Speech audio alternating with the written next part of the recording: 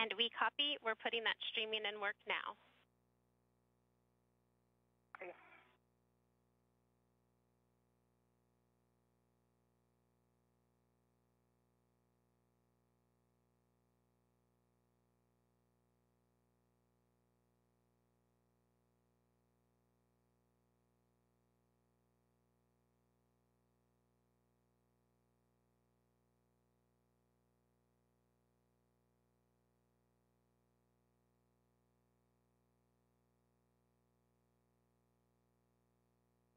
And as part of a baseline glove and HAP check, NASA astronaut Anne McClain did report out some wear on one of her gloves.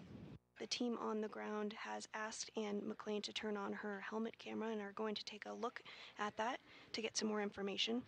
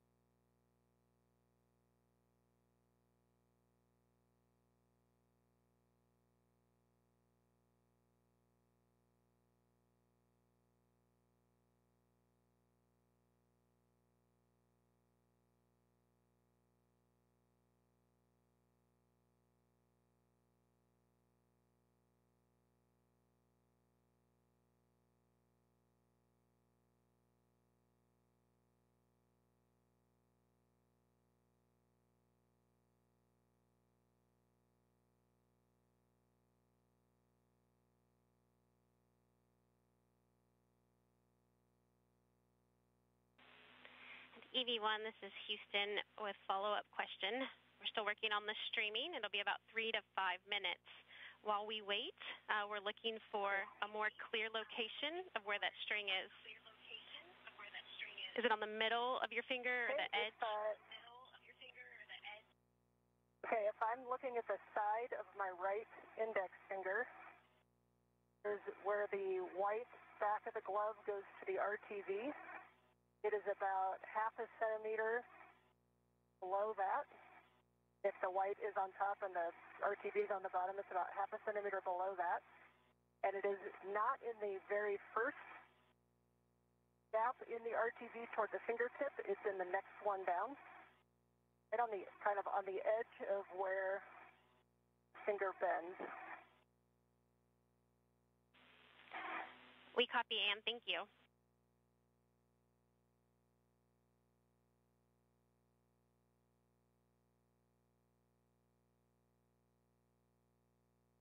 And Houston for Sandy, if it helps, when I bend it, it's kind of right at the corner of where the finger bends.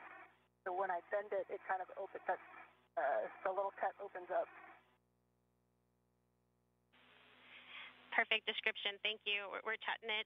We'll be back with you in a little bit. Still working on streaming. Okay. Okay.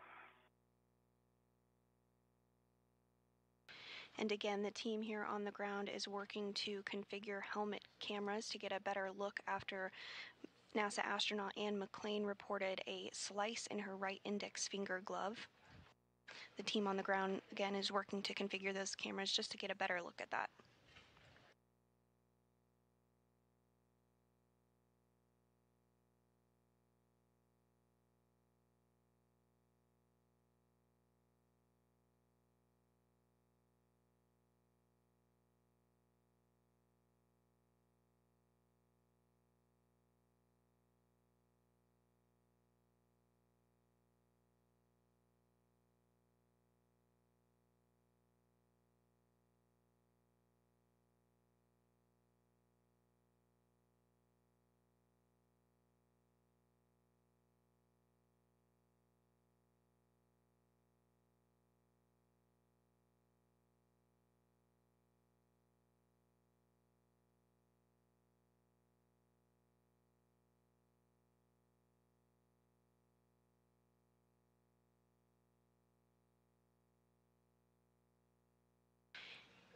And we are getting views now of NASA astronaut Anne McClain's glove. We are holding pressure at 5 pounds per square inch so the team on the ground can get a better look at that reported slice on her right index finger glove. AV1, this is Houston. We do have streaming and we can see your glove now. If you want to move it a little closer, we can maybe get a closer view. Okay, and I kind of see it's right at the bend. If I'm putting it in the wrong place, just let me know which direction to move.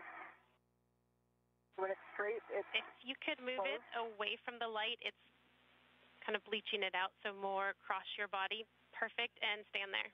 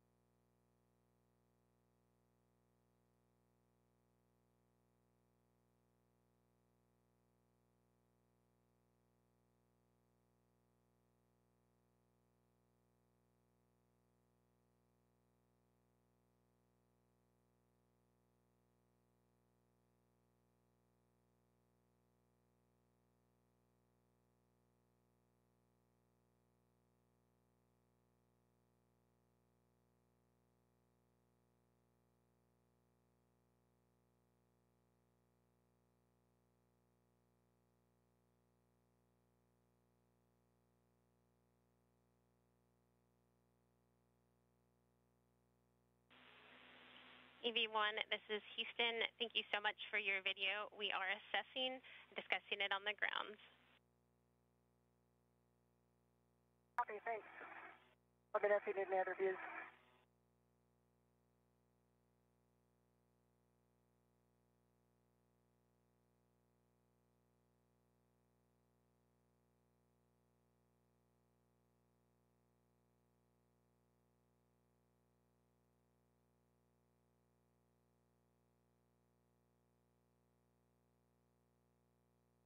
And if you are just joining us this morning, we are holding at 5 pounds per square inch of pressure as the team here on the ground has turned on the helmet camera of NASA astronaut Anne McClain as she reported out a slice on her right index finger glove. The team is continuing to assess on the ground and get some more visual inspection of the glove.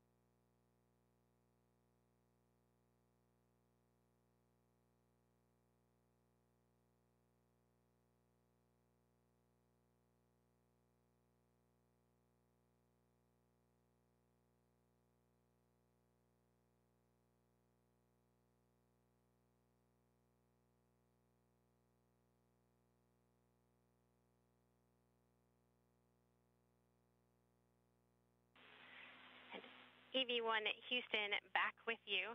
Thank you so much for that video. Taking a look, it is a string from the turtle skin along your finger, along the seam of your finger. So we are go to continue with that being the case. Please check and keep an eye on it during your glove checks, but no additional checks needed other than keep reporting if you see anything more off nominal. When you are ready, we are go for you to turn your HECA off. Thank you. Okay, I will turn that HECA off. Thank you. It is off.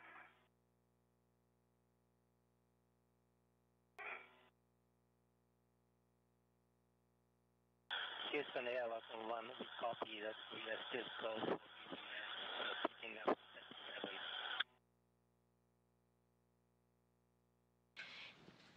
Airlock Houston, we are ready for you to resume the depress. Copy that. So for EV2, you can open depress pump manual isolation valve and EV expect alert pump. Depress pump manual valve is open. And we will open emergency MTAB open on this side.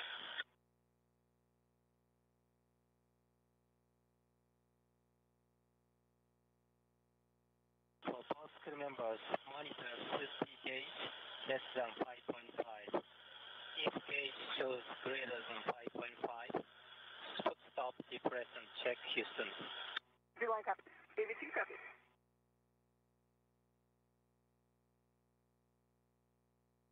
And following visual inspection using the helmet camera on NASA astronaut Anne McClain's spacesuit, the team on the ground is comfortable with proceeding with today's spacewalk following a slice reported by NASA astronaut Anne McClain on her right glove. Depressurization has continued and is now back underway, pressure approaching 4 pounds per square inch.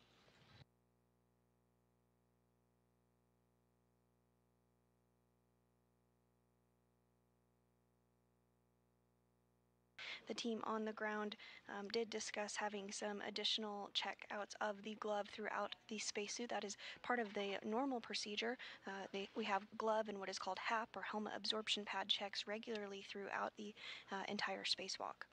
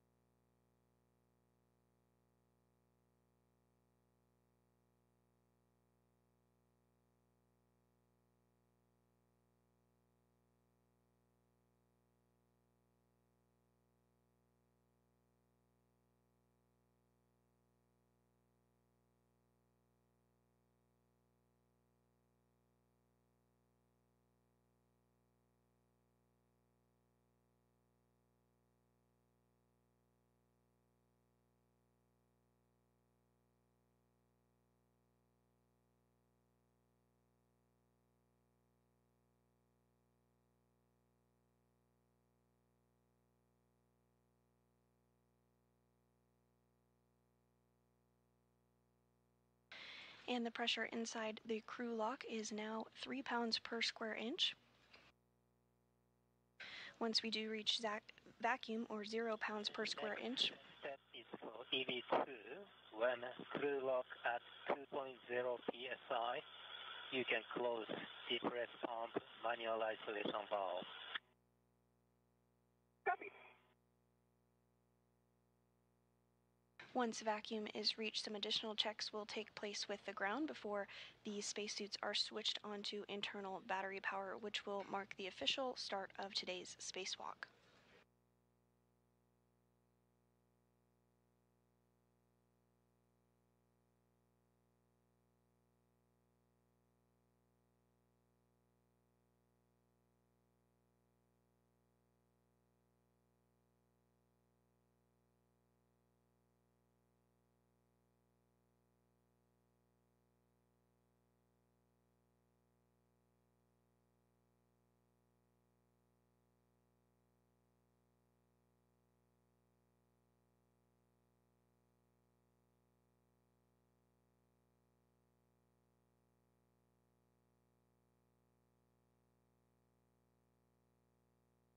NASA astronaut Johnny Kim and JAXA astronaut Takuya Anushi are continuing to step through procedures ahead of depressurization. We're nearing 2 pounds per square inch of pressure inside the crew lock at this time.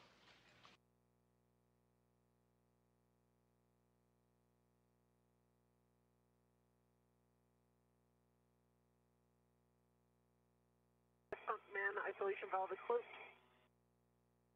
Copy, and the next step is for also EV2 on UIA, switch depress pump power switch power to off OFF. Press pump power is off, OFF. With that, and I will hand you guys over to Marcos on the ground for the tether configuration check. Copy. Great job today, Talk and Johnny. Thanks for getting us ready. We'll wait for you guys. Thank you so much. Yeah, thank you guys. That was awesome. And in vapor, 10 seconds till handover. We'll catch you on the other side. Hey, Marcus.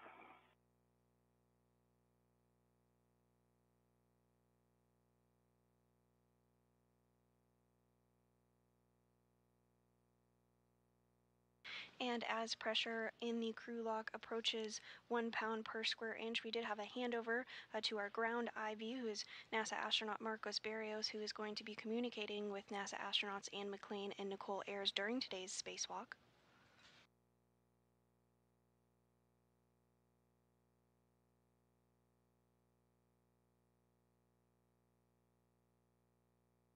Again, the goal of today's spacewalk is to install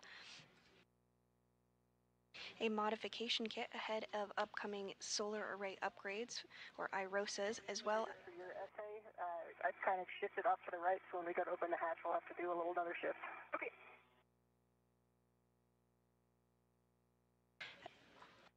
Good morning, and in vapor. The sun is shining outside the airlock right now, and we're ready to continue. So with that, we'll have you report our initial tether configuration.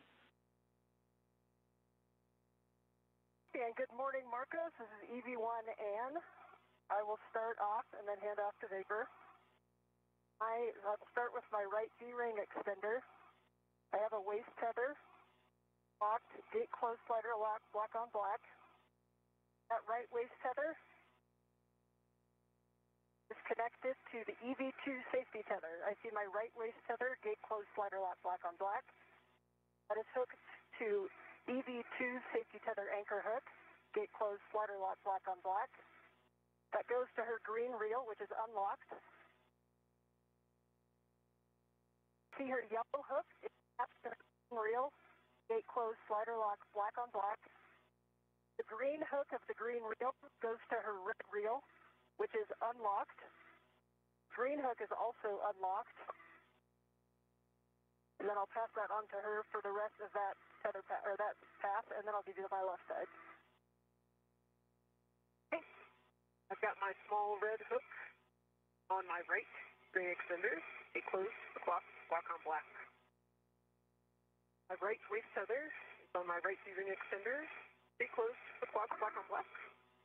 That goes to the airlock ring extender. It is closed the clock, black on black.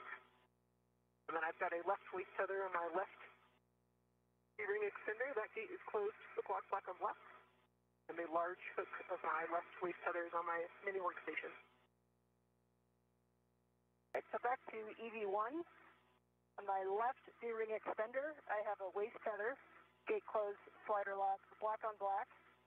That hook just goes to my mini workstation.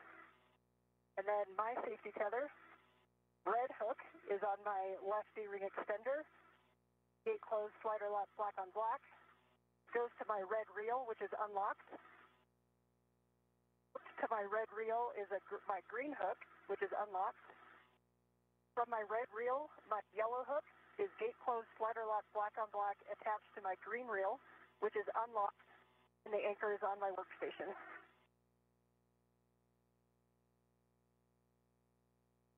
I also have a single waist tether hooked to the airlock D-ring extender, and that's just hooked back to a handrail.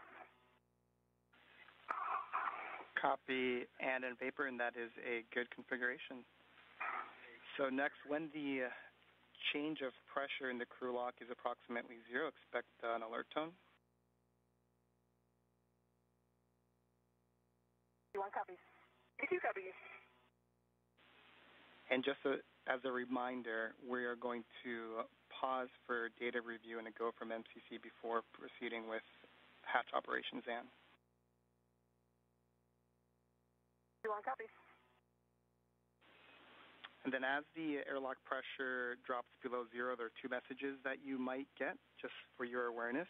The first one is suit P high. If either of your MET rates are very low, that is expected, no action. And the other is H2O is off. If the switch is in the off position for over a certain amount of time, that's also expected, no action needed on your part.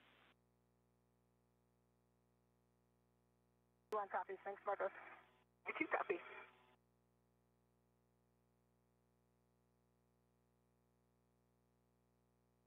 Pressure inside the crew lock now approaching 1 pound per square inch as McLean and Ayres completed some checks here on the ground to make sure that their tethers were all configured properly.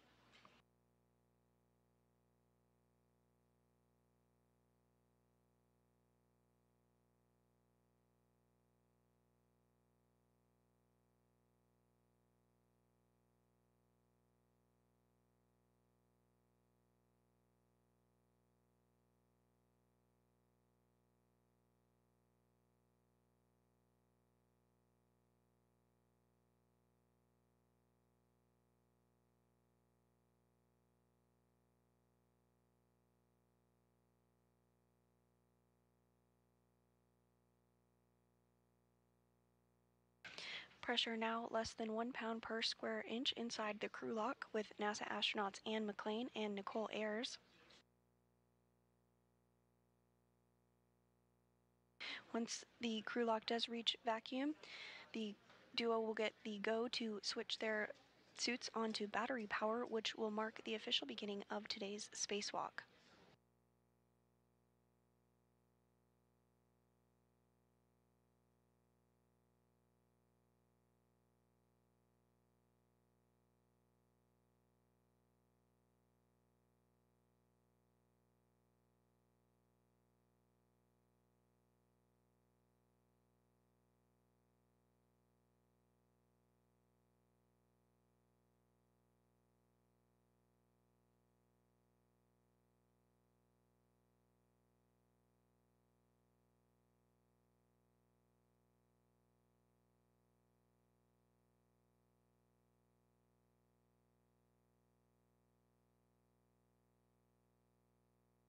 In this view, back inside the International Space Station of JAXA astronaut Takuya Onishi, who has been working with McLean and Ayres this morning to get them suited up, ready to go, and inside the crew lock, which is now at 0.86 pounds per square inch of pressure.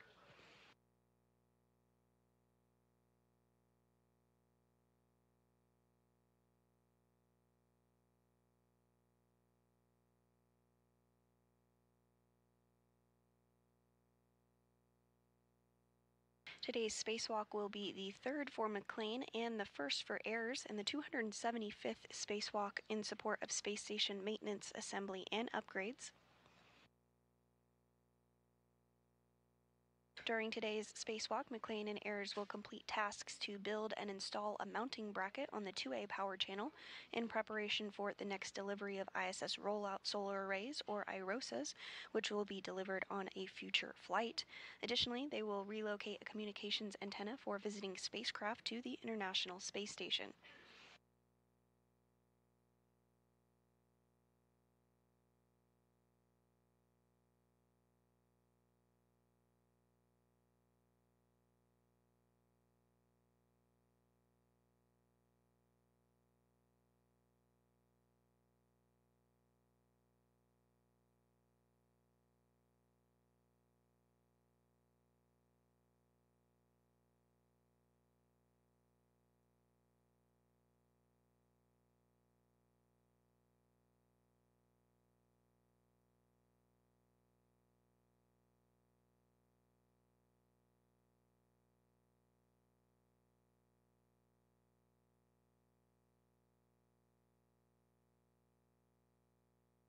Pressure inside the crew lock now at 0.75 pounds per square inch.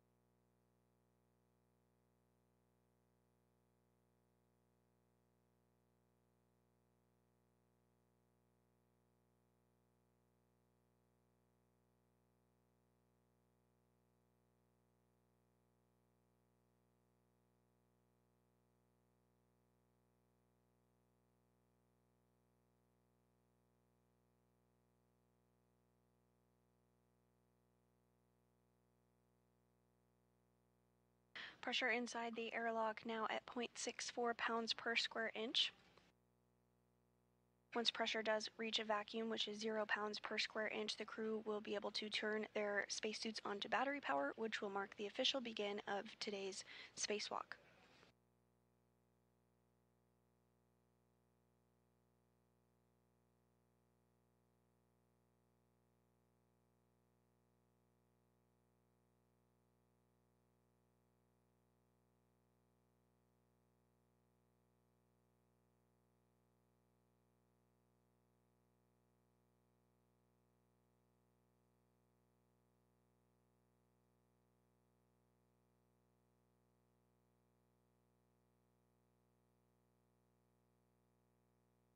And this view on your screen of NASA astronaut Marcos Berrios, who is the ground IV and will be interfacing with Ayers and McLean this morning. And Vapor, I know you both heard this earlier today, but we just wanted to repeat it for your situational awareness.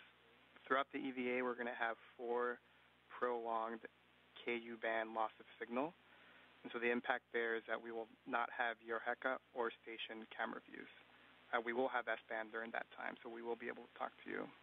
That first one is coming up in about 30 minutes. Do you want copies? Copy.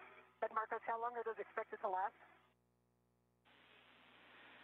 And anywhere between 20 to 35, 40 minutes. We'll give you a heads up as to how long. The first one will be approximately 20 minutes.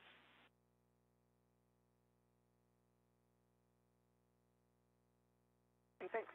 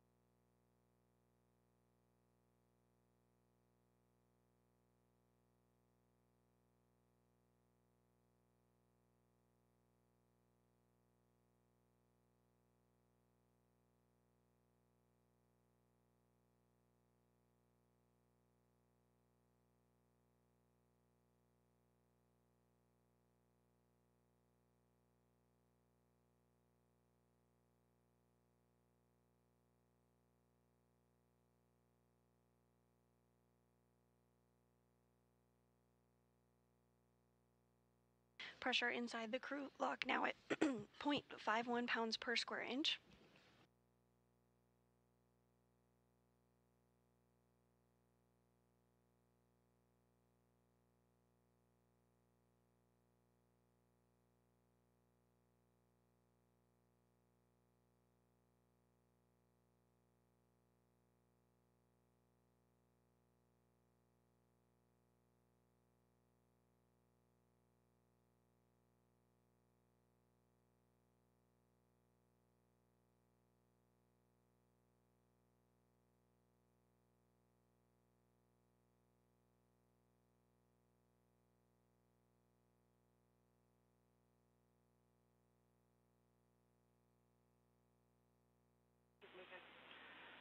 And in vapor, we're showing the crew lock pressure less than 0.5, and we have a go from MCC to proceed with hatch operations.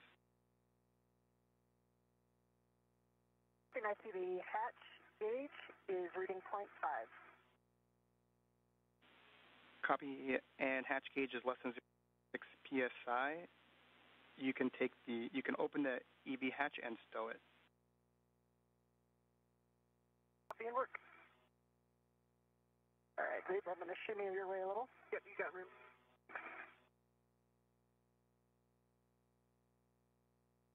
And with that, McLean and Ayers did get the go to open up the hatch, so we will see them float out here shortly. First, they'll remove the cover of the hatch, and then we'll see them come out from that point.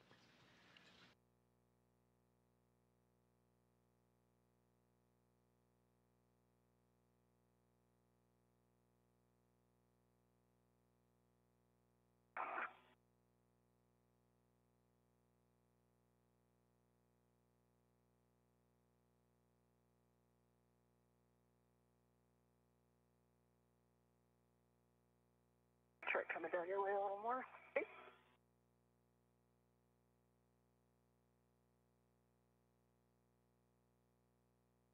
Okay, the EV hatch is open. Hatch is in the hatch keep. Copy, and TOC, you can close the emergency MPES.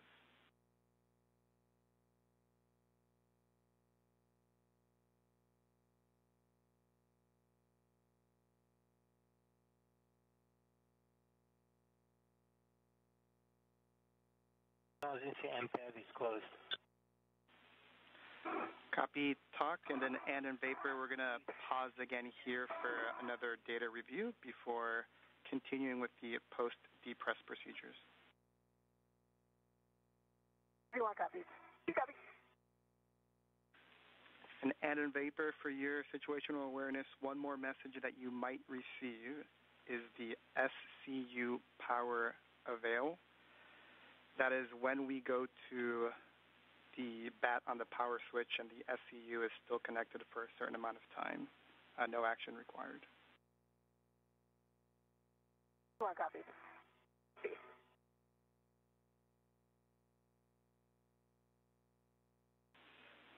And in vapor, data review is complete. We have a go to continue. So on your DCM, we're going to stagger these switch throws, and you will go first. Take your power switch to bat. Expect a warning tone. Power switch to bat. And I got the warning tone.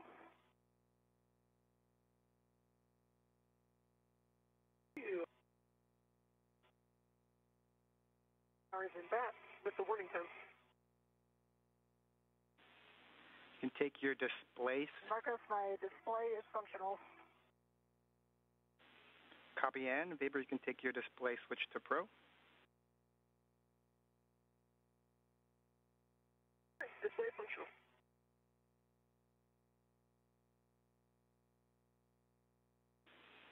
A copy vapor on the UIA power EV 1 and 2 switch to off OFF, and you will check that the 1 and 2 LEDs are off as well.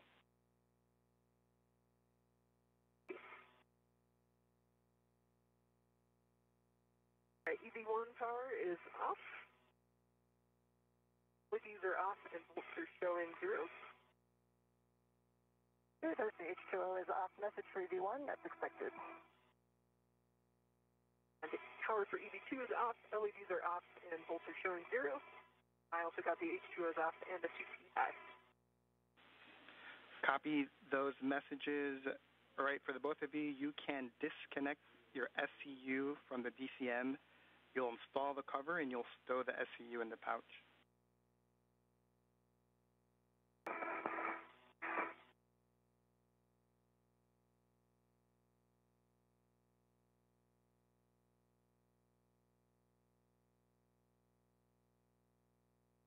Z1, SCUs removed in the pouch. My cover is back on my DCM. Copy, Ann.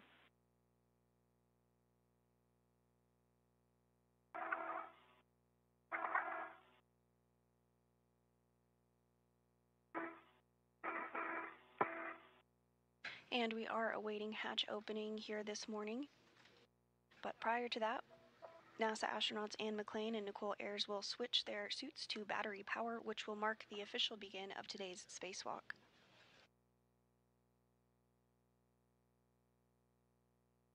EVT, SC is removed from the DCM and the pouch covers on. Copy, you both.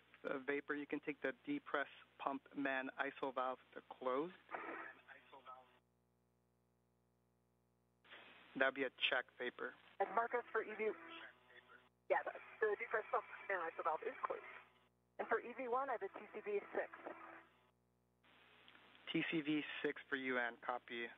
Both of you on your DCM, you can take your temperature control valve to max hot.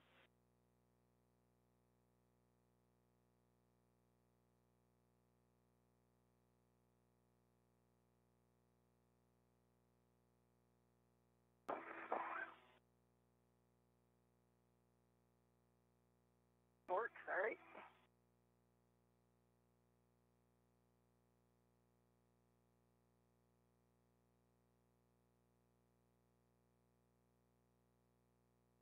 All right, EV1 has temperature control valve and max hot. EV2 safe. Take your water switch to on. EV1, water is on. Water on. Check that your DCM is blank, bites off. DCM is blank for EV1, no bites.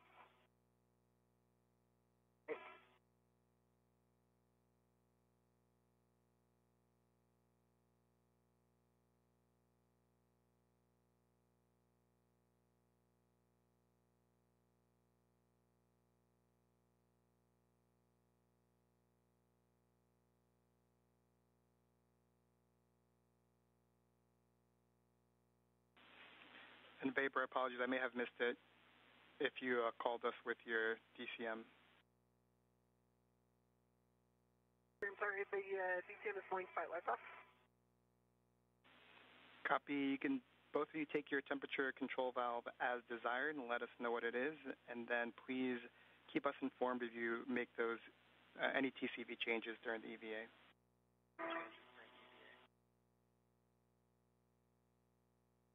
And EV1 is at TCV 6.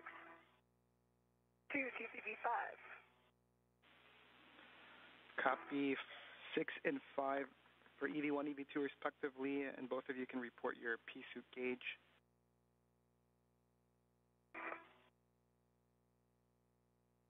EV1, CP gauge 4.2. Here's gauge 4.2. Copy 4.2 for the both of you. Visors as required. The sun is out for the next 28 minutes.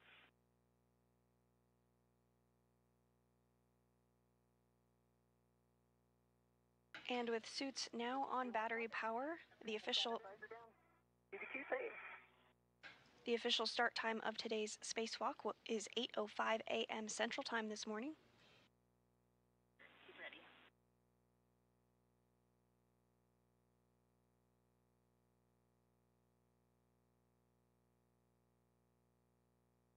First out of the hatch today will be NASA astronaut Anne McClain. She'll be wearing the spacesuit with the red stripes. Going to be stepping into the procedures. So with that, and your first step is to open the hatch thermal cover. Copy. I'll be opening the thermal cover, and I do see 6 lines visible on the AET. Copy those. And I'll be filling it on the ring. Good words. Once the thermal cover is open, you'll egress the airlock and turn your HECA on. Base.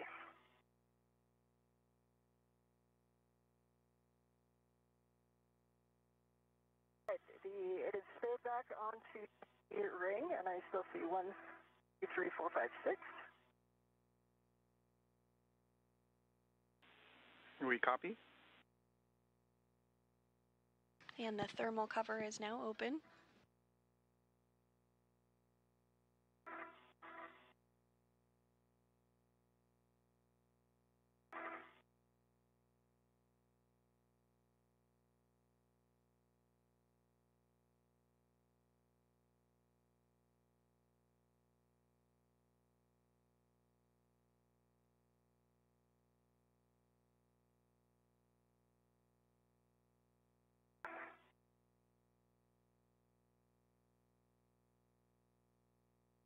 EV1 is partially out of the airlock.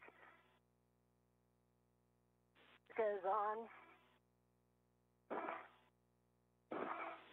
Copy. And Heka is on. You're going to start by attaching your anchor hook to the aft airlock external D-ring. Okay, that's in work.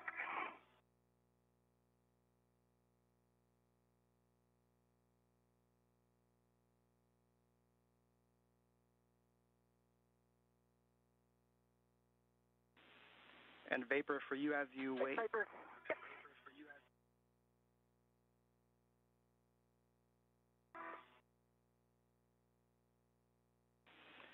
And once you have your anchor hook, Vapors is going to go on the forward airlock external D-ring. And Vapor, as you wait next for you, is going to be handing out either the cable bag or the strap bag. You just let us know. All right, Marcos, my safety tether is attached to the aft D-ring extender and gate closed slider lock black on black. I'll be working on Vapors.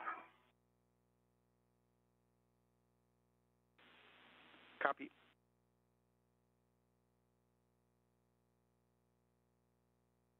And first out of the airlock is NASA astronaut Anne McClain. This is the third spacewalk of her career. She's again wearing the spacesuit with the red stripes. Next up will be Nicole Ayers, her first spacewalk today. She'll be wearing the unmarked spacesuit.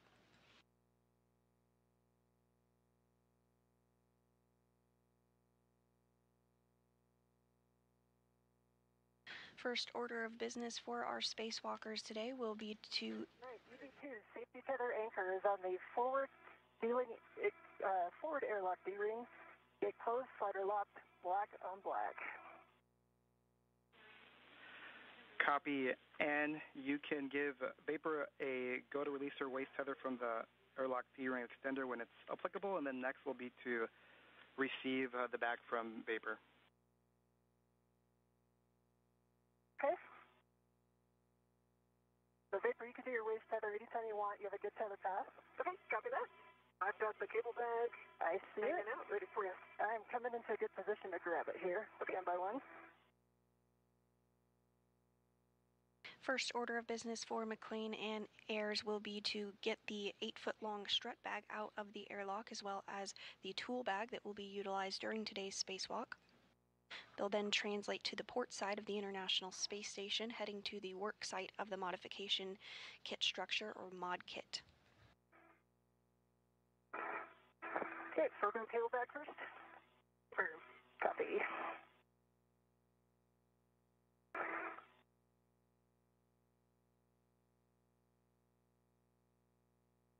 All right, stand by one. I'm about to grab it with my DRT rep.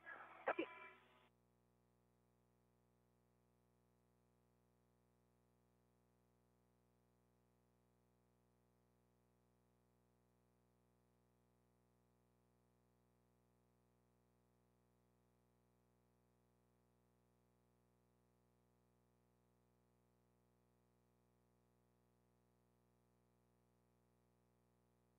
All right, my BRT ret is on the cable bag. You are going to release the airlock, large, small. I have my BRT on that as well. Okay, the airlock ret is released. Copy. So this for translation, and then my hand to help you with EV3. And Vapor, you'll put that ret on the airlock D-ring extender. Marcus, I threw it on the airlock steering to leave the extender free. That works. Copy that. That works. Thanks. And if you're just joining us, we are now 12 minutes into the 275th spacewalk outside the International Space Station. I kind of need to back up toward you a little bit. Okay. Today's spacewalk began at 8:05 a.m. Central. NASA astronaut Anne McClain is outside of the airlock. She's wearing the spacesuit with the red stripes. Nicole Ayers is working to get out of the airlock as well. She'll be wearing the unmarked spacesuit today. The goal of today's spacewalk is to complete a modification kit build and installation on the International Space Station ahead of upcoming solar array upgrades, as well as relocate a common communications for visiting vehicles antenna, otherwise known as C2V2. And then it kind of got pulled aft. Okay, I do have a hand on it. I'm not ready to it, so let's go.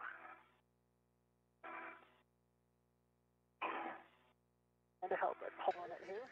At this time, McClain and Ayers are working to remove the strut bag from the crew lock, as well as the tool bag that will be utilized during today's spacewalk. So if you just stabilize it, I can get my red on it. Okay.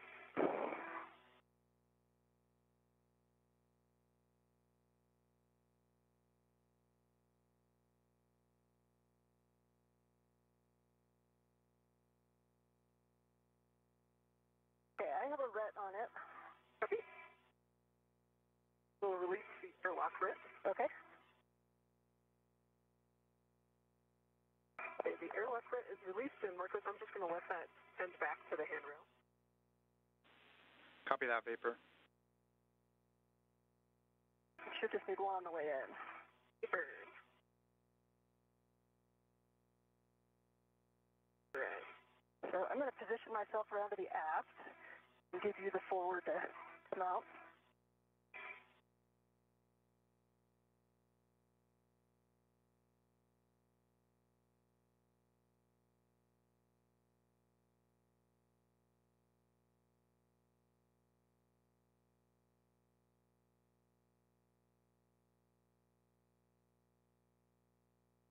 The strut bag that McClain and Ayers are working to get out of the airlock is about 8 feet long, Okay.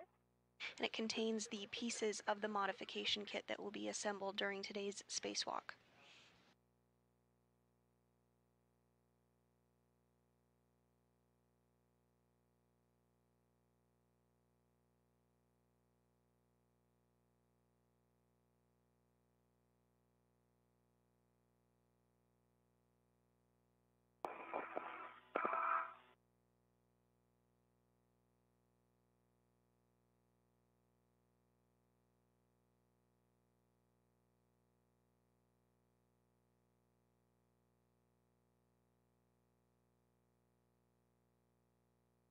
DSC is back in the pouch.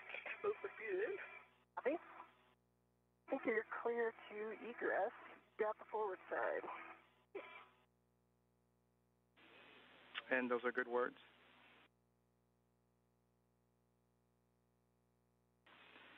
And if you have a free hand, it looks like your HECA was turned off, so if you can turn it back on for us, we'd appreciate it. Okay, it's back on. Green light. Copy.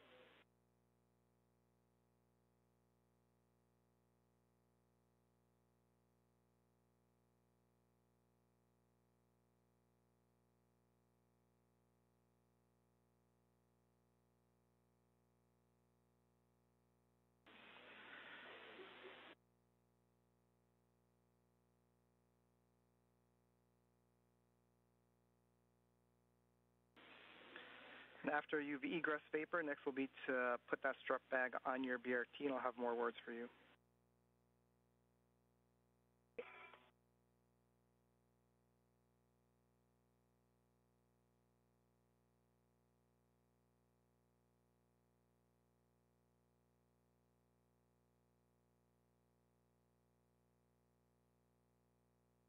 And now out of the hatch is NASA astronaut Nicole Ayers. Again, today is her first spacewalk, and this is the third for NASA astronaut Anne McClain in the suit with the red stripes.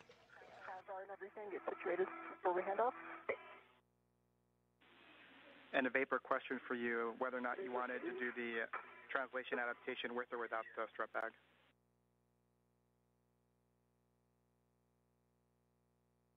I feel like I did a lot of translation adaptation in my airlock, but... Yeah, whatever you feel comfortable is for you. Copy. Everybody's okay with that, yeah. Copy that. Then you can continue with the strap bag. Tape towards your head.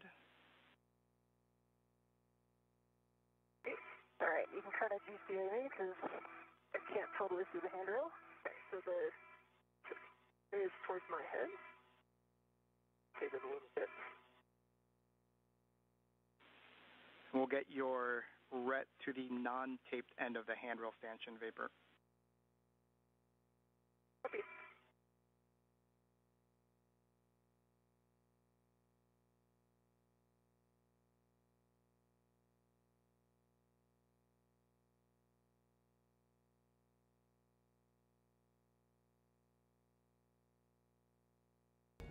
Kapıyı açmak open, televizyonu açmak open. Ses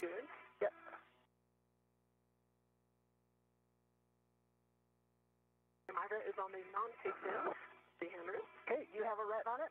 I do. Okay, before you pull it your way, I'm going to take my ret off. Copy. Okay, my ret's off.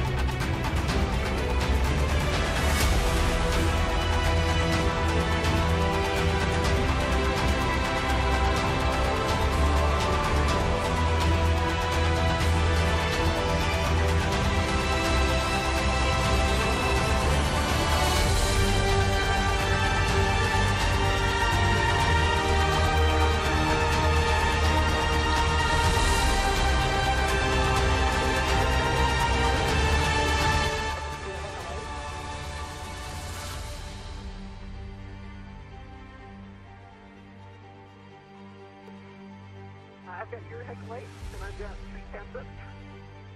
So your left paper handle is down. Now to the left is the right paper handle is down, so both paper handles are down. And your tools and tethers look clean to me. Okay. And your camera real quick. Tether that. And can you confirm that both of Vapor's paper handles are down? Both paper handles are down. Copy that. We'll get a baseline half check on the both of you. And my half for Q1 is dry.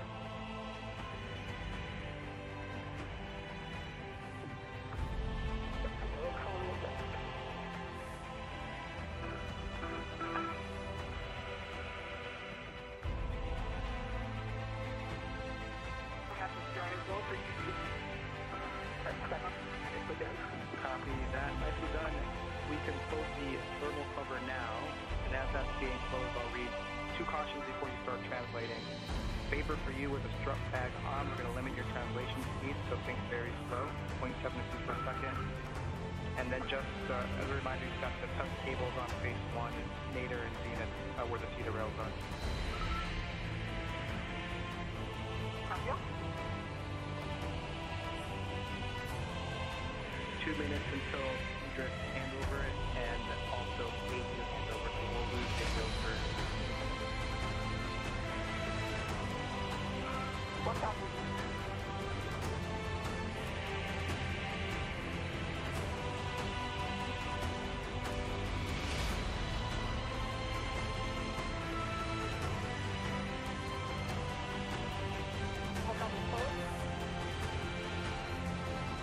Copy, thermal cover closed. We can start translating ports for both of you. Vapor, you are going to leave. First step is going to be green hook drop off.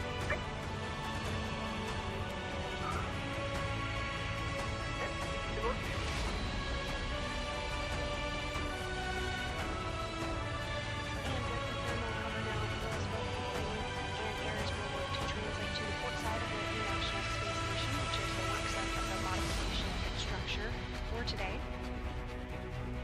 You also heard the duo perform what is called buddy checks. This is essentially a check to make sure everything on their spacesuit is working and looking as expected. These will take place throughout the spacewalk and include looking at gloves, looking at the helmet absorption pad, as well as making sure that their safer is in the proper configuration. Copy.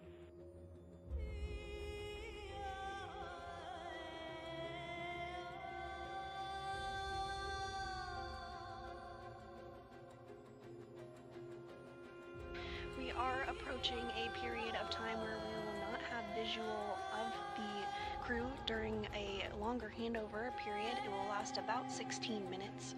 However, we will be able to communicate with them still during this handover period. These handover periods are expected and occur due to handover between satellites.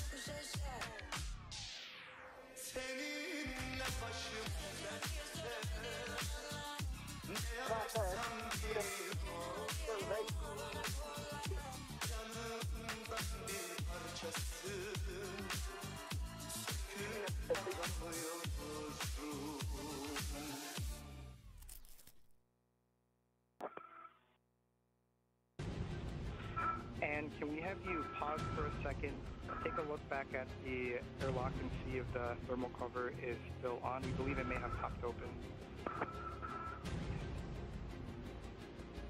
It's not open. Copy that. If you don't mind going back to close it, we'd appreciate it. Four.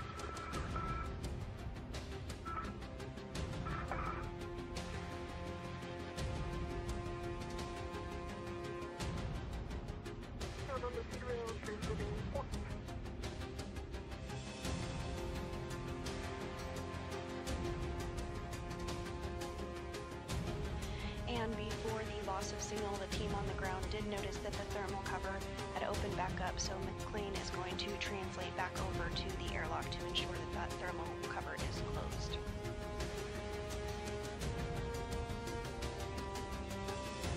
Thermal cover is back closed.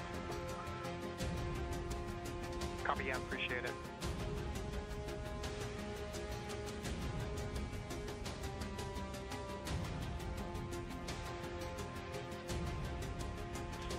In Vapor, as you approach the FHRC, your green hook is going to be handrail 3651. It is the nadir one.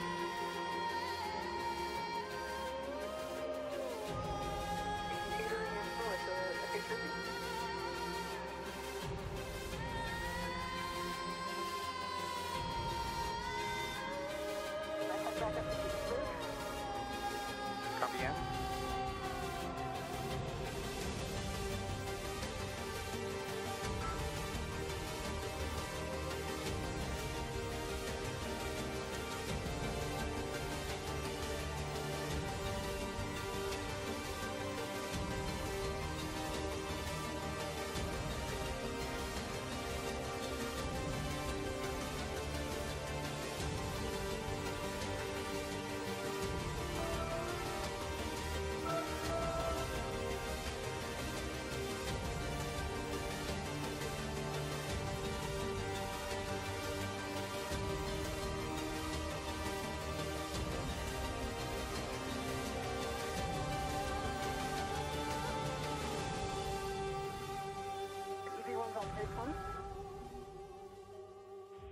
Copy N. You'll continue port to your green hook location. It'll be the Zenith handrail 3652.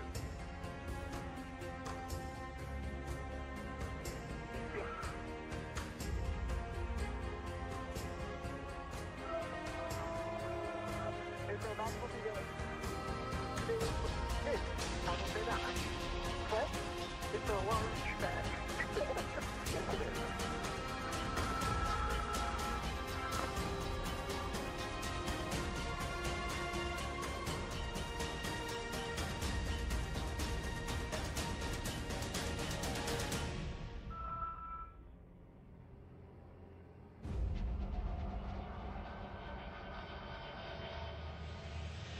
And if you're just joining us today, we are in the midst of a spacewalk. We are now 28 minutes into today's spacewalk to complete a modification kit installation on the 2A location of the International Space Station shown there on your screen.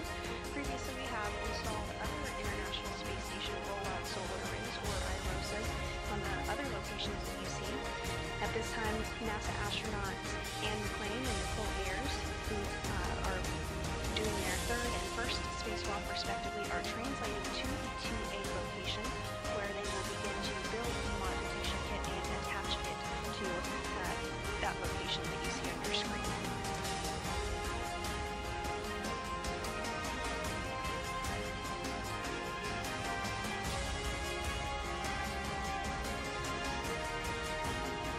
And you may recall that over the past couple of years, we've continued to work to upgrade the power channels on the space station.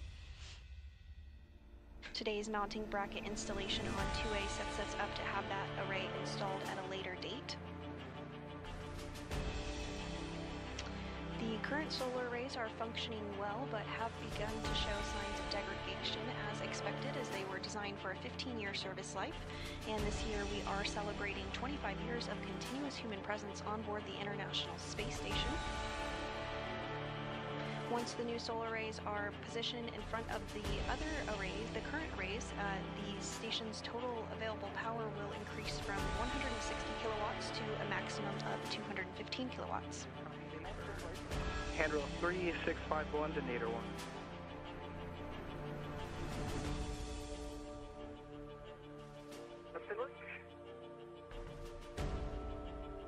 Additionally, during today's spacewalk, McClain and Ayers will work to relocate a common communications for visiting vehicle antenna, or C2V2, 1.5 feet over to provide better redundancy for visiting spacecraft at the International Space Station.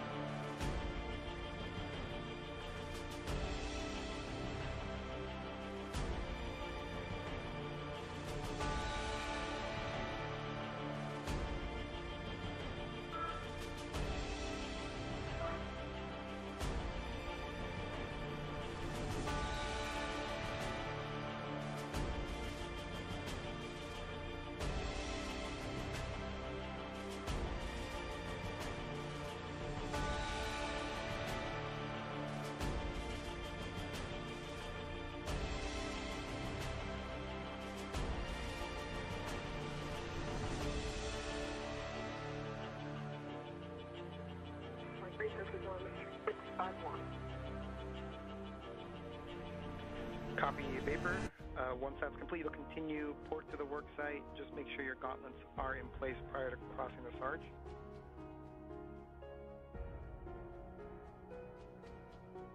Gauntlets are in place. Copy Vapor, and then 2 cautions at the work site. Do not touch the radiator or the flex hoses, and do not translate on that PVR base handrail.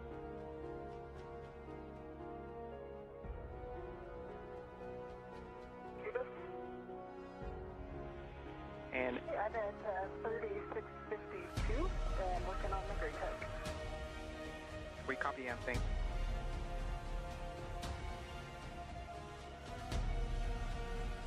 And the vapors are going to be going nadir at the Sarge to your work site, and you will be fair leading along the inboard non-radiator corner of the IA before dropping the strut back.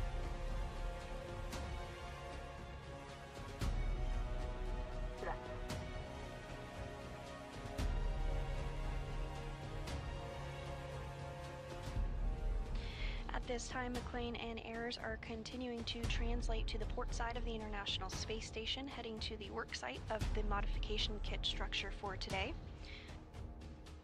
Once they are at that location, they will secure their two bags, the tool bag and the 8-foot-long strut bag, and begin the installation activity. Ayres will start the modification activity by removing the strut out of the bag and assembling what is called an upper triangle consisting of several pieces. It consists of 2 struts and a mounting bracket. Ayres will then hand that assembled triangle to McLean, who will install it on the mass canister of the Beta Gimbal Assembly, or BGA. The duo will be utilizing the pistol grip tool, or PGT, to secure it to the Beta Gimbal Assembly.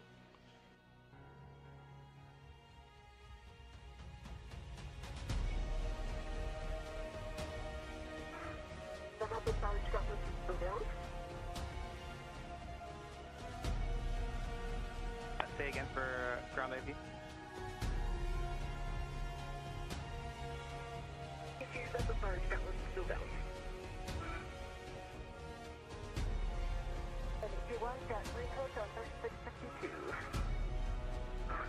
Copy, and just ensure that your gauntlets are down and do not touch the radiator reflect hoses or the base handrail.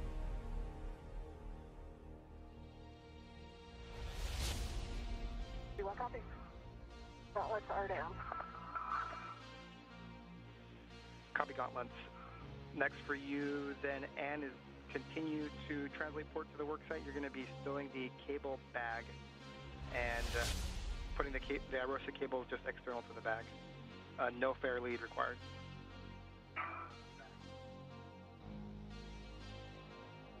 TV1 copy. Sitting aft on the IEA. Copy.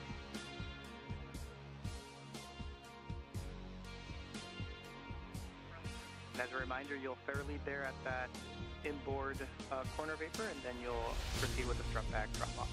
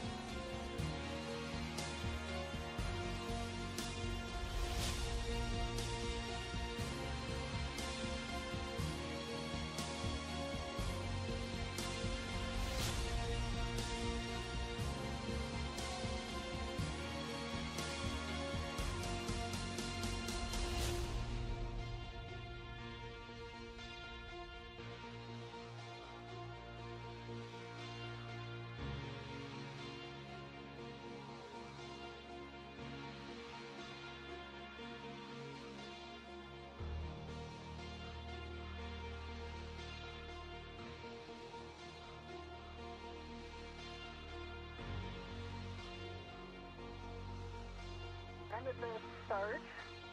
Once they're in place.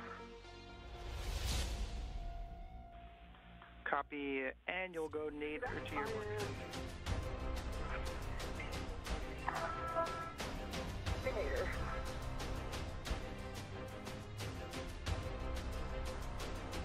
I'm looking at handrail with my set to the and you'll have to take a look at it when you get there. Sure it's not your way. Okay. Sounds good.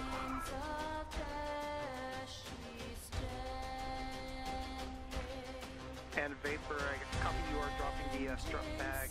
Looks like you already started with one handrail. You can give the other ones if you need it. Just make sure that the handrail is towards the center of the IEA.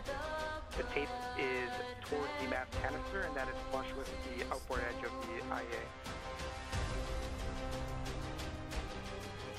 Okay, copy that. you have your indicator paper. Let me just follow me. I don't have it on the back.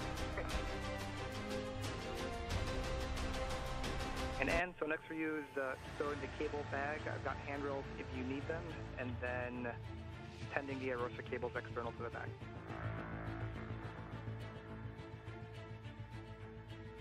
See.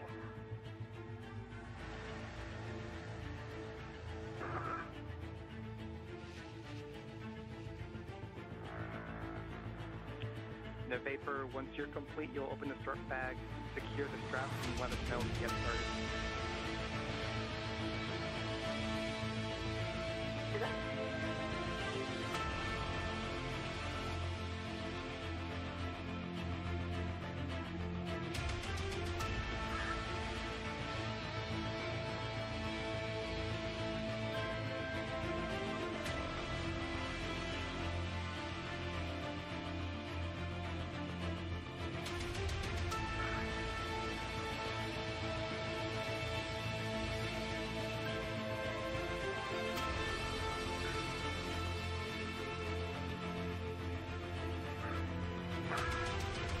And in Vapor, 2 minutes until a teacher's handover.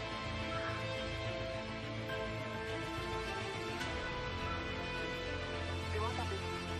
Copy. Let's go. The drive check down at 5136. 5136. Okay. Last one.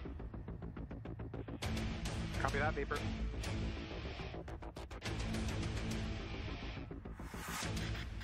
Vapor, after opening the bag, you will retrieve the mounting bracket and the right upper strip.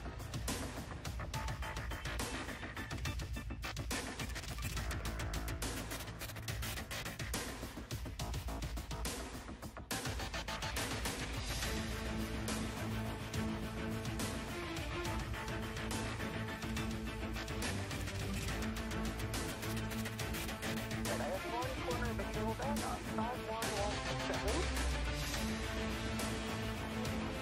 Copy.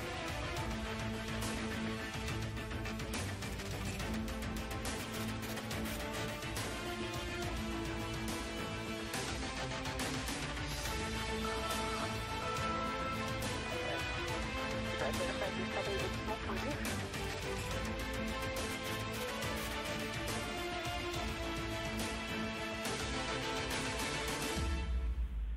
40 seconds until T-drift handover, and once you're complete, putting the lifting cables outside of the bag is translating starboard to the future.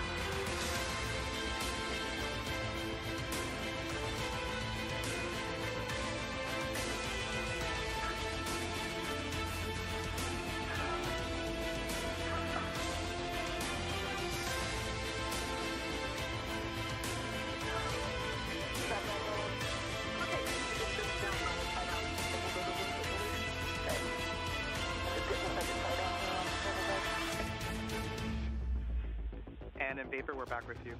And we have your heck of views. Awesome.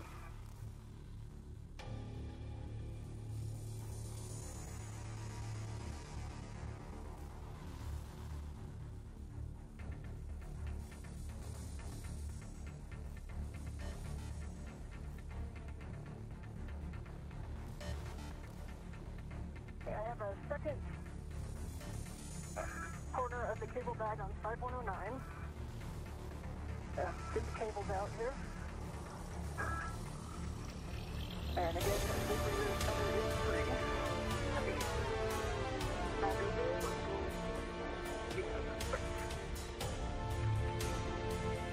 Copy, and after the cables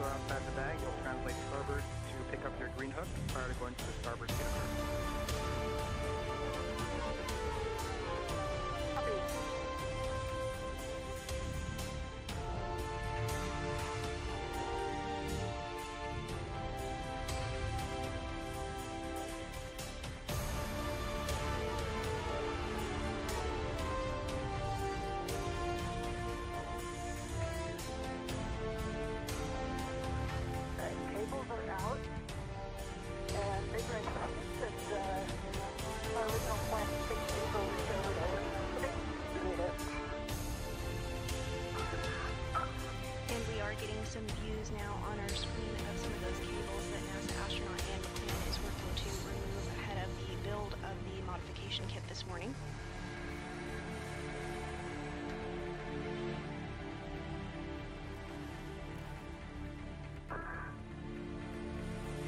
We are 43 minutes into today's spacewalk, which began officially at 8:05 a.m. Central Time. Today is the 275th spacewalk in support of space station maintenance, assembly, and upgrades.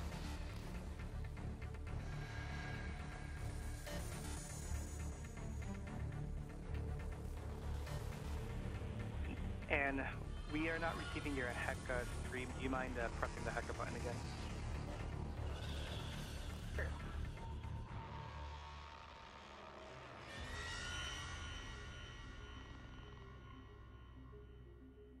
Let me know if you see it.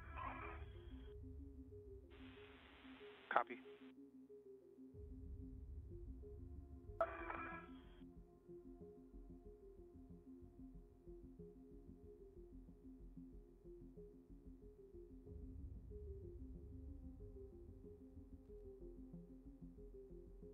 All right, Vapor, I'm going to go on a little walk. I'll see you shortly. All right? Have fun.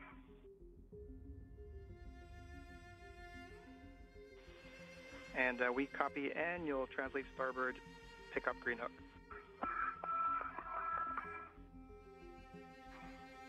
Copy and work. Because I've got the right upper strut out. 13 and 14. And my gauntlets are placed, Marco. Copy, and appreciate that. And just remember the tusk cables on phase 1. Copy, Vapor. You've got the mounting bracket and the right upper strut. Make sure that the EV3 PGT is available for you, and you're going to be aligning the right upper strut with the mounting bracket. Is nearby. And Vapor, there should be a groove on the mounting bracket where the alignment tab is going into, and then on the side of the mounting bracket you'll have black lines to let you know that you're aligned.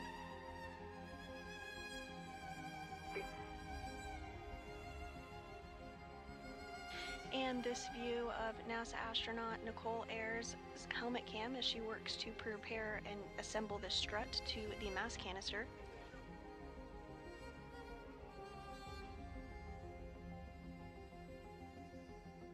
The upper triangle consists of 2 struts and a mounting bracket. Ayers will use the pistol grip tool, or PGT, to secure these pieces together before installing it onto the mod kit structure.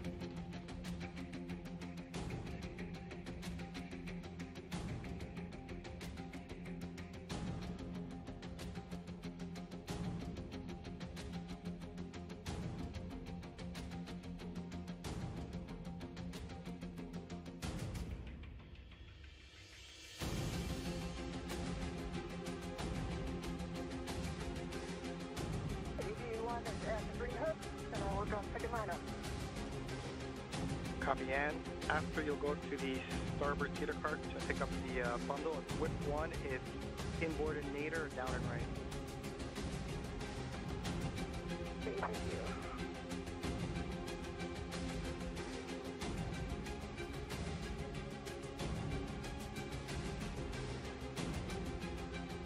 I have, for EBC, got 4 turns on the N13 and Copy, good turns, M13, M14. Next, you'll grab your PGT on hot settings when you're ready.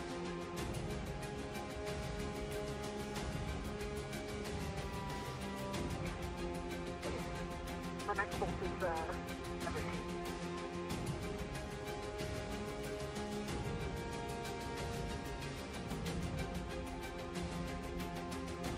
And a good view inside of the bag there with the remaining pieces that will be assembled today. Continue and retrieve the left upper strut. It's the Velcro's straps 1 and 2. Alright, C1 has my green hook and I'm going to continue translation. Alright, we copy and starboard to the car, Rift 1.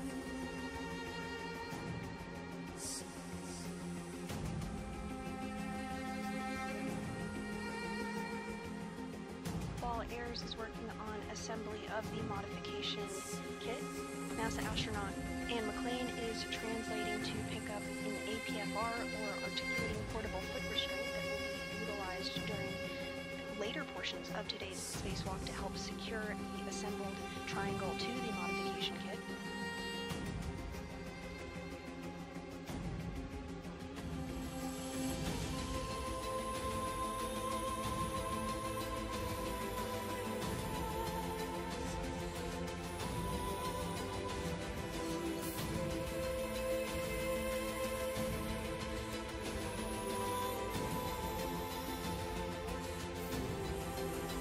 With the left upper strut, you are going to align it with the center pad. You'll check that the piston lanyard is free of the clamp before we release the yacht.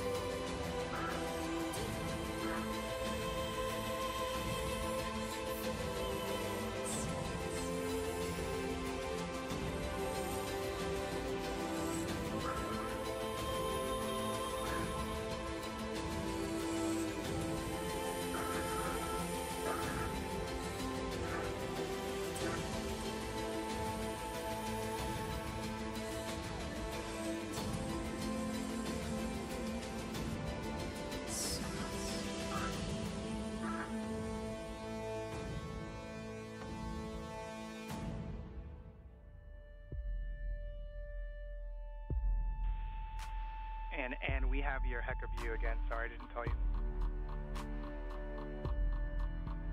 All good. Welcome back.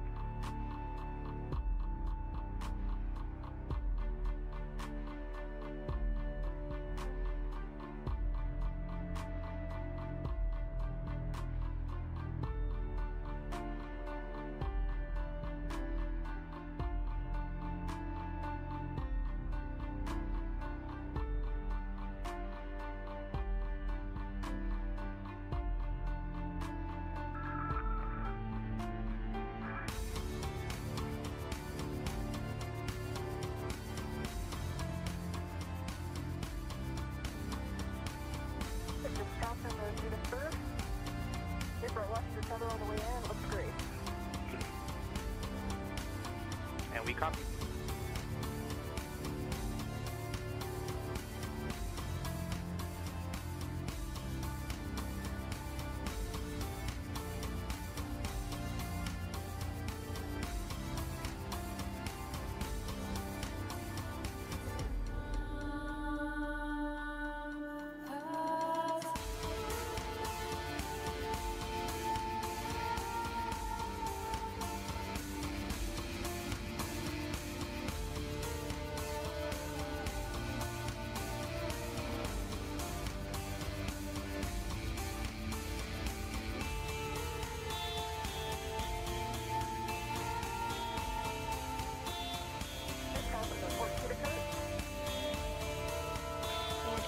Joining us this morning, we are approaching the 1 hour mark of today's spacewalk with NASA astronaut Ian McLean, who is serving as EV1 wearing a spacesuit with lead stripes, as well as NASA astronaut Nicole Ayers, who you see a helmet view on your screen there as she works to use the pistol grip tool to assemble the upper triangle.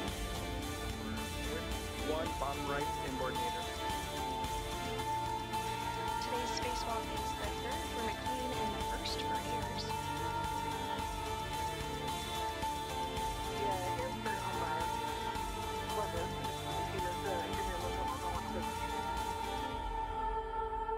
The goal of today's spacewalk is to install a modification kit in preparation for ongoing solar array upgrades to the International Space Station and relocate a communications antenna for visiting spacecraft to the orbiting lab.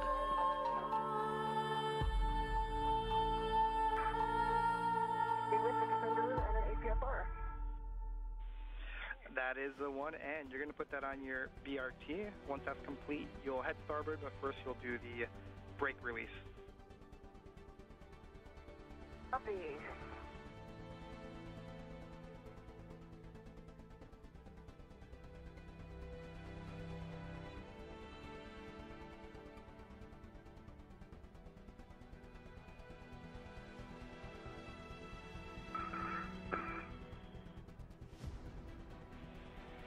And vapor, from your HECA view, it looks like there may be a red that is situated in a way that it's making it difficult to hold the upper triangle in place. So a recommendation is for you to lock the red if you think it's necessary. And on the screen here now, we see views of both NASA astronaut Anne McClain and Nicole Ayers' helmet cameras.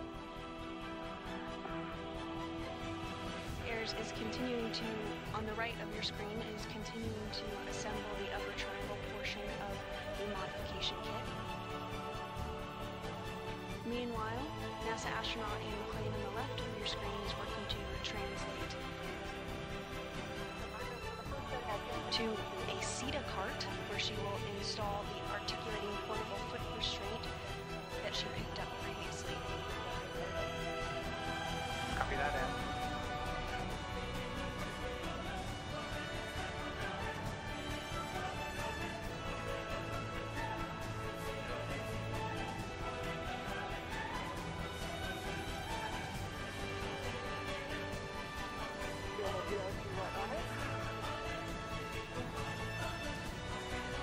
And getting a good view now as Nicole Ayers works to assemble that upper triangle. You can really see it start to take shape.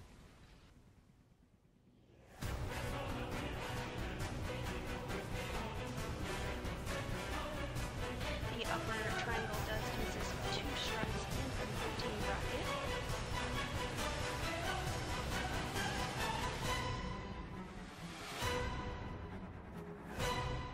Once McClain joins Ayers, Ayers will hand that upper triangle to McClain, who will install it on the mass canister of the Beta Gimbly Assembly, or BGA structure.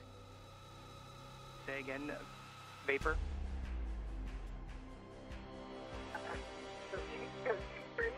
Started on the Vapor, we heard 2 turns started on M17. Looks like you have your PGT settings are Bravo 1, clockwise 2.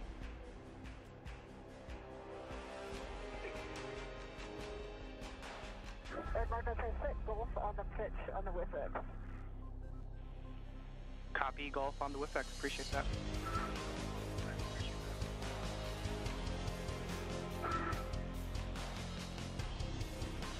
And again, Ann, once that's complete, you'll be headed back to your work site. Green hook, but let's see the break.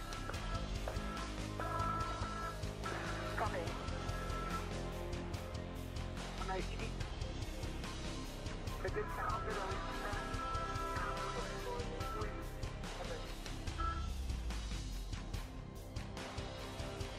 And Vapor, can you say again, you're coming in kind of broken?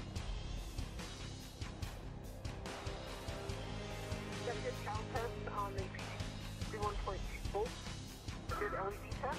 I've got Bravo 1, clockwise 2. Copy, good Cal, Bravo 1, clockwise 2. Looking for an additional 5 to 7 turns. You'll drive M17 to torque.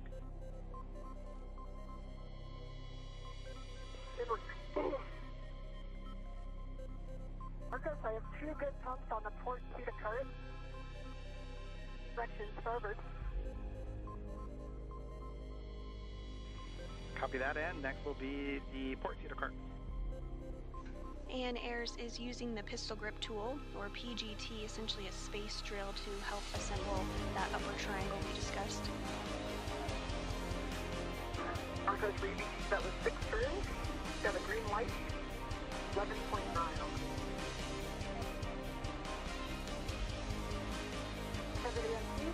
Copy, Vapor. You can confirm that the black line is flush. Black line is flush.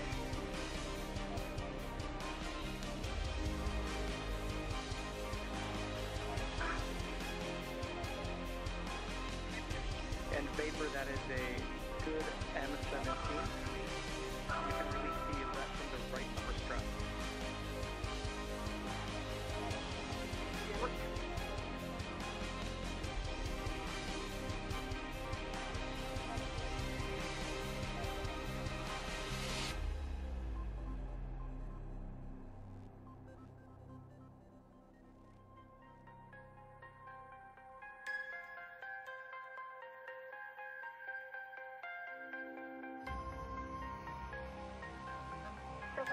big full pumps on the four-seater cart because you know what they say, pump today, keep tomorrow away.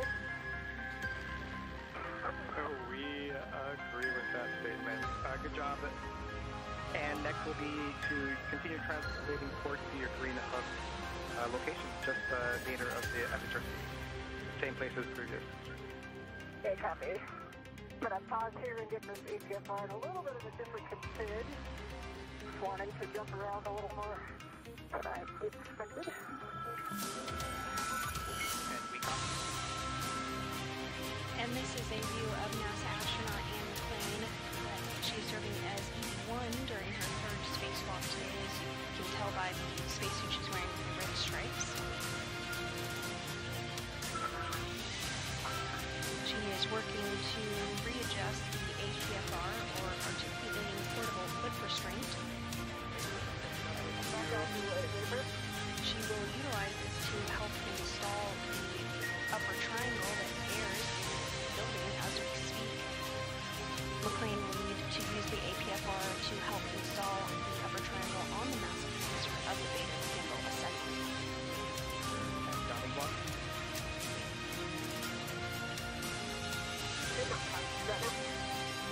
Copy yes to the pit pin. I'll have instructions for MLI. Just let me know what's up.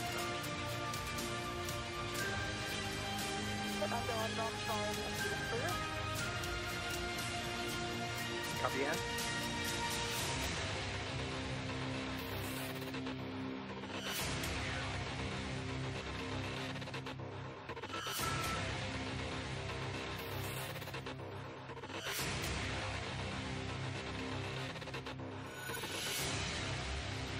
And as we get this pan of the International Space Station truss structure, you're getting a good view of the handrails, which is what the crew utilizes when they translate or move from one location of the International Space Station to the other.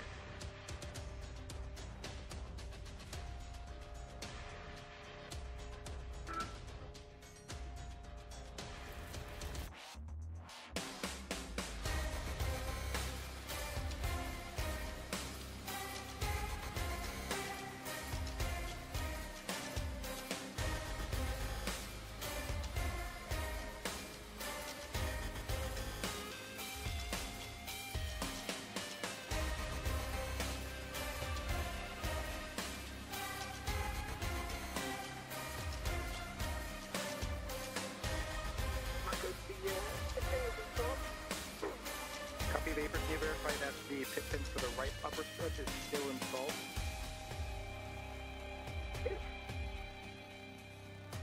Sweet, and then you can install the left upper strut MLI on the center pad, covering the L2 clevis, as well as the right upper strut MLI.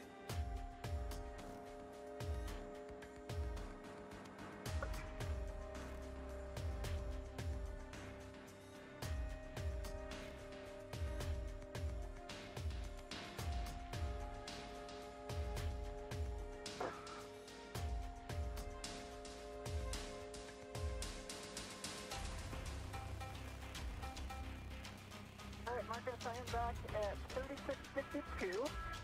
Work on the green hook again. Copy, and after that you'll be continuing starboard to your work site to install the bundle.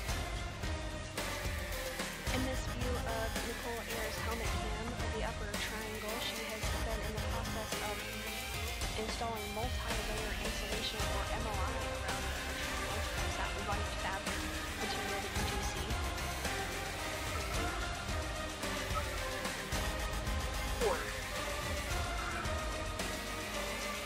Copy that. Good turns on M15. We'll work on M16. I've got PGT settings when you're ready.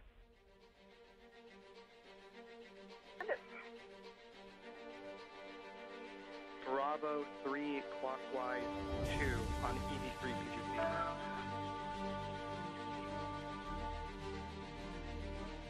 Bravo 3 clockwise. Copy, you're going to be driving M16 to torque. Expect 24 to 25 turns, and we'll get the black line flush call.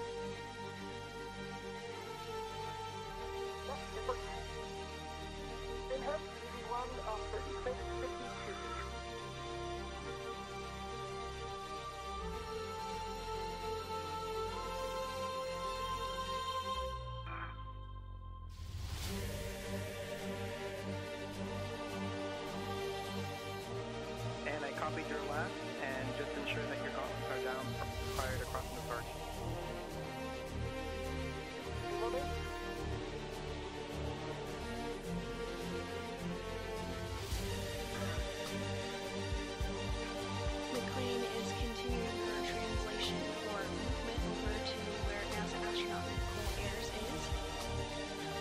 station will assist her in finishing up the build of the upper triangle portion before they work together to install it on the mass canister.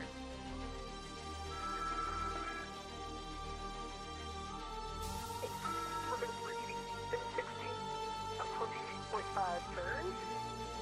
Like this. For the torque. Black line is push. And Vapor, can you say those numbers again for us, please? 22.5 turns. Waiting on the torque. Black line push.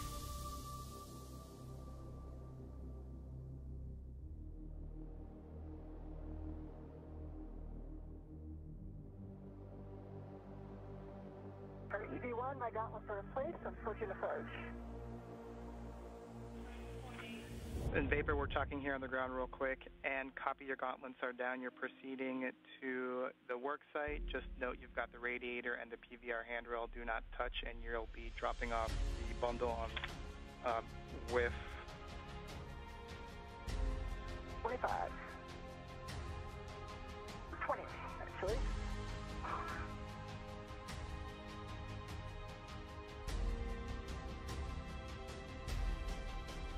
And we are approaching a day pass here, as you can tell on your screen as it is getting brighter. We're just having a hard time reading you. It's coming in a little broken.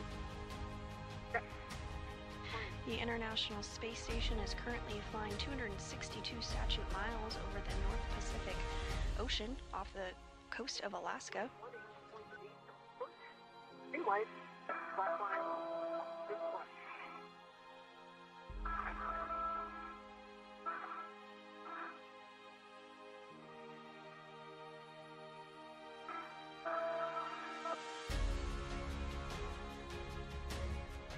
Good, I'm back on the IA with you.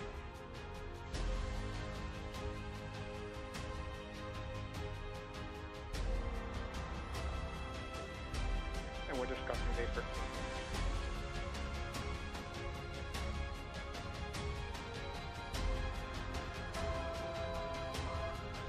And Vapor, we're expecting 24 turns. We got about 22 and a half. So we'd like you to hit M16 one more time to torque.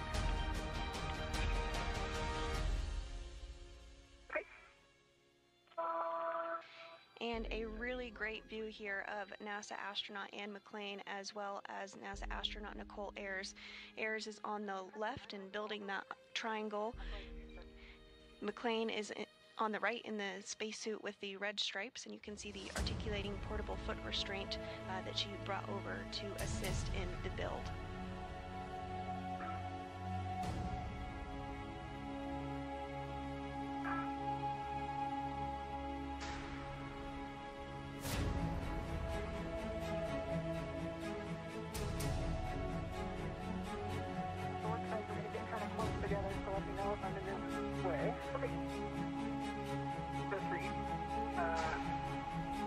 Down 18.3 light and filter.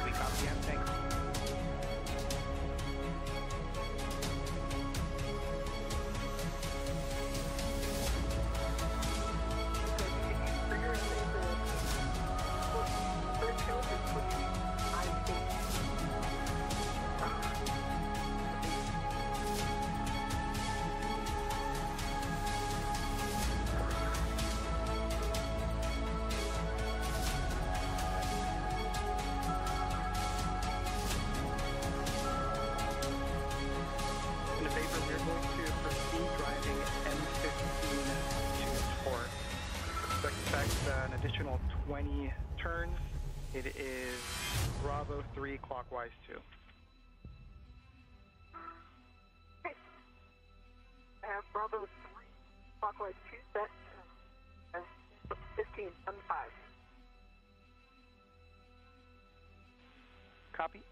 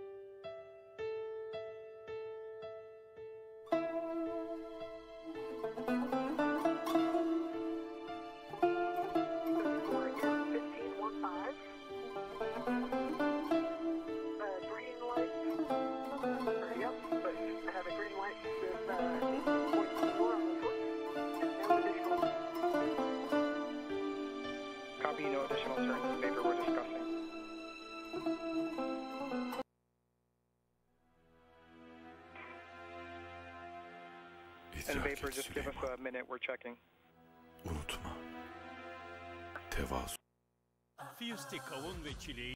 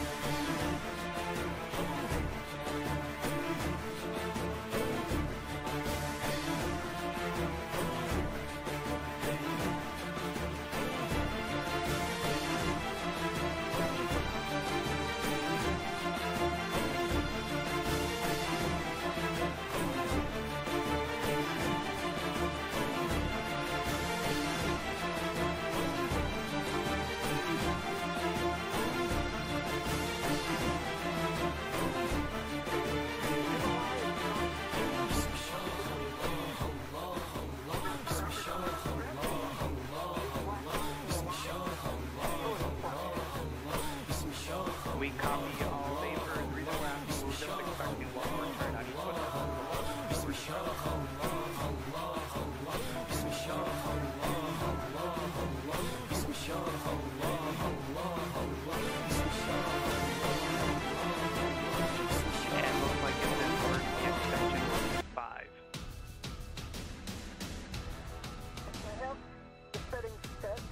I'm getting it lost in the wrist. Copy.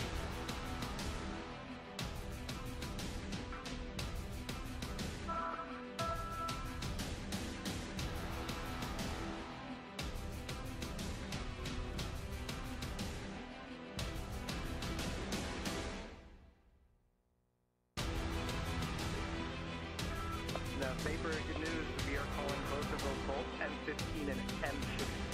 Good. We will proceed. We'll have you release the red from the left upper strut. Okay. It moves very well.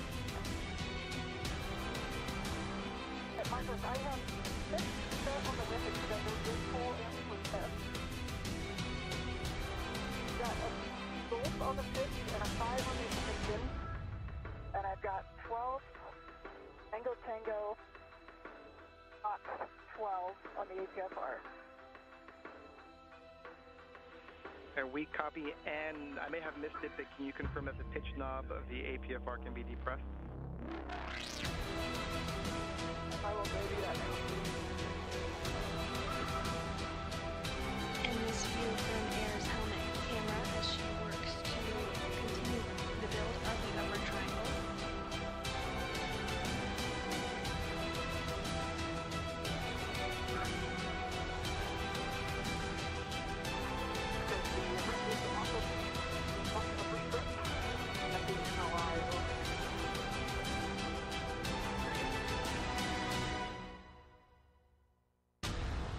And Vapor, I think I heard you say that you released the rep from the left upper strut. And this view from Ann McClain's helmet camera, we're getting a really breathtaking view of Earth. The International Space Station just flew over Grants Pass, Oregon. It's flying 261 statute miles overhead. And I've got TGT settings for you, which should be Bravo 3 clockwise 2, so no change. Let me know when you're ready, and I'll give you more words. Okay, I'm ready for it. Are you going to be driving M13 and M14 to torque, and we expect an additional 20 turns. M13 and M14 torque.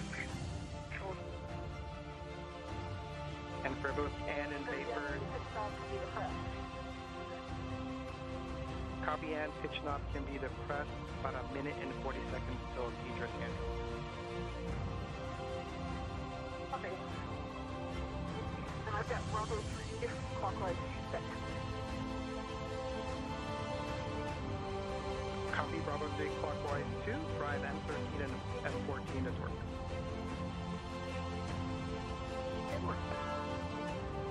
And then, and for you, looks like you're setting up the APFR, and if that's complete, you can assist Vapor as needed. We might have some more work for you. Okay. Okay.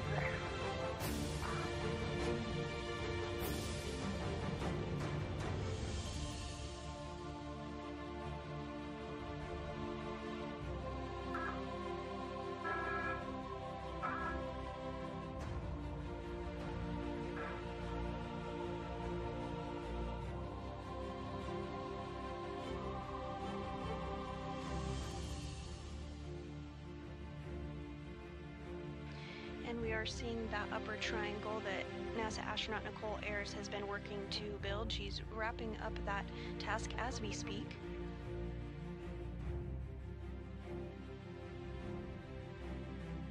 Are you still with us?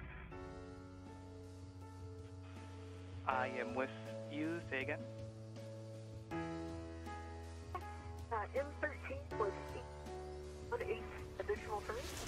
The green light is 8.3 decimal 3. And the black line.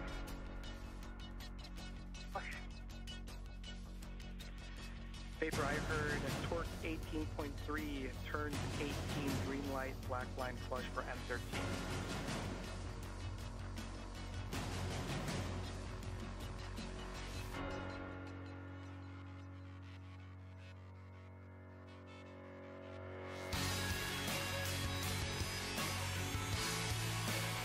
And we are in a brief handover period between our satellites, but we'll regain you shortly.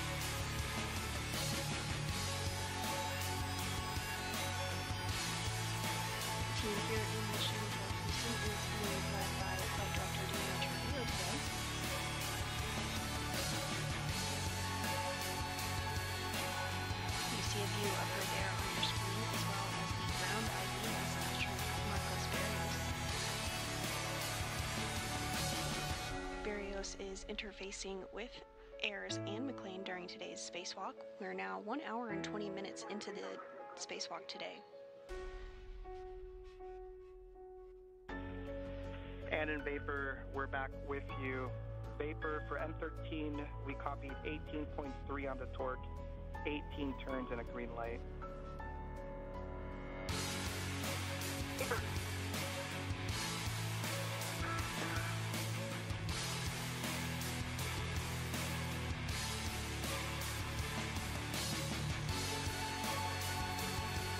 And Vapor, that's the turn short, but we're going to press the M14. So you can drive the M14, it should be an additional 20 turns. Okay, copy that. I've got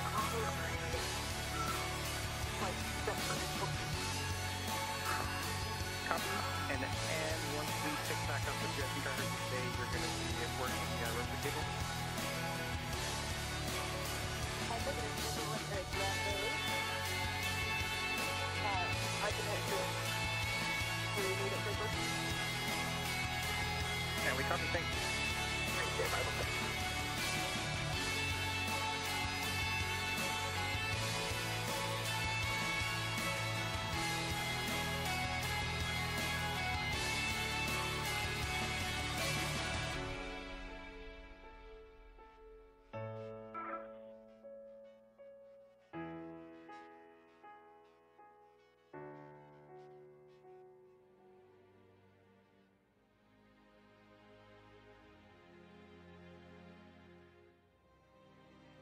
Marcos, for M14, I've got 18 additional turns, 1/8, 8.4 for the actual torque and green light. The black line is flush. 18.4 on torque, 18 turns, green light, black line is flush. Rebase this also with the center. Sure. Yeah, I got the other end of the AUT right here. I'm ready to do it. Okay. And in Vapor, we are assessing if that's also turn short. And just in the meantime, we're trying to figure out good and bad times when we have comm with you. And so that last call was good comms, and so we don't know if when you rotate your head, might get snagged with anything inside the helmet or the airflow. But we'll tell you when we have good comms, just so you can gauge what position that is. Yeah, that sounds good. While you guys discuss the bolts, I'm going to pick up the cable. Copy.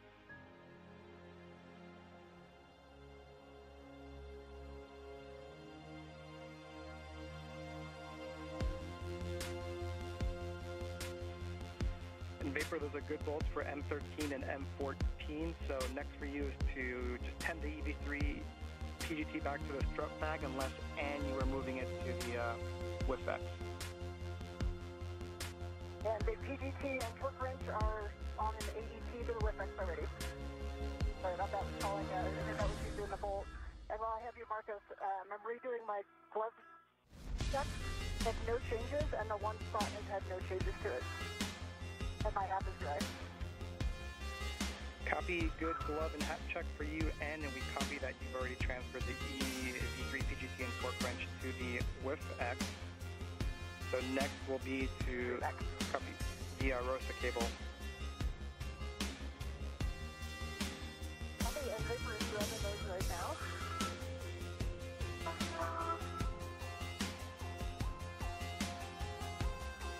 After the completion of the upper triangle build by Ayers, she's now working to remove some of the cables that will be installed. You see her on the left of your screen there, gathering those cables. Okay, cut this triangle back here. And a bit of a better view there of those cables, specifically from Ayers' helmet cam.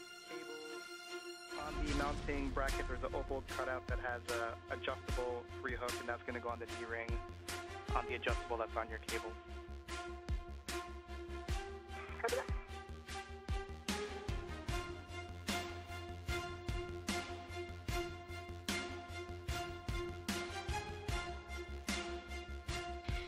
cables will be routed on the rollout will be routed for future installation for the rollout solar array.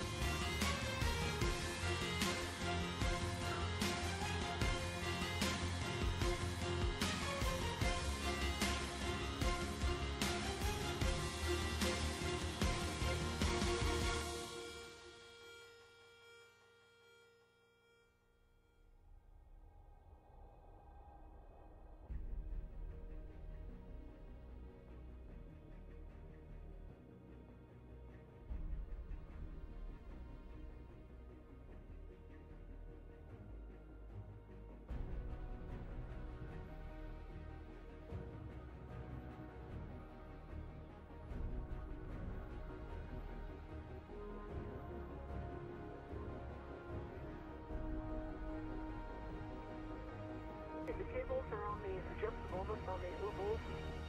Okay. Copy, Vapor. If you can get... And we were just getting a view of the solar arrays that the IROSA will eventually be placed over, so we'll stand by and potentially get another good look of that solar array location.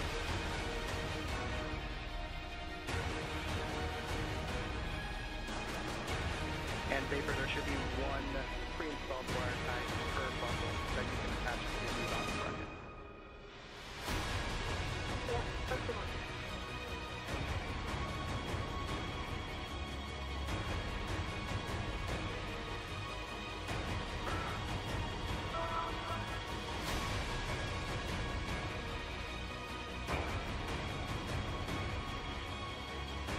And there we are getting a bit of context there of the solar arrays that are currently installed on the International Space Station.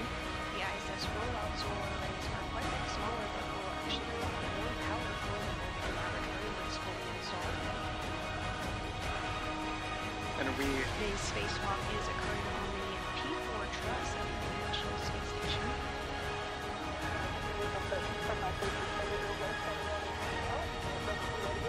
Once the modification kit is wrapped up and installed, the duo will translate to the P3 truss to complete the relocation of the Common Communication for Visiting Vehicles antenna, or C2V2 antenna, to ensure better redundancy for visiting spacecraft to the International Space Station.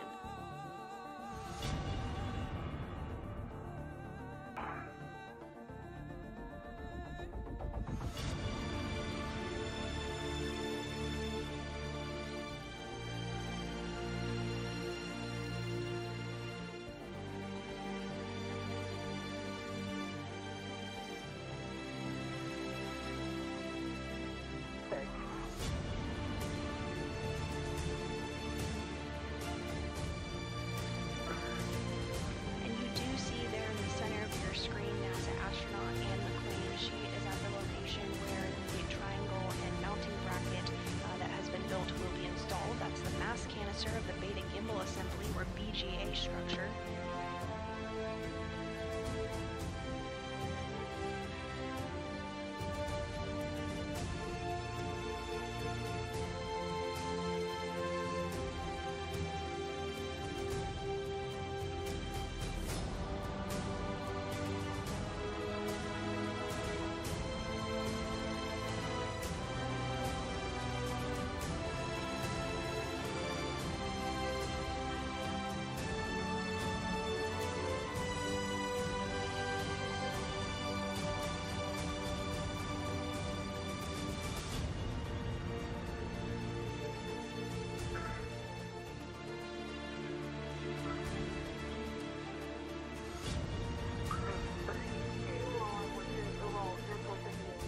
And a bit of a better view there of NASA astronaut Anne McLean in the spacesuit with the red stripes, working to get into the Articulating Portable Foot Restraint, or APFR.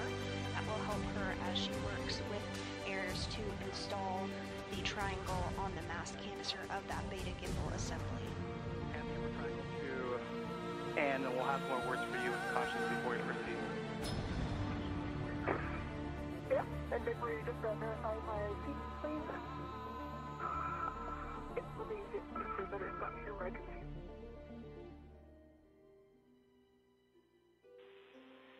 And let us know when you have ingress. We have some more words for enhanced glove check.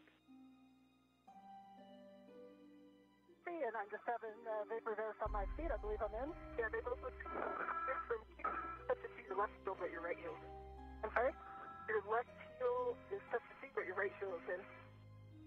And I'm sorry, one more time on the left heel. Touch the seat? Oh, touch the seat. I see. Okay.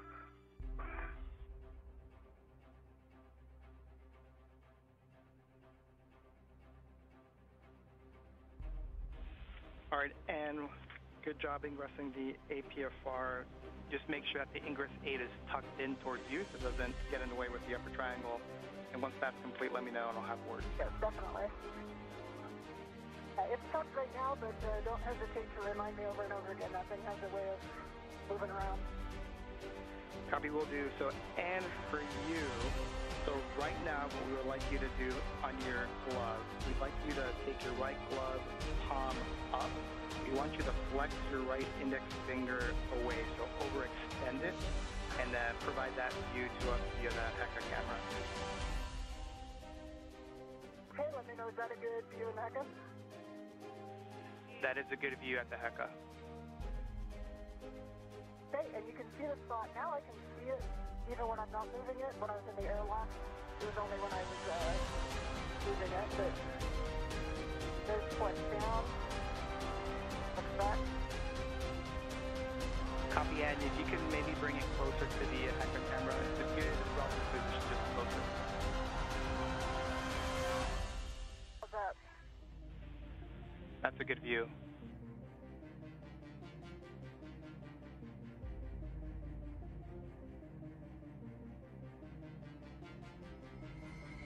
And teams here on the ground taking another look at Ann McLean's glove following a report of a slice in her right index finger prior to exiting the airlock. The team on the ground. Copy, and we appreciate that view. We're good with that glove inspection. We do ask that you perform the same type of inspection every time you do your glove check, but you do not need to show us on the HECA. You can just perform it yourself. Understand. Thanks. I'll let you know if there's any changes. Copy that. Okay, super. And the team on the ground reports that glove is looking good. McLean is in the articulating vertical foot restraint and will receive the triangle from errors next. Thinking very slow, so slower than when you were translating with the strut bag on the BGA. Avoid cyclic loading on the mass canister in BGA. Max lateral load is 40 pounds. And do not impart any forces into the mod kit strut before they're fully installed.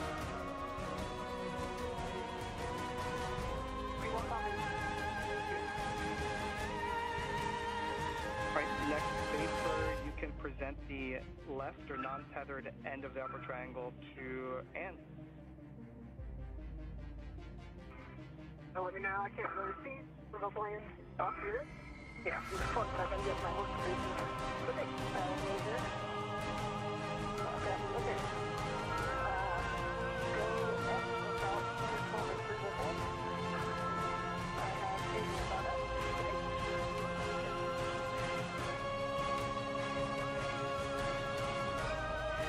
Alright. Looks small again.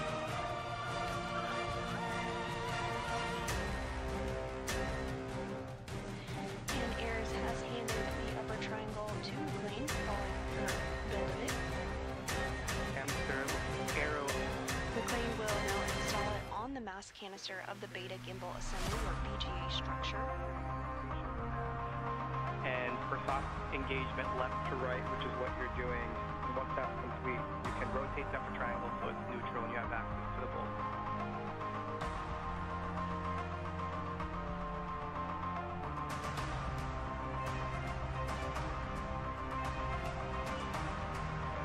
And vapor, since the EV3 CGT and torque is already on the AET, we can have you go to the right slot bracket and get a visual alignment of the bearing, and just as an FYI, you've got that rest series from the back to the mounting bracket that we want to keep eyes on as you go away to the front back. Center pad and stop that.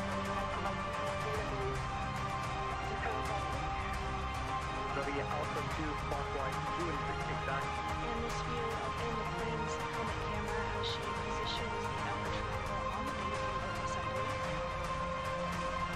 Alright, for the Fairchild fasteners. If you're just tuning in with us this morning, we are 1 hour and 45 minutes into the 275th spacewalk in support of space station maintenance, assembly, and upgrades. This morning, the spacewalking duo, which consists of NASA astronaut Ian McLean and engineers, worked to build the upper triangle portion that you do see on your screen there that is going to be installed on the mass canister of the beta gimbal assembly.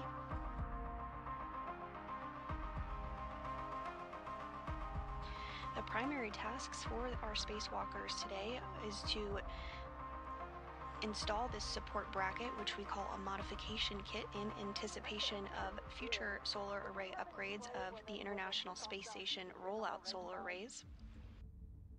The duo will also work to relocate a communications antenna called the Common Communications for Visiting Vehicles, or C2V2 antenna, to ensure better redundancy in communication with visiting spacecraft to the space station. So you have a go to continue. Okay, that's helpful. Okay. Alpha 2 clockwise 2, and it's exactly 2 turns on all those bolts. Alpha 2, clockwise 2, 2 turns.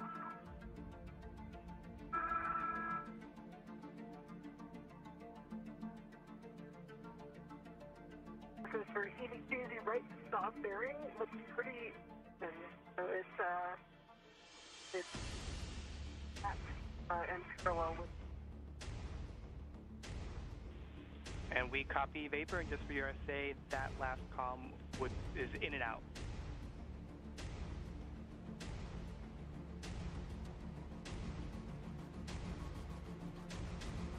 Exercise Alpha 2, clockwise 2 set, and for 2 turns on each. Good words.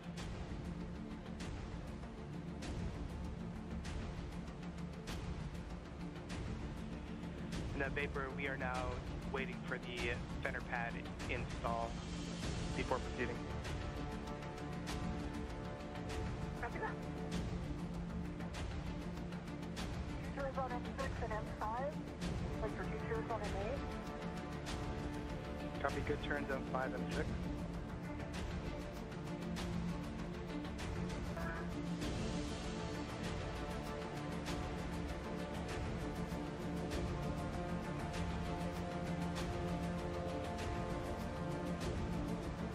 McLean now using the PGT or pistol grip tool to install the upper triangle to the mass canister.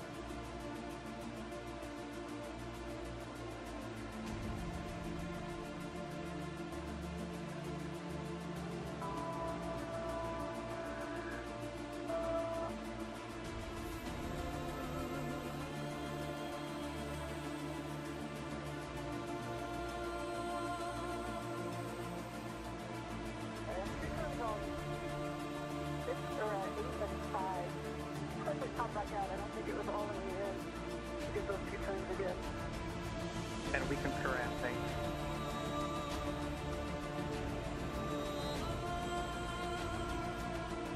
Yeah, those 6 is now out 2 turns.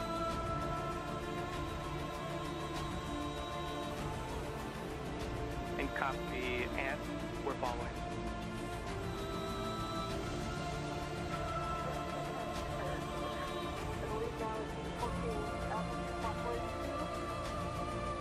Alpha Pursuit clockwise 2, M5 through 8 to port. Expect an additional 4 to 8 turns.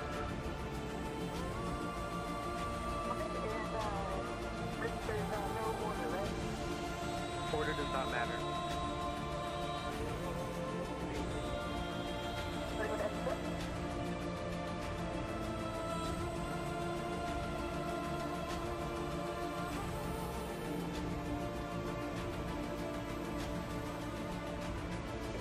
Got 5 turns, 3.6 towards green light.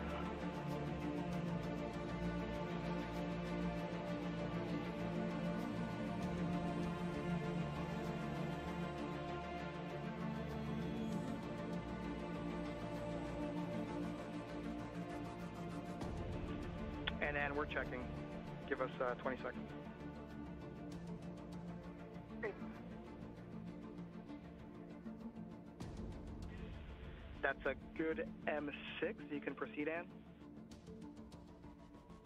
Have a good M6.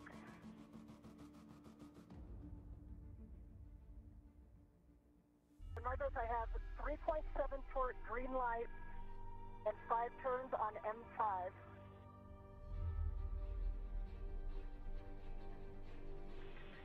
That is a good M5.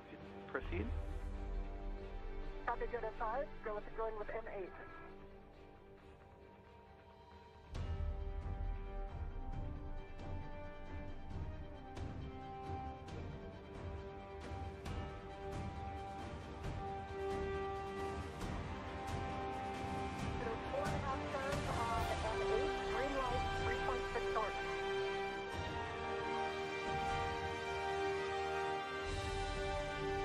It's a good M8. Copy. Last golden word.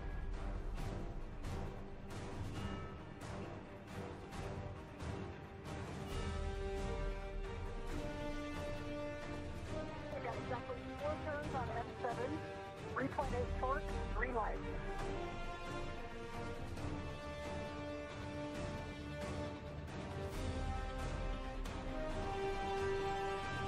And that's a good M7. And we'll have you check that the center pad MOI and the pit pins, 2 of them are still installed. Copy, inward.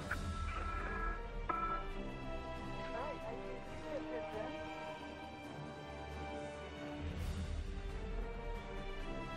Good job on MOI. They put it in the tape. And with those 4 bolts being driven by NASA astronaut Ann McClain on the mass canister, the next steps will be to install the left and right lower and upper struts to continue to attach the triangle to the mass canister.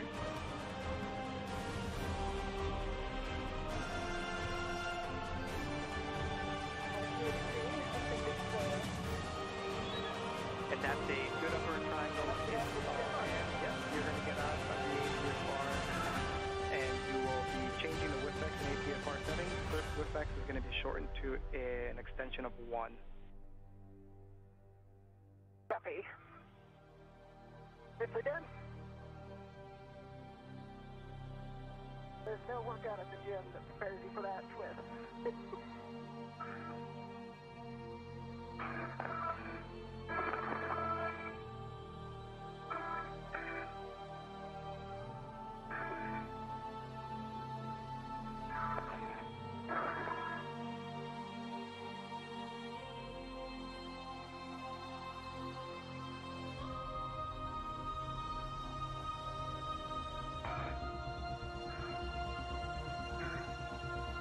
We are now 1 hour and 44 minutes into today's spacewalk. The crew is about 10 minutes ahead of the timeline. The upper triangle has successfully been installed to the beta gimbal assemble.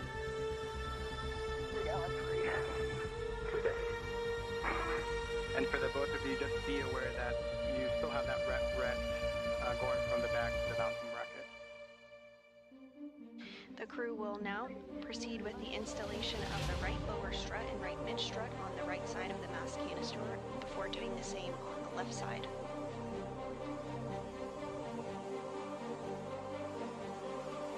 And just for your awareness, we turn your head up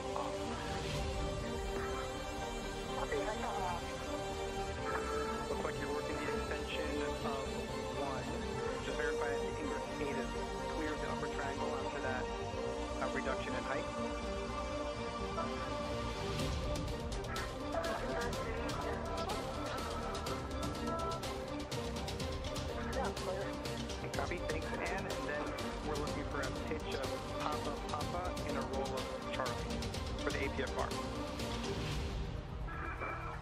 Copy. 6 is at 1. Remind me, is the yaw still 6? Or 12 rather? The yaw should still be 12, correct. Okay.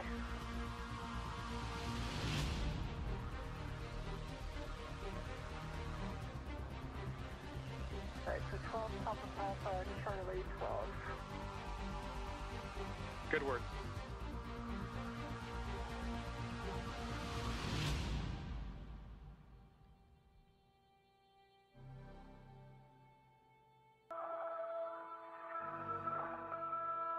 There's Charlie 12. You can see the... And this view from Nicole Ayers' helmet camera as she works to get the right lower strut out of the bag. Papa. There is a right lower strut and a right mid strut which will be attached on the right side of the mass canister to further secure the upper triangle. It has previously been installed.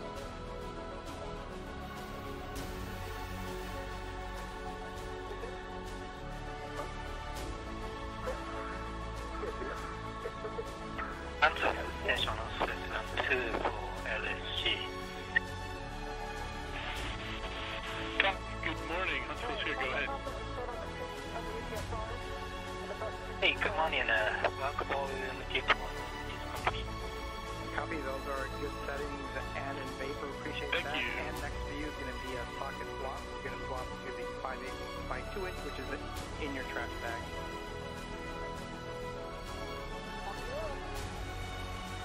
And then vapor, we are going to wait until Ann does that socket swap. She's going to ingress the APFR, and then we're going to verify access to certain locations on the mounting bracket before proceeding with the mid strut and lower strut handoff.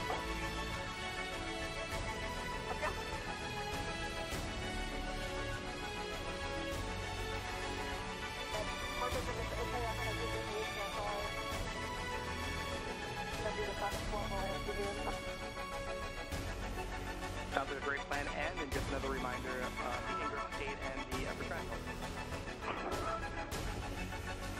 Copy that.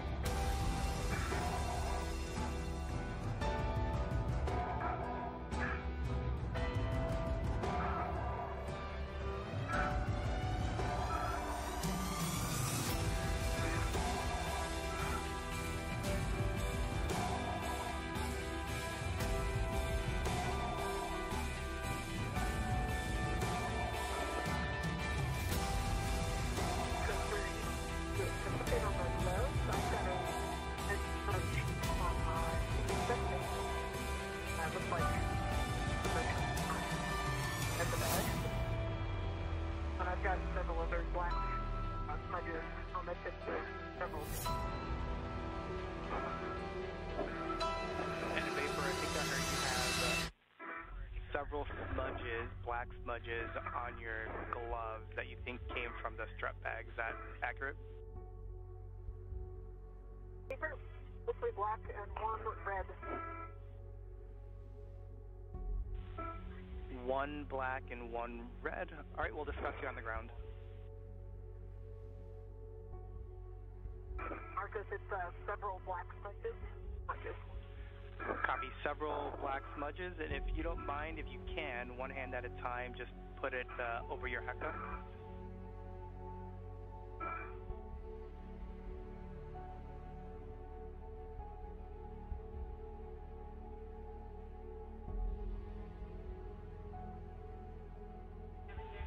That's a good view, Vapor. We see the red one, and we also see kind of two black on your right ring finger.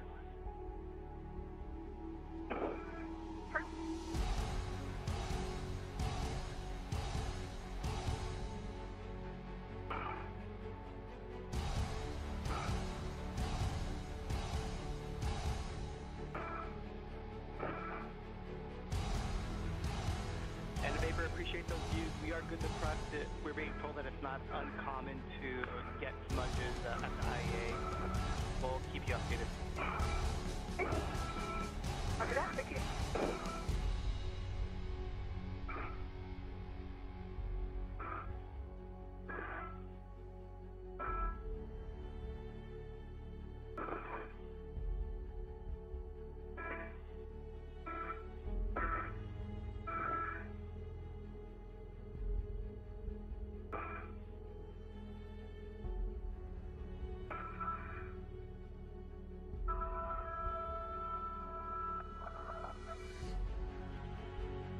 Just to the right of the two loops, like you might have yawed it a little bit.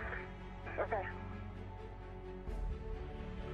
And Vapor, just as a reminder for you, we're just waiting on the ingress and socket swap, but if you have the bandwidth, you can help Ann with the ingress. Copy. Look. There we go, the red series clear. And did you say you should get yawed? Or you did yawn?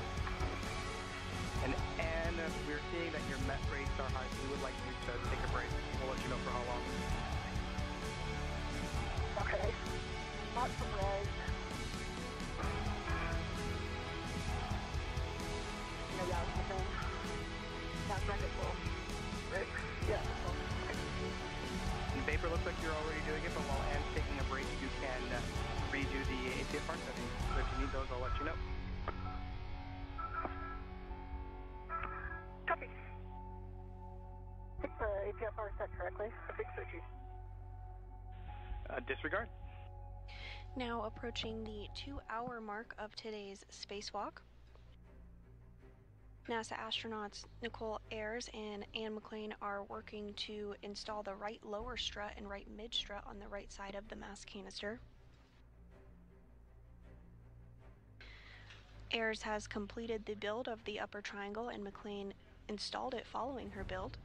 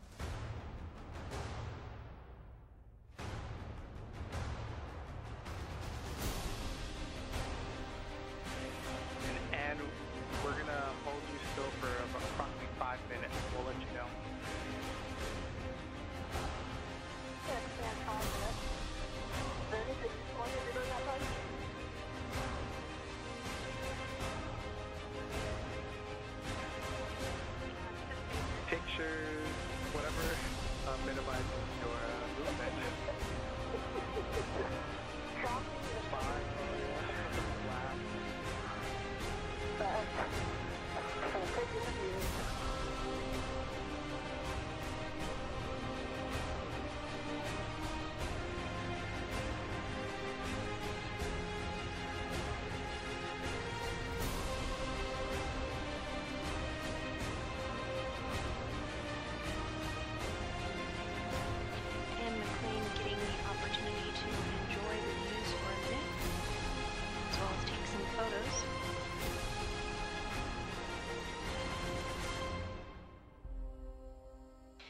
International Space Station is currently flying 272 statute miles off the southern tip of Africa.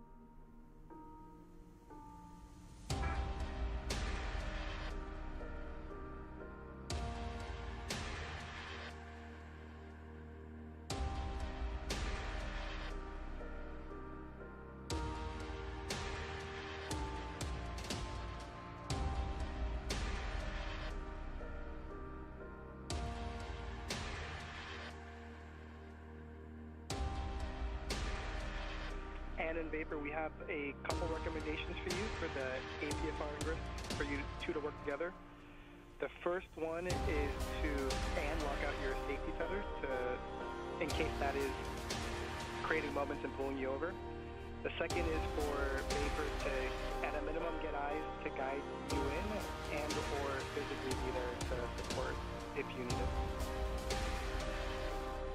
Okay. Does that mean that we have a green light to go? I'll give you how much time remaining here in 10 seconds. Okay. And just like that, 5 minutes are up. Got a good view from here. You have a go to continue. So next up, ingress to APFR.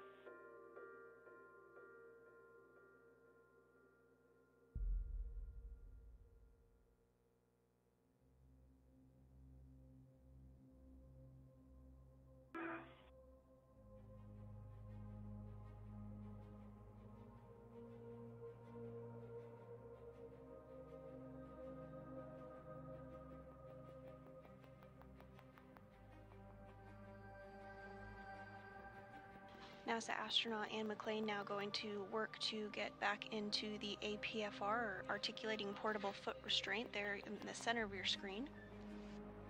2 minutes until teacher's Okay, my red handover. rail's locked.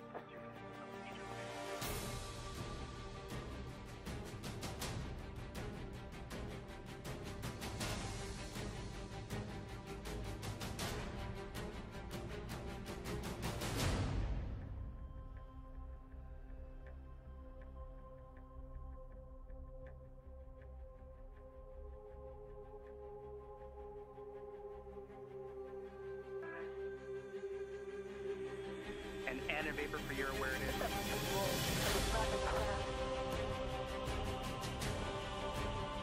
Ann and Vapor, it's a minute and 20 seconds until teacher's handover. We will also have a KU handover, so we're going to lose all video for approximately 30 minutes.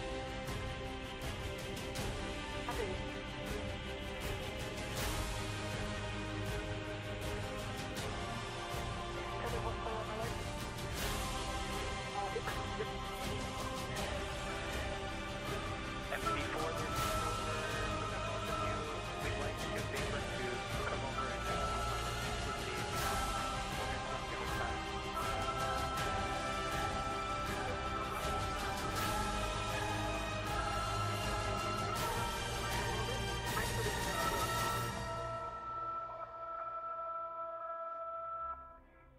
Maybe your right foot to the right a little bit.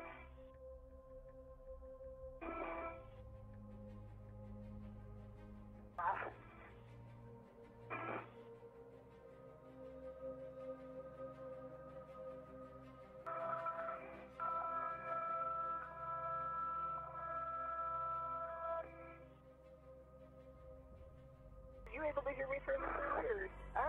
You come in a little broken. It kind of like takes a minute for your voice to break. Okay. I'll try yelling.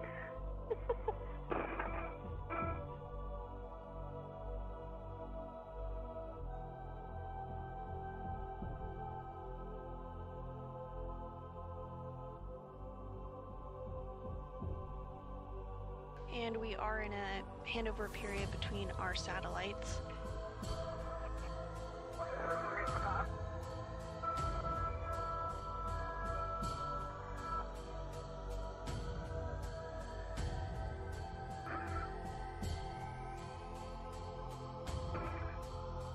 team here in Mission Control Houston today is being led by Flight Director Deanna Trujillo. We are now 2 hours into today's spacewalk, the 275th in support of space station maintenance, repairs, and upgrades.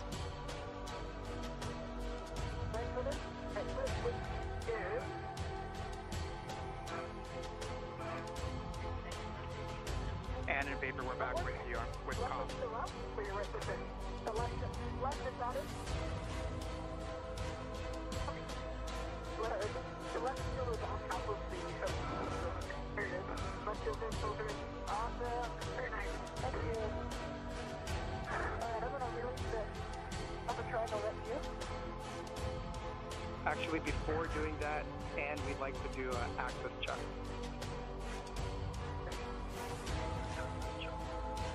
Okay. All right, and so.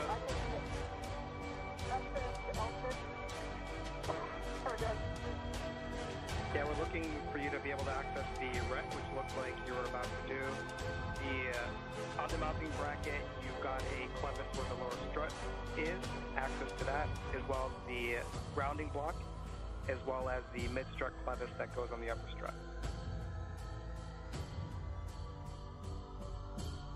I can touch all three, all four of those.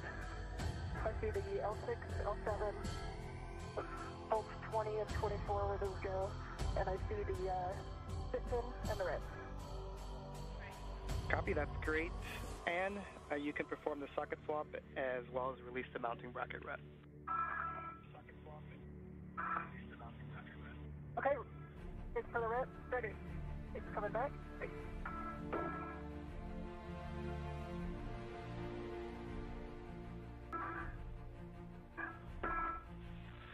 And Vapor, once you have that ret safely in the bag, we're going to have you start working the right mid strut, straps 12 and 13. Start working the right mid strut, 12 and 13.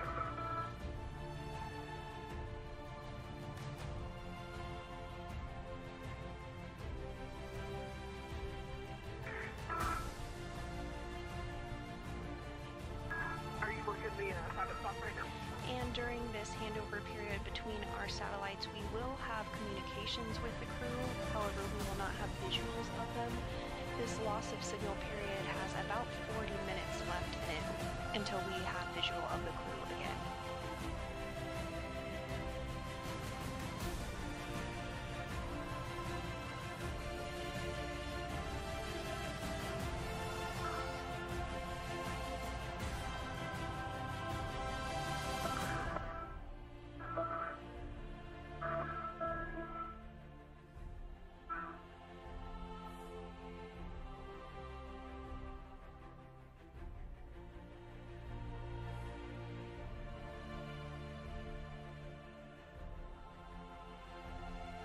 At this time, NASA astronaut Ann McClain, who is serving as EV-1 today, has ingressed the APFR, or Articulating Portable Foot Restraint. They will now work alongside each other to retrieve the right mid struts from the bag and install them. Yep, right mid strut, and you'll receive that from Vapor. You'll put that on your DRT ret.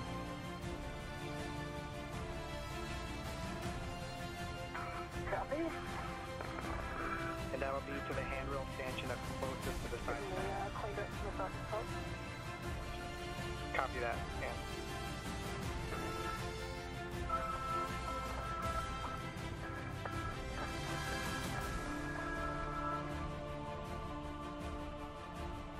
Thank you for ready for the right mid strut. The BRT is ready.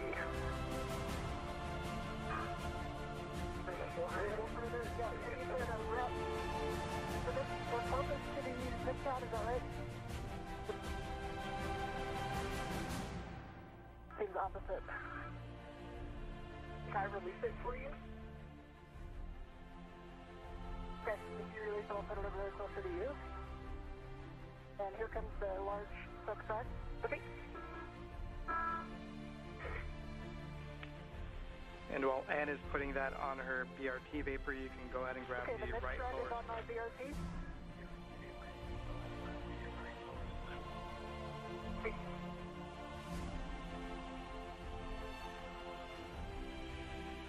And you're going to receive the right lower strut, and you're going to leave the strut back ret attached.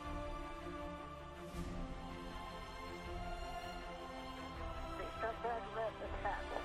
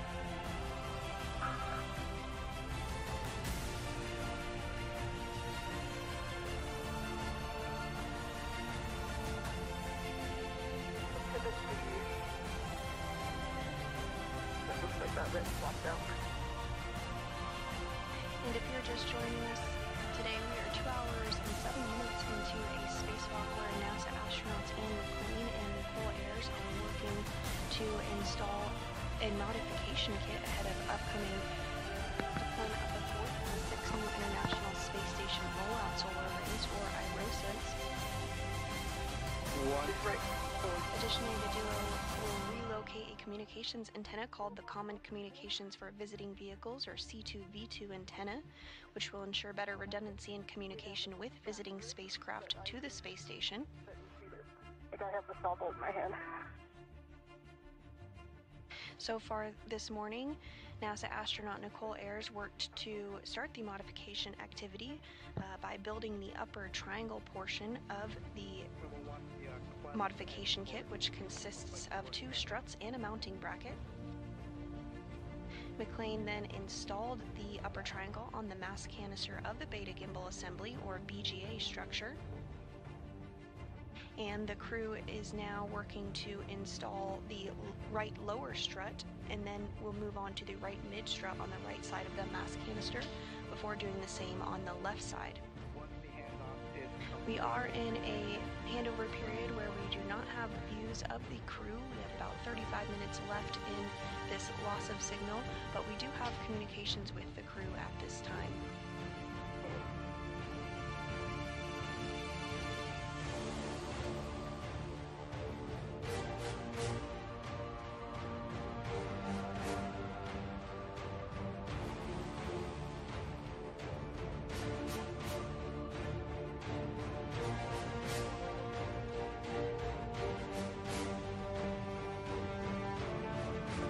And for you, right now we're just waiting for vapor to drive the bolt at the bottom for continuing with your portion of the strut.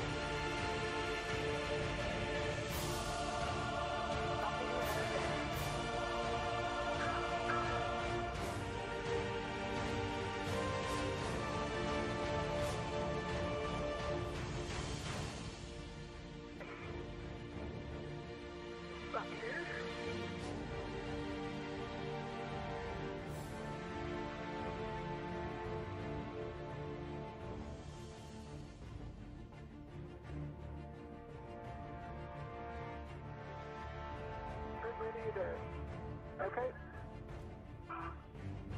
I'm going to try to be real light on it, but let me know if I can help you out at all. Okay.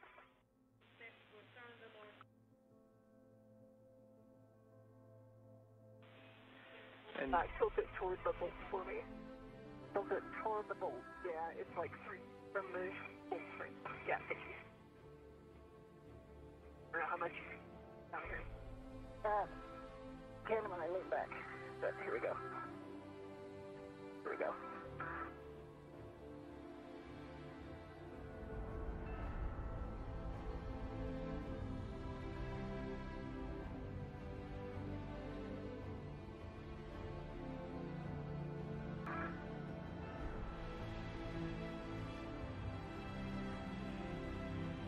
And Anne and Vapor, just as a reminder, I misspoke that we will not have video for 30 minutes. It's actually 50 minutes.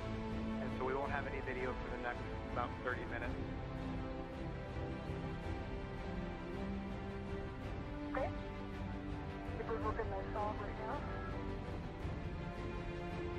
Copy that. I'll have a warning to read before we start doing any bolt operations.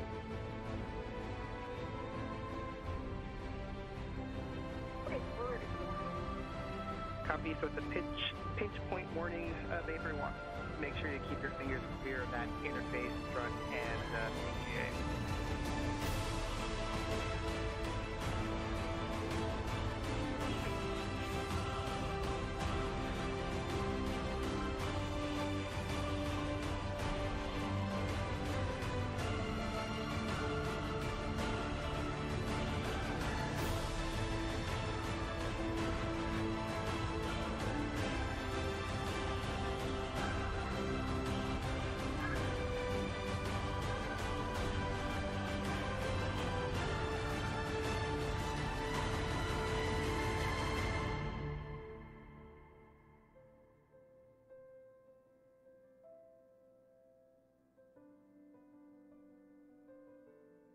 Yeah, that's a hard angle. Yeah.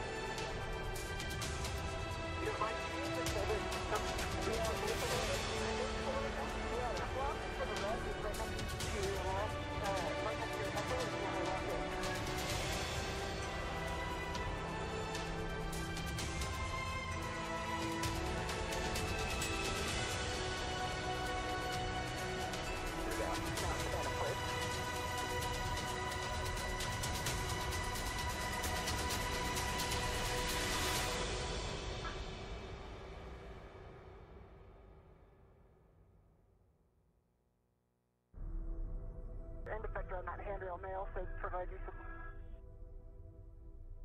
leverage. It's for the just getting it turned without it popping out, I say. If you're just joining us today, we are 2 hours and 14 minutes into the 275th spacewalk in support of space station maintenance, assembly, and upgrades. This is the third spacewalk of the year, and also the third spacewalk for NASA astronaut Anne McClain, and the very first for Nicole Ayers. This is the first spacewalk of Expedition 73. The primary tasks for the spacewalkers today is to install a support bracket called a modification kit, which will prepare for future installation and deployment of the fourth of 6 new solar arrays called IROSAs. The crew will also work to relocate a communications antenna called the Common Communications for Visiting Vehicles, which will provide better redundancy in communication with visiting spacecraft to the International Space Station. Turns, you'll be driving M20, exactly 2 turns. Exactly 2 turns on 20. So far this morning, the duo has worked to build and install a upper triangle portion of the modification kit, and are now working to install the right lower strut and the right mid strut on the right side of the gas canister.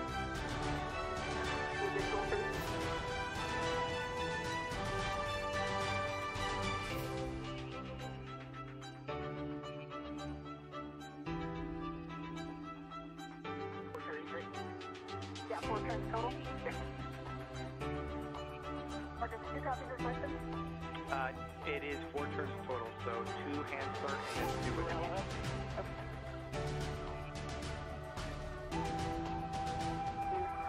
Okay, thank you. 4 turns total. Copy 4 turns total. The vapor will have you hold tight, and just want to make sure that the piston lanyard is free of the clutch before we start driving bolt.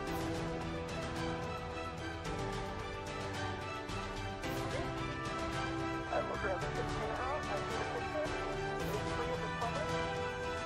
And I have M20 and 2 turns. If I good, I'll put the piston in. Can you repeat vapor, and did you say you've already driven M22 turns?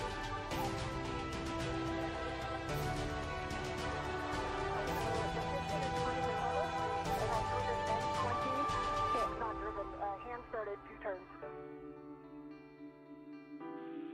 Copy. You hand started M20 2 turns.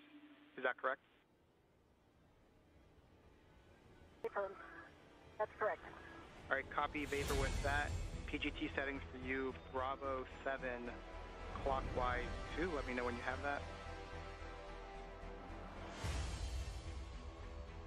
Set. Bravo 7 clockwise 2. And you're going to be driving M19 to torque. Expect an additional 10 to 11 turns vapor. Okay, driving at 10 to 11 turns. So Marco, can I put the piston in? Negative, not yet, but you can take your PGT to Bravo 1 clockwise 2. Okay.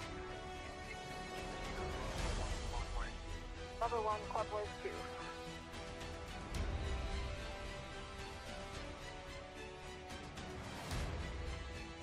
That was 8 additional turns. Okay, stop it. Got the green light. 55.5 on the torque.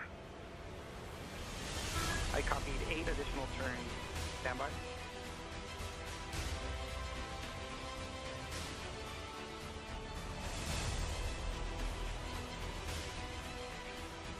Vapor, that's a good PGT. We'll go for the torque wrench.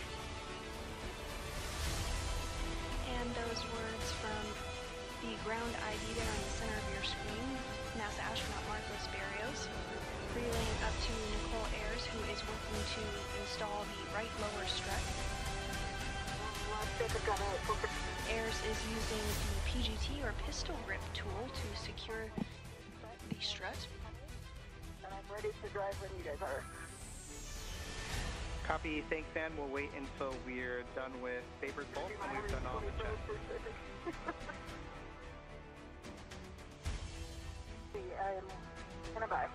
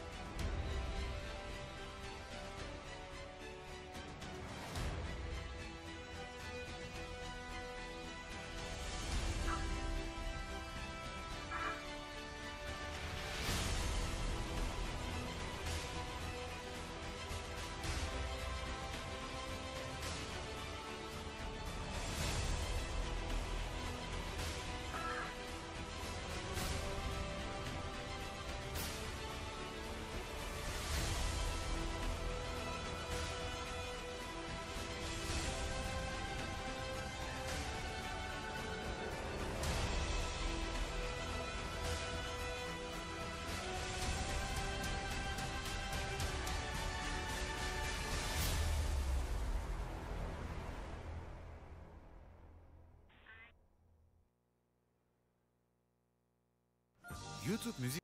Marcus, that was 2 breakovers, like a quarter turn. 2 breakovers, quarter turn, we'll discuss. And for the both of you, just for our latest consumables check, limiting consumable is Medox for EV1 with a PET of 622.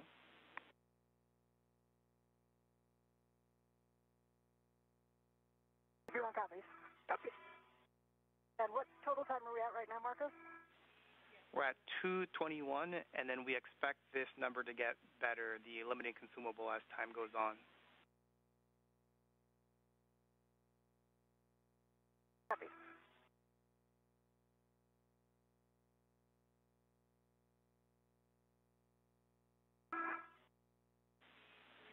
And Vapor, we're still talking the torque wrench.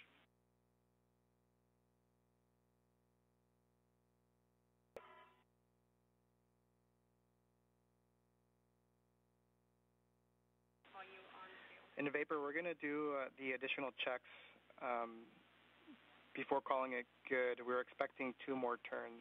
So with that, just let me know and we can go through some checks.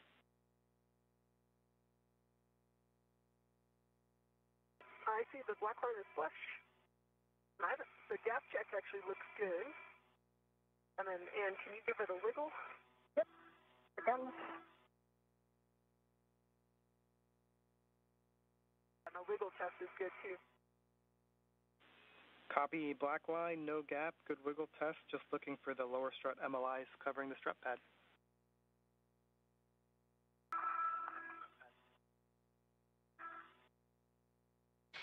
McLean and Air is now working to ensure that there is a good connection on that lower right strut.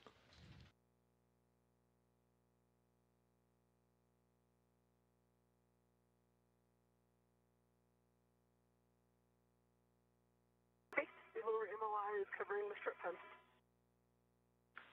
Copy about the MLI, and we were just told that that is a good M19, and so and you have a go to drive M20 to torque. Expect an additional 5 to 7 turns. Bravo 1 clockwise 2. Copy, Bravo 1 clockwise 2 set M20.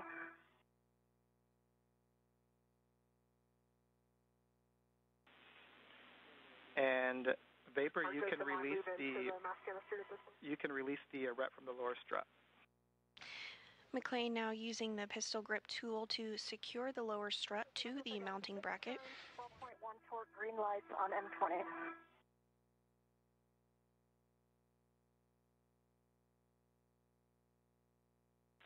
And we copy Ann, and we're checking. And Anthony, you confirm that the black line is flush? Following this, the next step will be to cover the strut with multi-layer insulation, or MLI, and then route cables of the solar array in support of future spacewalks. Until we get a heck of view. It is black light and flush. Copy, that's a good M20, and you can stow your PGT, and then you now have to go to install that pit pin to the grounding block. Copy and work. Parçası Düşüşü is released from the lower right strut. Copy, Vapor, you can go ahead and translate to the right side pad location for the mid strut.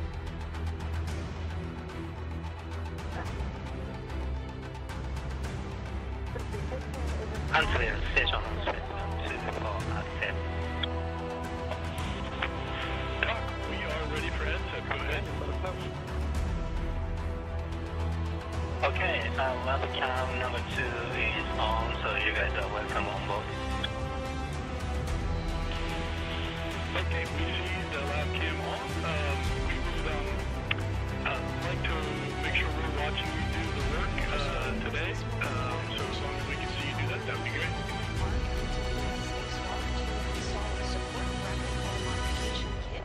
In preparation for future installation and deployment of International Space Station. Okay, and I already completed step 5.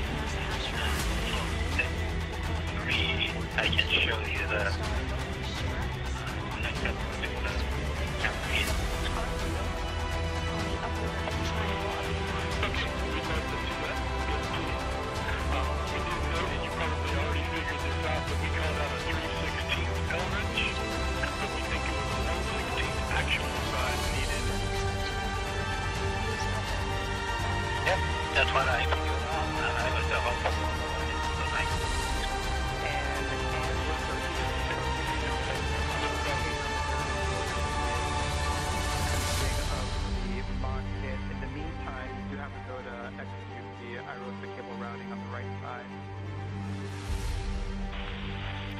Okay, Doc, yes, we see that fitting on and back off again. That's what we were looking for. And vapor once. And I have the iRoses wire tied with 3 wire ties. Good. And you just to note in step 4, when you are loosening those 6 fasteners, they are non-captive, and they only have about 2 threads on them, so we want to be careful to only loosen them 1 turn. If they do become released, you can just put them right back in. Yes, I loosened all 6 by 1, and also for step 5, I loosened those 2 by 1 at a time. Okay, we are on the same page now, thank you.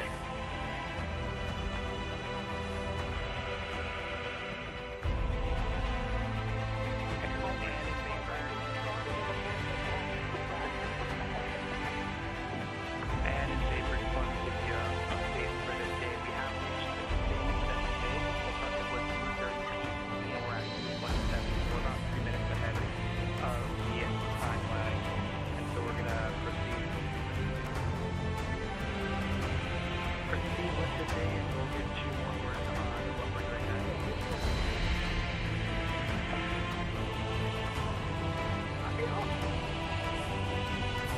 And just to be extra clear, we're going to pause right now for the board.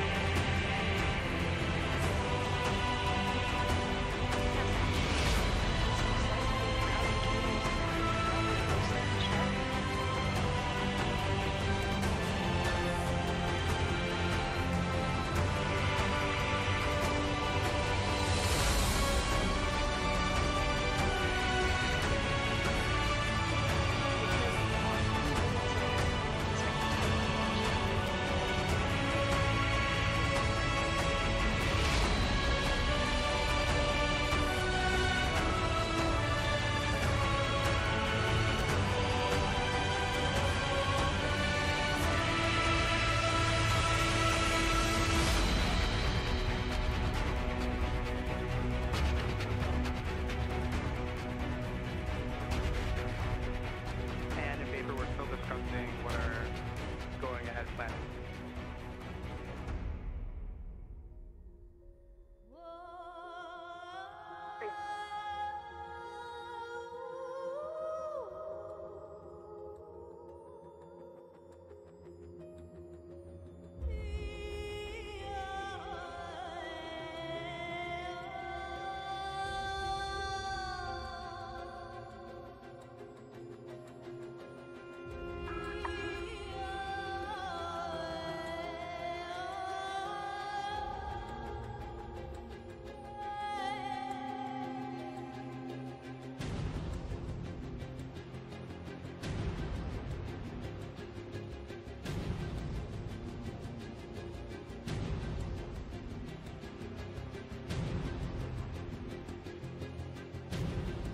Look this way.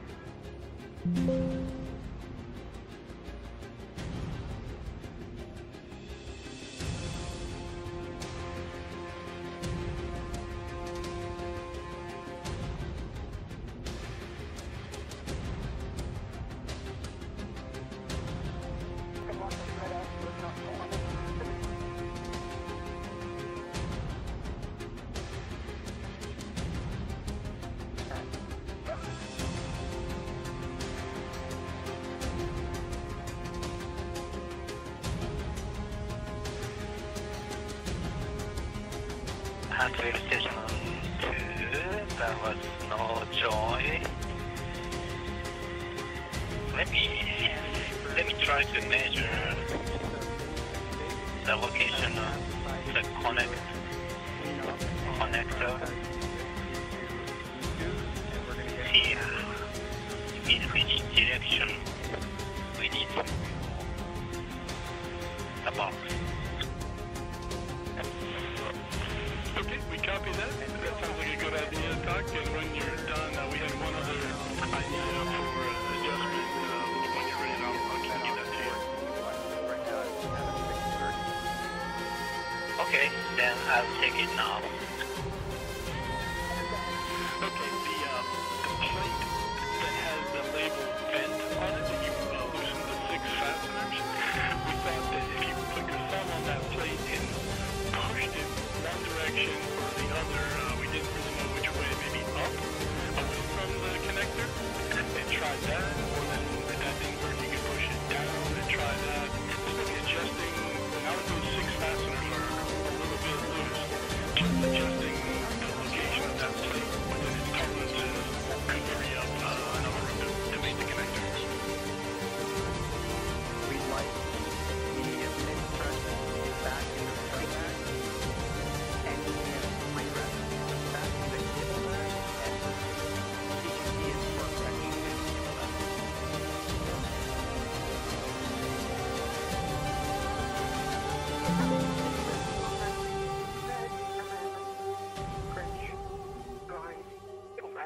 And I've got the mid-strut when you want to cut off your right. Good work, Vapor. Actually, station 2, I copy that. However, even though I loosened these 6 fasteners by 1 pound on each, this panel, it won't move at all. On the connector side, since I loosened the fasteners, it does wiggle to some extent, but not so much. The vent panel, or a panel on with the level vent, that panel, yeah, I'd say it doesn't move at all.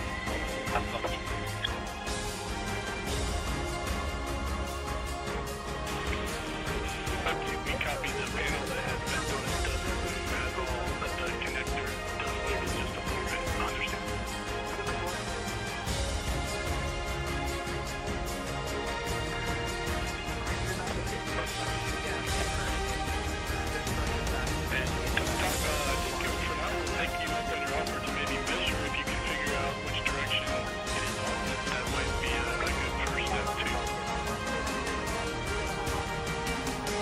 Okay, on you look.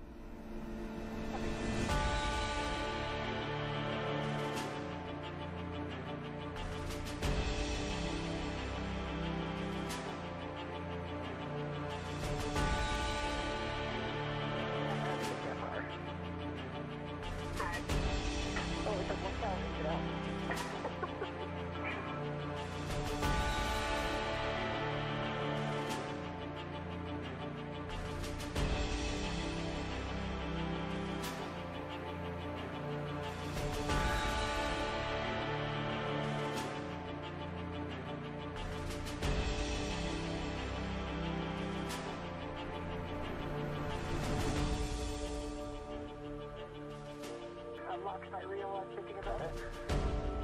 Get my reels unlocked. Have a pretty... Sorry? If you have a pretty... Can you give me the it is not a chemical? Yes, that's going to do it.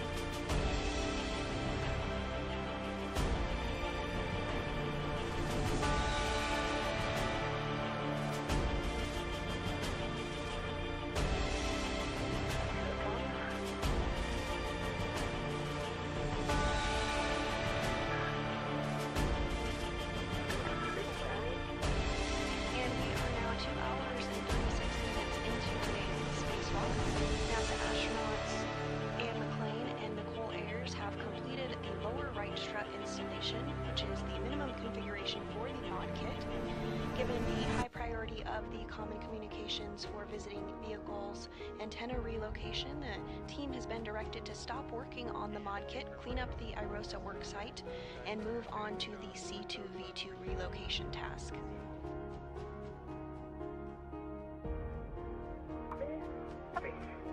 Marcus, I'm sure you're discussing what's going to go out and what's going to stay out and go in. We know we're putting the truck wrench and the PGT back in the strip bag. Those are going into the cable bag. The PGT and the torque wrench into the cable bag. Not the cable bag. I think I'll be more helpful if I come around to the cable bag. Yeah, all I have to do is close the bag and then get these in the cable bag. Okay? Yeah.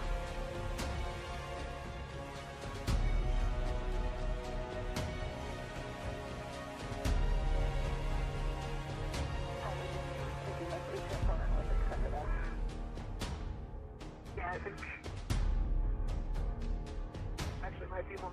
I don't know if it's everything that I came back there.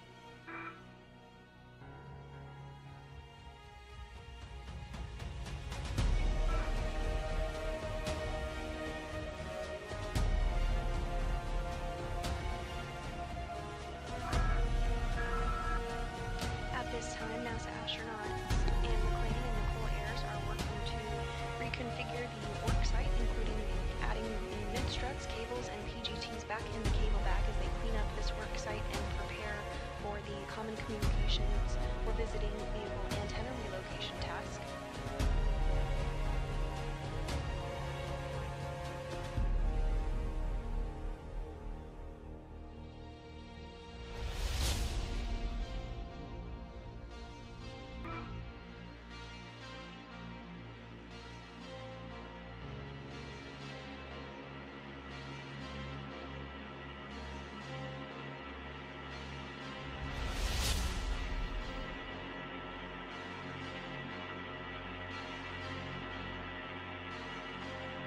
I've got the PGT and the torque wrench in the cable bag. Copy.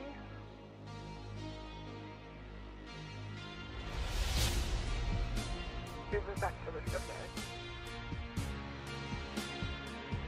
And in vapor in about 4 minutes.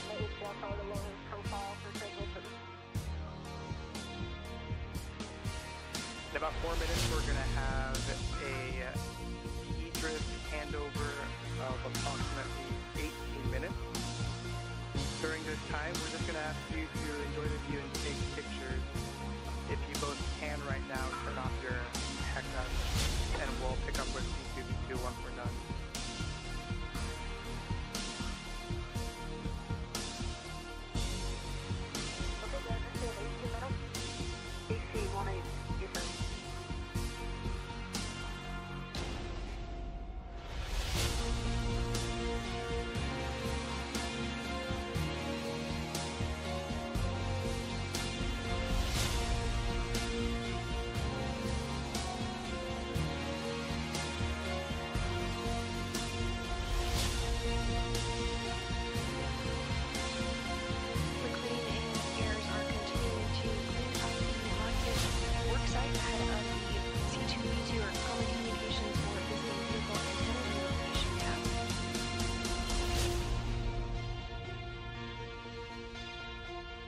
Given the higher priority of the C2V2 relocation task, the team has been directed to stop the work on the modification kit, clean up the IROSA work site, and move on to the C2V2 relocation task.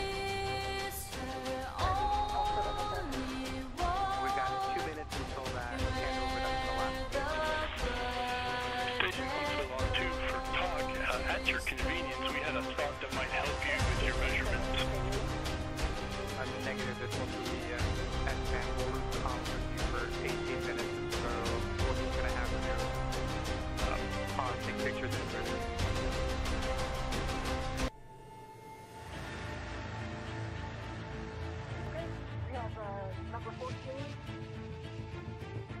On the outside of that. Then number 10.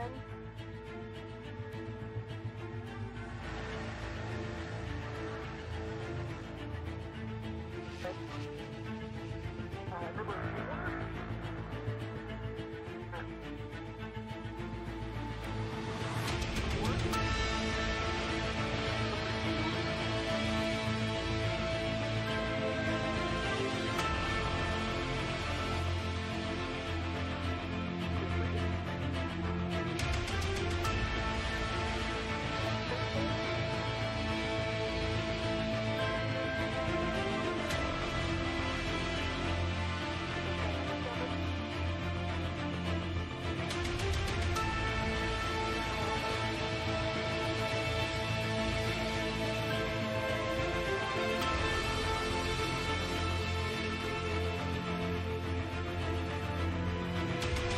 Station 2, go ahead.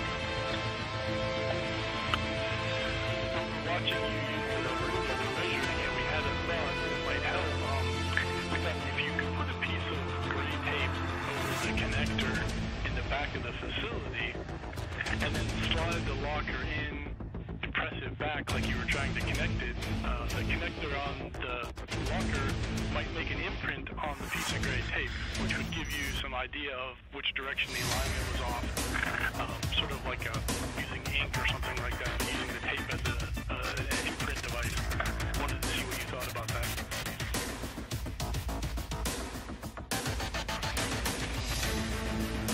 Sounds good.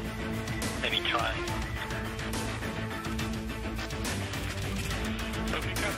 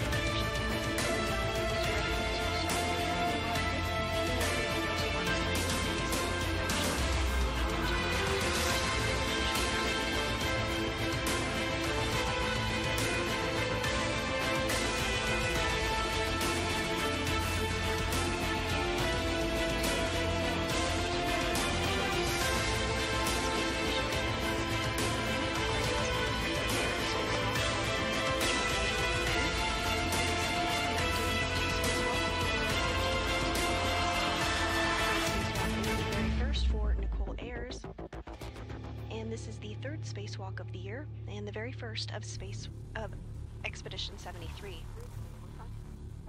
18 minutes is a long time.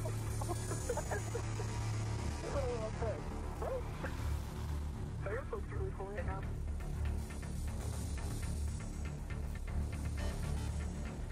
Ayers and McLean arrived on the SpaceX Crew Dragon Endurance on March 15th following their launch the day prior.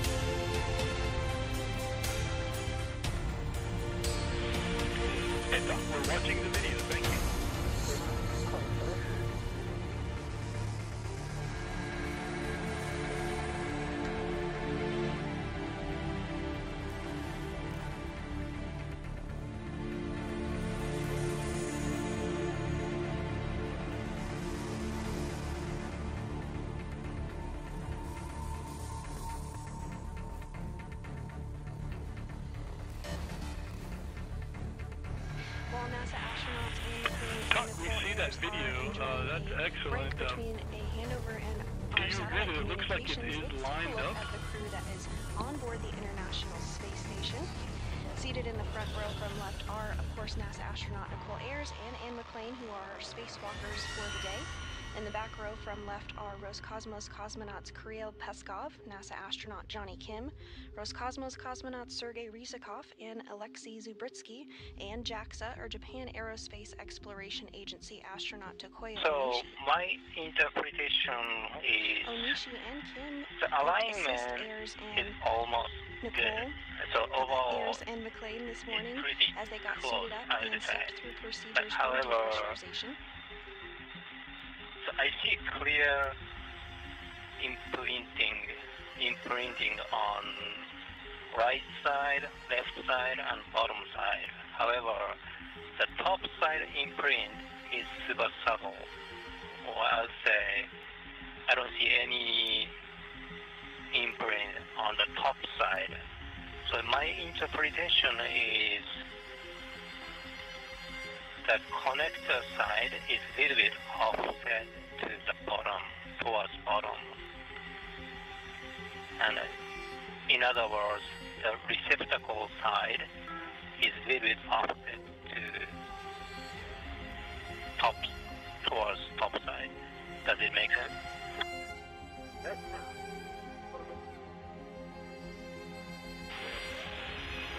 We copy that. That does make sense.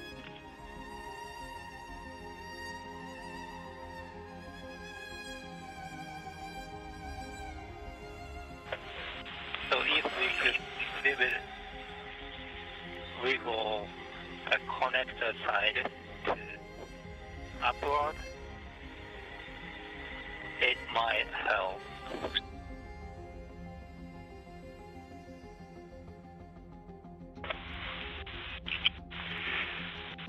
And talk, we copy. That does make sense to us. We're thinking to give the connector more room to move up, like you suggested. The ground team here has the same thing on the ground. That we're thinking that vent plate, the plate with the vent label. You said you couldn't move it. There are actually O-rings behind each of those 6 connectors that could make it sticky. They were able to push straight in with their thumbs and then move it. You may be able to push a little bit harder in and then slide it up, giving the connector a little bit more room to wiggle up.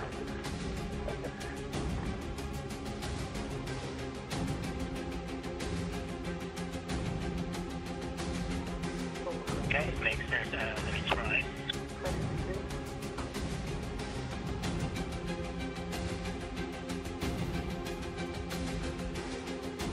And we are going to view their other screen NASA astronaut spacesuit in red stripes, as well as NASA astronaut Nicole Ayers on the left, wearing the unmarked spacesuit and that strut bag that they were working to reconfigure ahead of moving on to the location of the colony locations for visiting vehicles and tenants.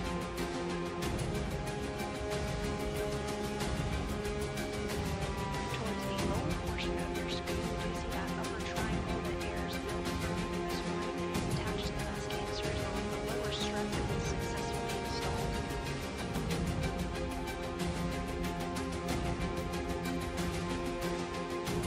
Again, this is considered to be the minimum configuration for the market, given the higher priority of the C2E2 relocation task. The team has been directed to stop work on the market, clean up the Everest work site, and move on to Okay, so pressing the power, and I try to move it, and it does just a little bit wiggle. So I try to connect to the towards top side as best as I can. So let me try how it works. Okay, we copy.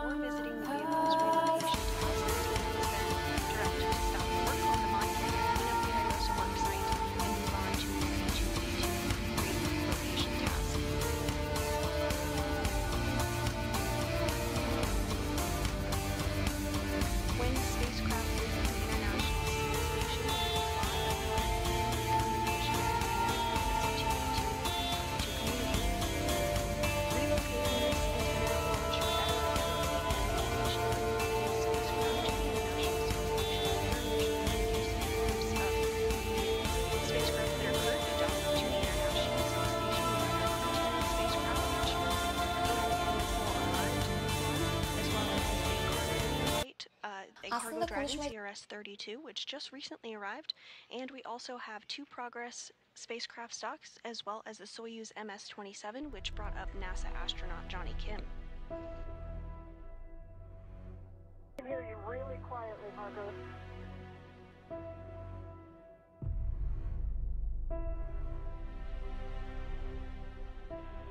And in vapor, this is Marcos, radio check.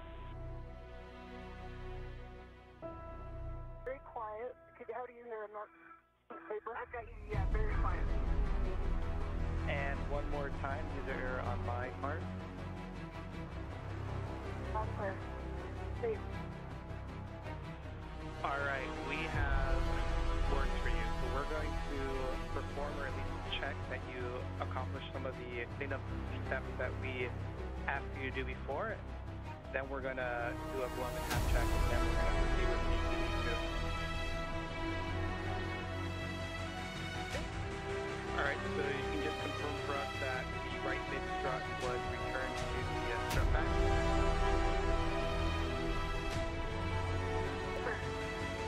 That the free reds from the strut bag were Happy to be the station amount. There was no joy.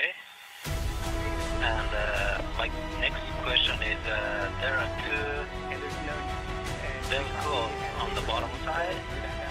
Do you guys think if I remove these velcros, it might change something? Right, with that, we'll get a glove half check both of you.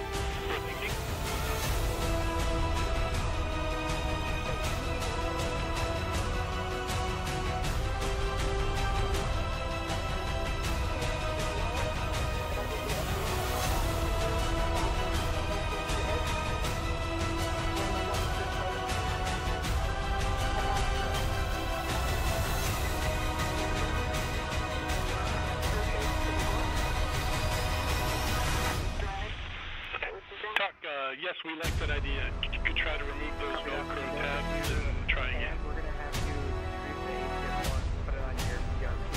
Okay.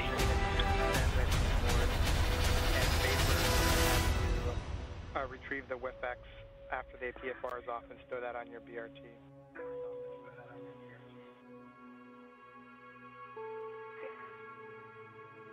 And so just for your situational awareness, we're essentially executing C2V2 as written, and we'll come back for more cleanup.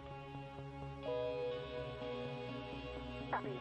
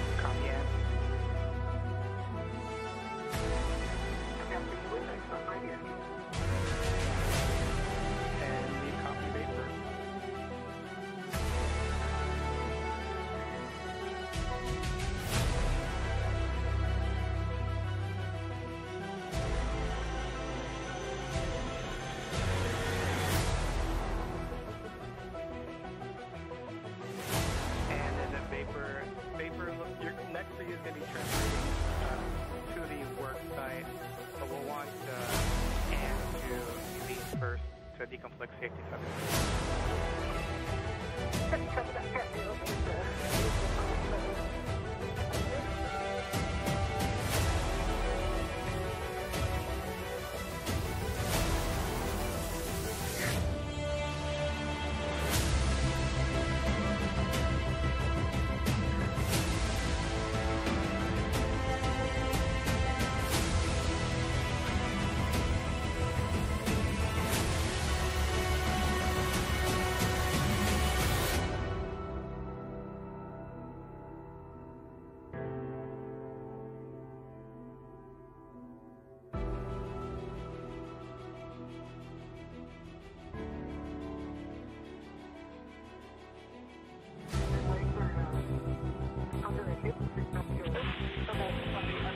Huntsville's back with you. We've just got to get you back.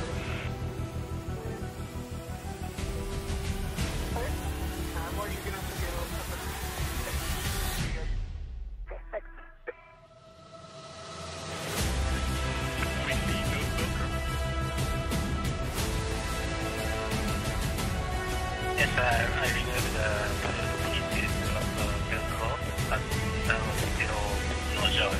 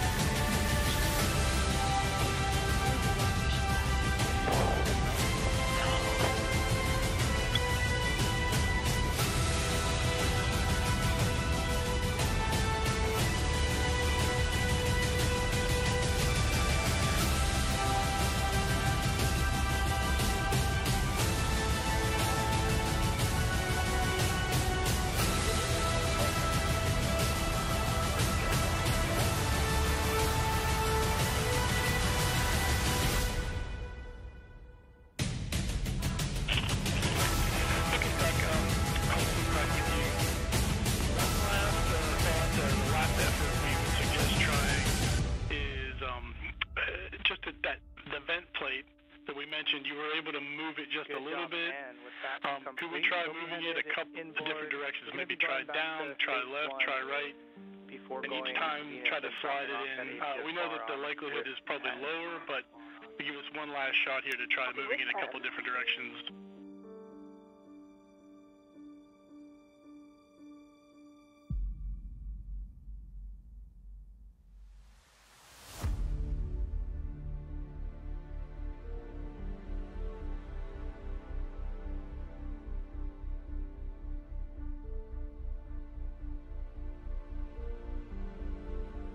Okay, and NASA astronaut Anne McClain is now beginning her maybe translation. a quarter pound more on each. But you're going to then continue aft of station to get to the work session. It does wiggle, but just a little bit. Anne McClain is continuing her translation process to install the articulating portable foot restraint at the new location. Yeah, I don't think we want to move it even a quarter turn because there may only be one more thread left and we don't want to risk those coming out. Her translation process. If we could just try to, if you think you can wiggle it and get it to stick one way or the other, let's try it. If you don't think that's going to work, we understand. You're going to be going up at the P1 3 interface, when you see that wiggle just a little bit. When I release my hand, it tries to go back to the kind of neutral position, but I can try, so let me try a couple of times, then let's see how it works. The paper looks like you're making your way to the work site. Just real quick for you. Okay, we copy. We'll do this last try here a couple of times, and if that doesn't work, that'll be our stopping point for the day. Just outboard of the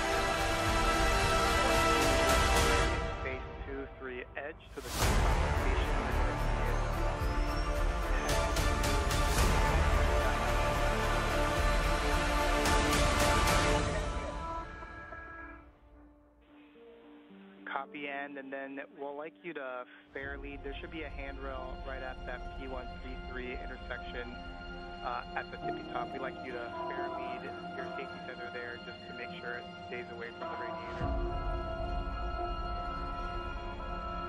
Copy. And is that a return? Say again?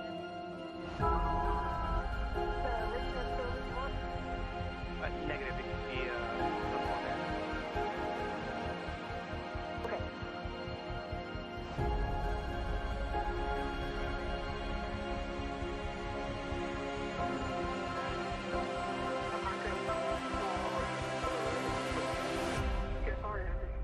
Taking a look at these cables. They're wire type. They're also wire type. This is I just release the width wire type. Be able to move the antenna out of the way.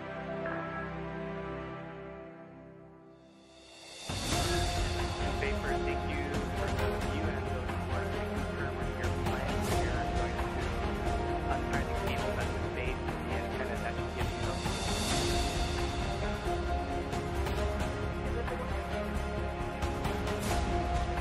and Vapor, just because you're working with the antenna, don't try to light the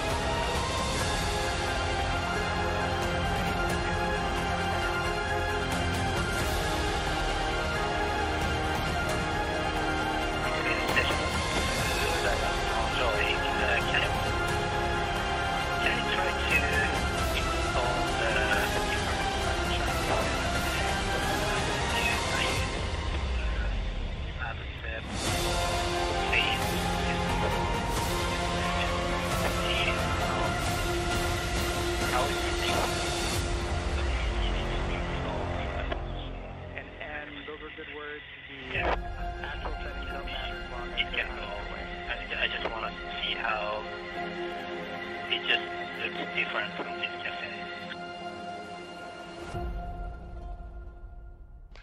And this view of NASA astronaut Anne McClain as she is working to install Okay, Doc, yeah, we understand. I think, yes, you have a go to try that.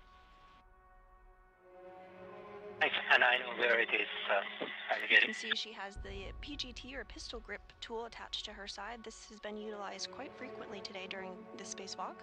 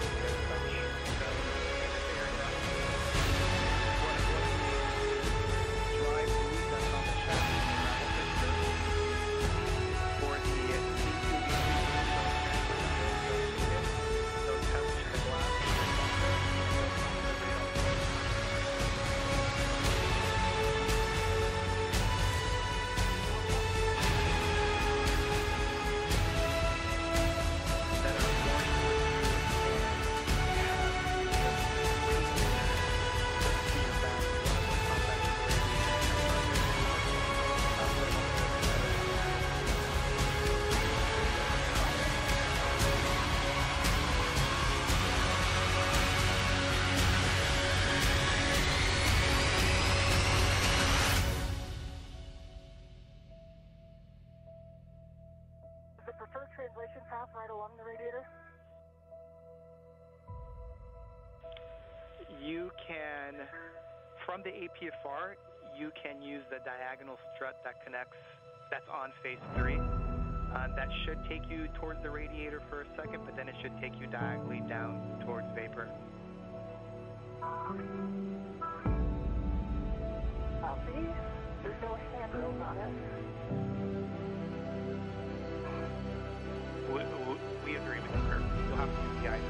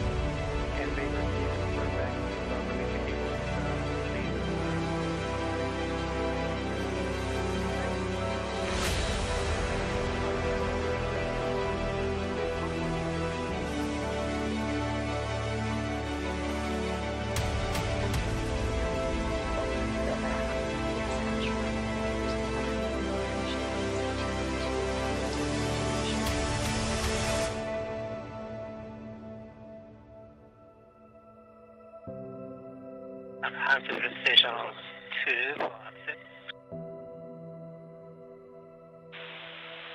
Good. Speed as they come over? Enough, I'm clear. So this might be an issue with the receptacle size because this cassette I could install to slot Bravo and Charlie, and I could feel when the connector has been made. However, on the alpha slot, I don't feel that. So I guess this cassette is also, this cassette can be installed onto the alpha slot. How copy? We copy and we observed the same thing from the ground. Is something alpha receptacle copy? So I don't know if it makes any change, but if we could, I'm not sure. So if we could swap the receptacle size, I don't know if it's possible or not, but I don't know what you guys think about it.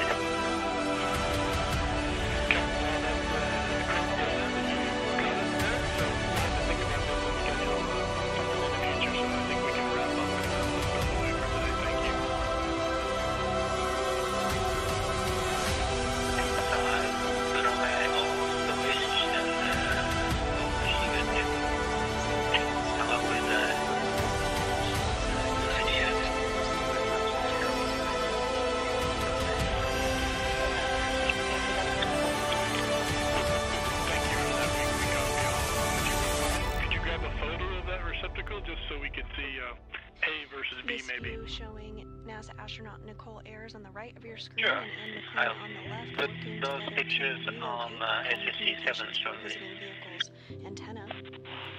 Copy, thank you.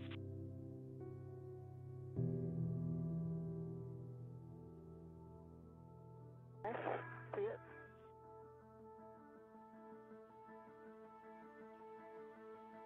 Stop, please.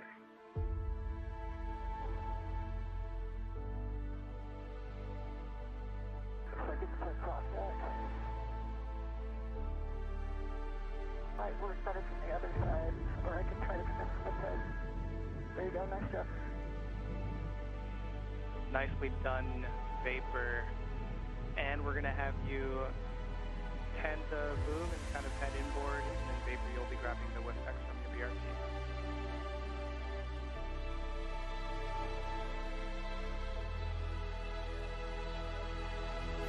And as you can tell on your screen, and McLean is holding that boom. They did successfully remove it from its current location. They're going to be moving it 1.5 feet over.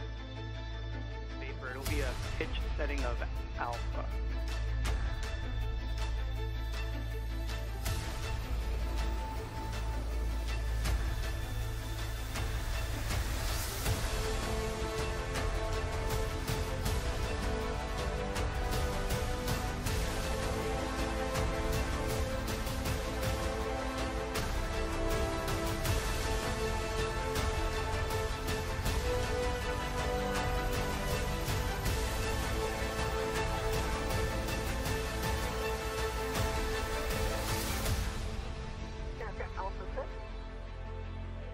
Copy. Alpha clocking is going to be 3, which is just pointing towards, and the same with 17.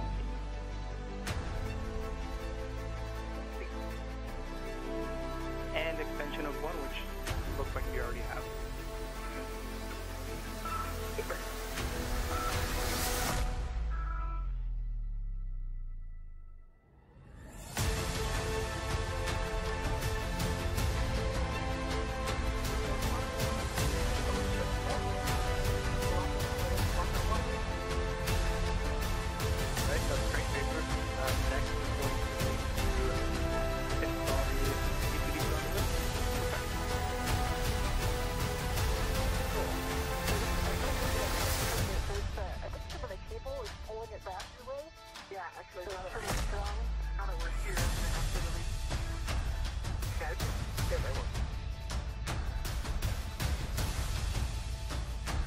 If you're just joining us this morning, we are 3 hours and 21 minutes into the 275th spacewalk in support of space station maintenance, assembly, and upgrades. NASA astronauts Ian McLean on the left of your screen and Nico Harris on the right of your screen are working to relocate a common communications for visiting vehicle antenna. Pointed at, which looks like it is. By moving the antenna over 1.5 feet, it will ensure better redundancy for the visiting spacecraft arriving to the International Space Station.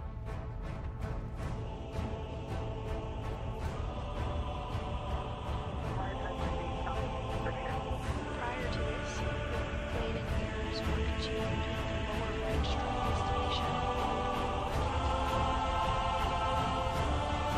getting higher readings of the C2 relocation tasks. Stop for the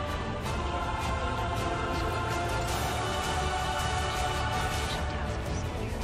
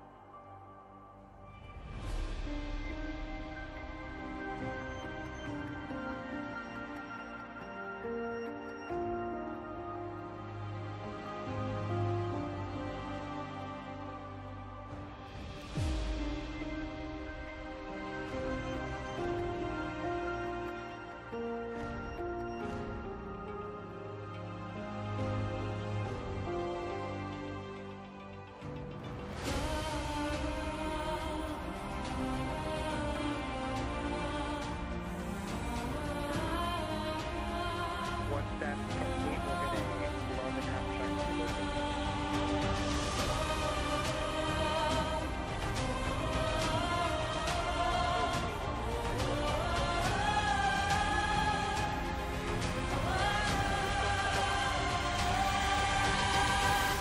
The bomb's getting worn a little bit, but it doesn't look any more serious. That happens.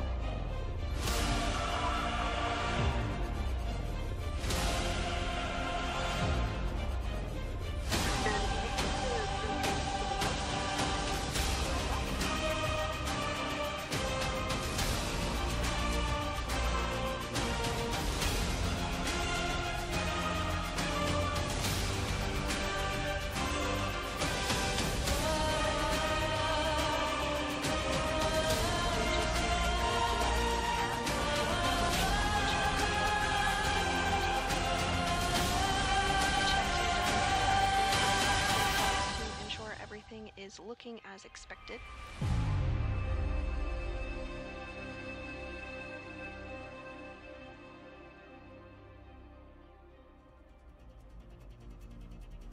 We are in another loss of signal period. While we will have communications with the crew, we will not have video of them again for about 36 minutes. Now approaching the 3-hour and 30-minute mark in today's spacewalk. And we're just back with you after a 20-second handover.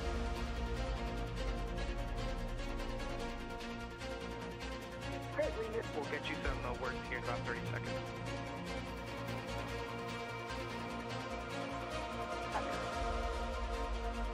Copy, I'm going to cap check.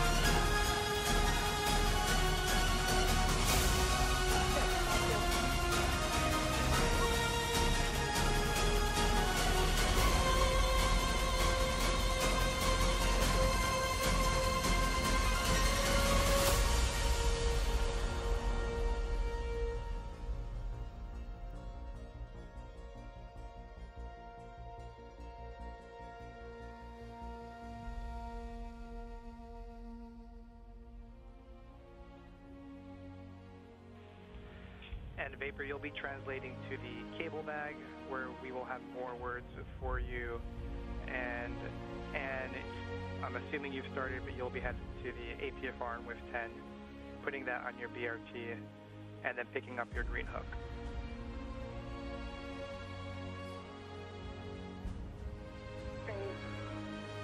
Love you. And just for the both of you, we are in a KU loss of signal for the next about 30 minutes, so we do not have video.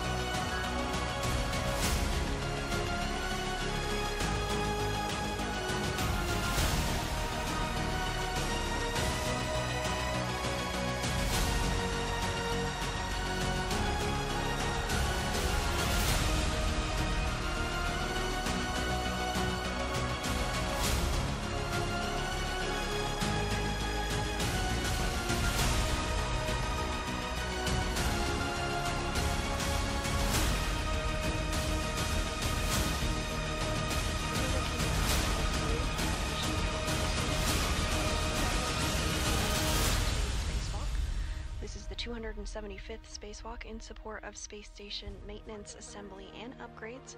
NASA astronauts Anne McClain and Nicole Ayers have successfully built the upper triangle portion of the modification kit ahead of upcoming future International Space Station rollout solar array installation.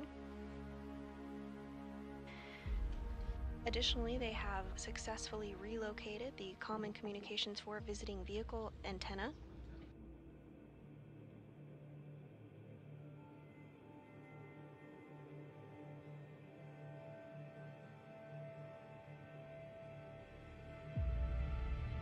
At this point, the team on the ground is discussing next steps for cleanup tasks for McClain and Ayers to complete. Translate port to the Cedar Cart, but first you're going to pick up your green hook, just nadir of the FHRC.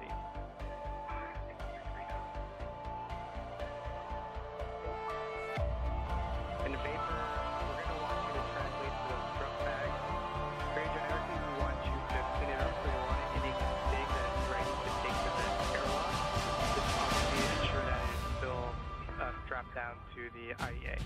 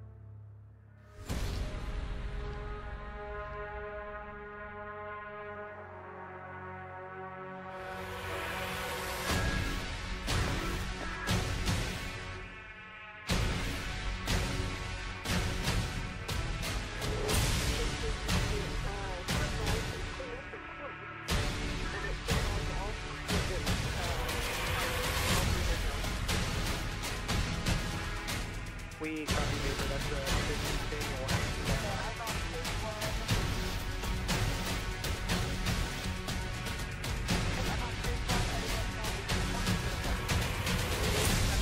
Copy that. Port Cedar Cart with 03, upper left-hand corner.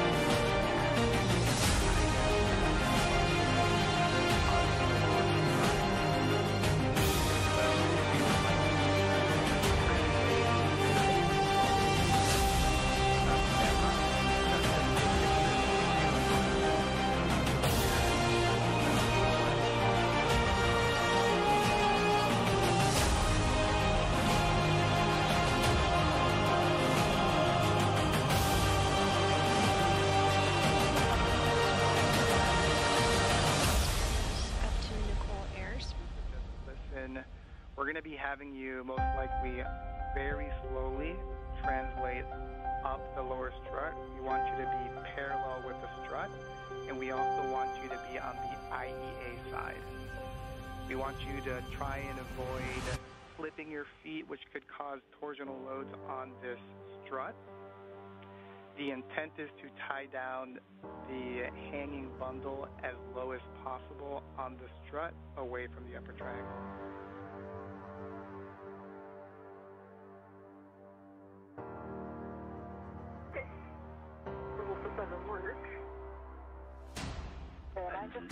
Not yet, Vapor. And copy ad. You're at the Swift 3 upper left-hand corner. It'll be clocking at 6, Papa Hotel 12.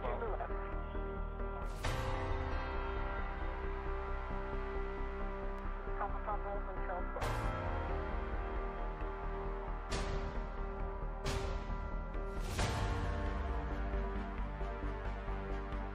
And with those words up to NASA astronaut Nicole Ayers discussing the next steps of today's procedures to clean up the ROSA cables. Handrails on the podcast are illegal. Ayers will also work to ensure that the bundle is tied down in the lower strut as it Minimize load. Meanwhile, NASA astronaut Ian McLean is working to install the articulating portable foot restraint in a different location on the International Space Station.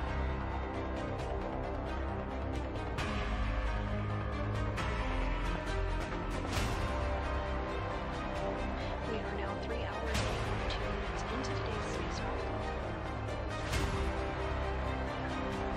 McLean and Ayers successfully built and installed the upper triangle of the mapping laser on the navigation console with the right struts on the location. Following this, the antenna relocation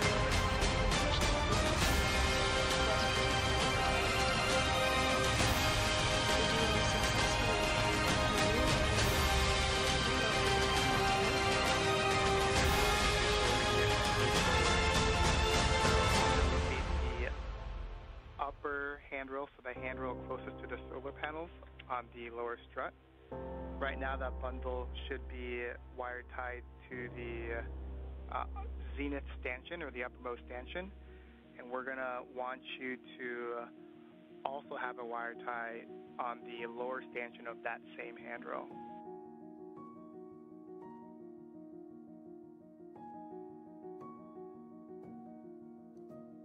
I see that the right upper handrail already has the cable wire tied to it, so you just want me to add a second one to bundle the cable bundle to the bottom handrail. Those are good words, Vapor, and you have to go to proceed.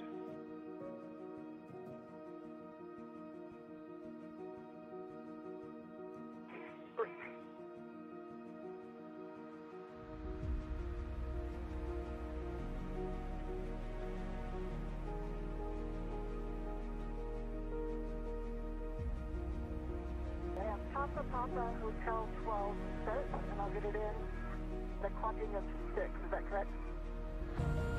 Those are good words, Dan.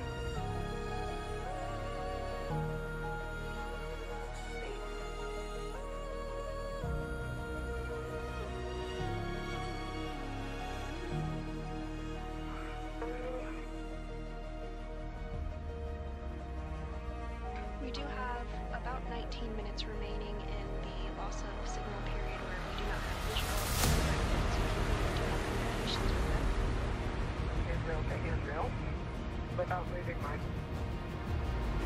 At this time, NASA astronaut Nicole Ayers is back at the modification kit zone, which is the 2A location of the International Space Station. She's currently stepping through procedures to pull out some of the cables that were left out following the prioritization of the C2E2 antenna location. By tying down the bundle on the lower strut portion of the modification kit, this is being done as a precautionary measure.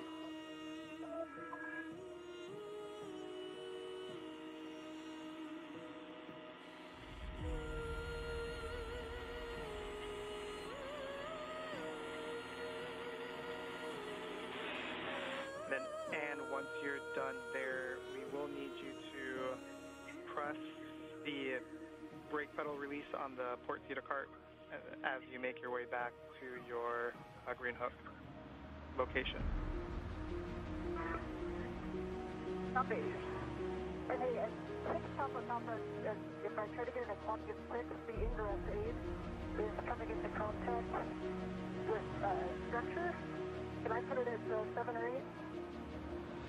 Checking.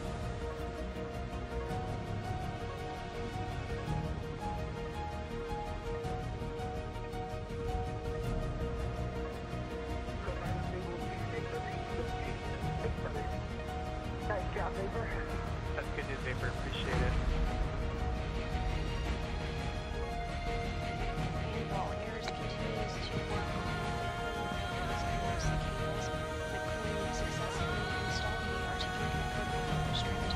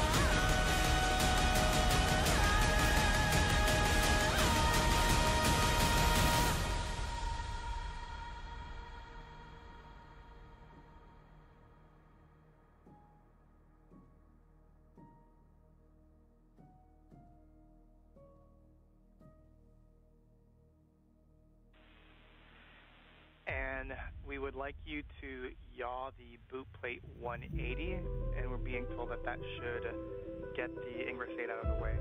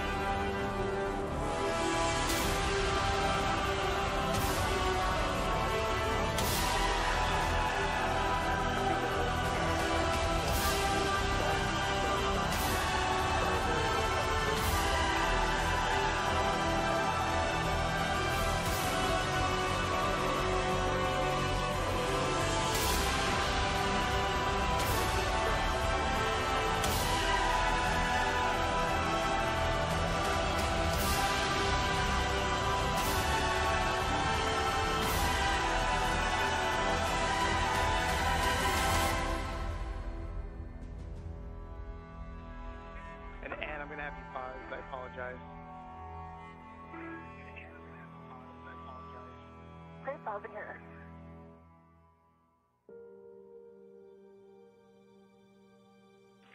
And Anne, can you confirm that your camera is in the bag, cable bag?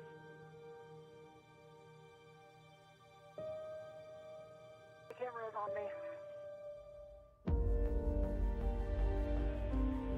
So we'd like you to take a picture of the final configuration where you drop off the APFR.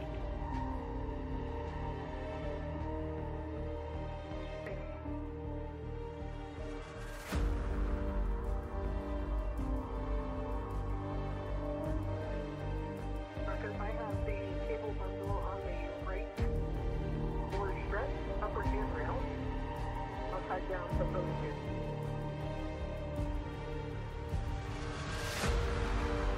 Copy and Vapor, did you use one of your wire ties or was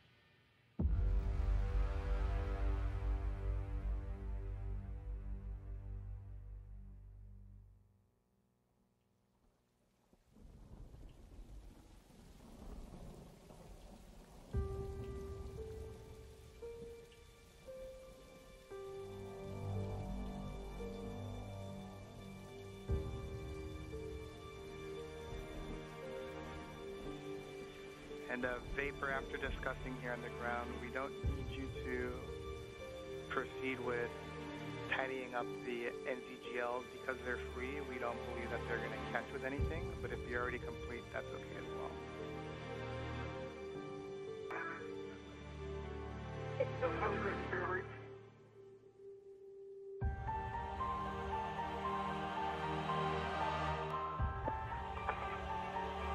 Copy, vapor, we'll get you moving.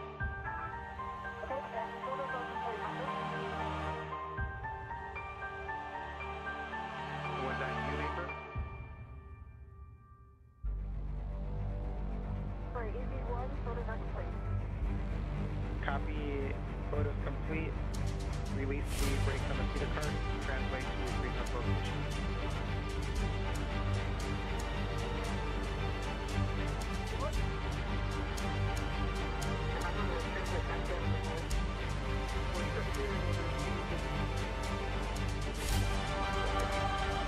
Copy, vapor. You can translate to the cable bag.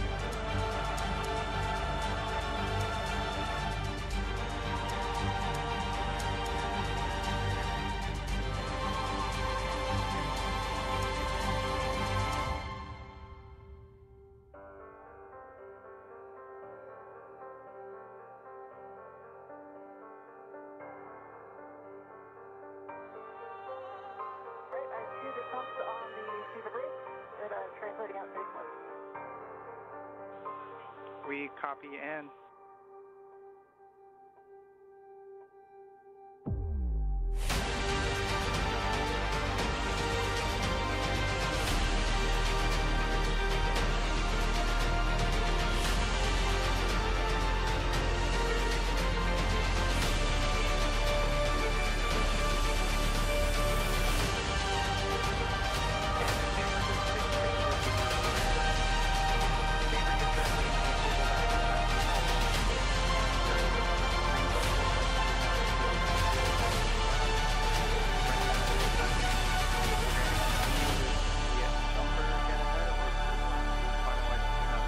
back into the airlock.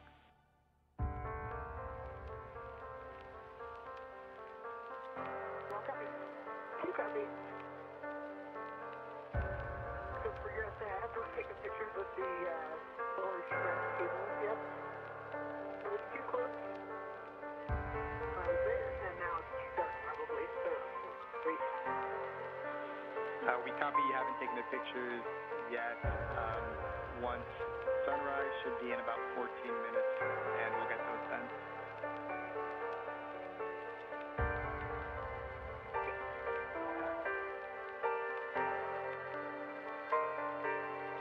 Not that small bag, but I realize that once I can open up these,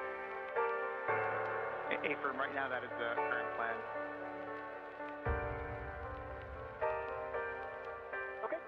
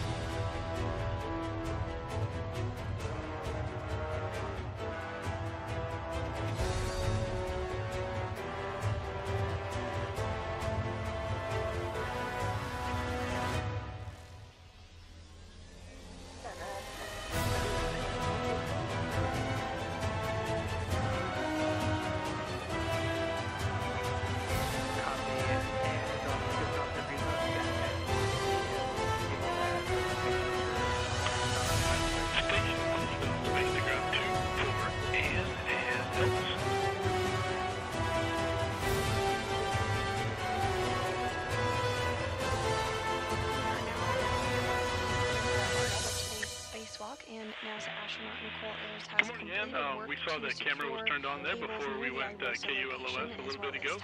We wanted to get one Delta to you today. We wanted to swap the media bags that we're using to a different one. I've got that information when you're ready. Resend it. Okay, the ground teams have seen some optimal growth on the ground samples, so we'd like to switch from the dilution media 1 and instead use Corellia 2. So a procedure that would be just changing parameters from 2 to parameter 4. So if you keep it up as G, we want to get Elvis media bag Corellia 2.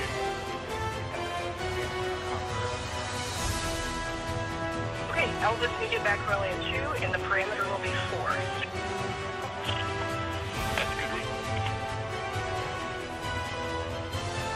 And I'm kind of waiting until right before KU comes back to retrieve the sample out of the mouthpiece so that when KU comes back, I'll be ready to go with you guys on the G.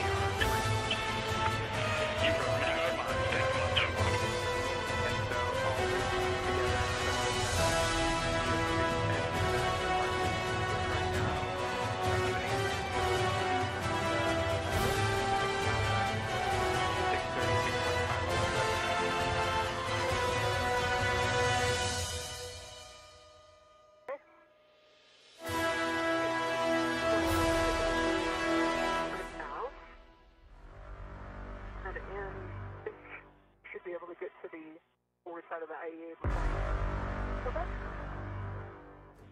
Or maybe recovery. Yeah, And you may have mentioned it and I missed it. Just ensure that your gauntlets are down prior to crossing the stars.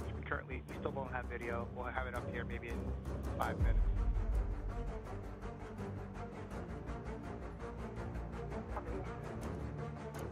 And my green has is on 3652.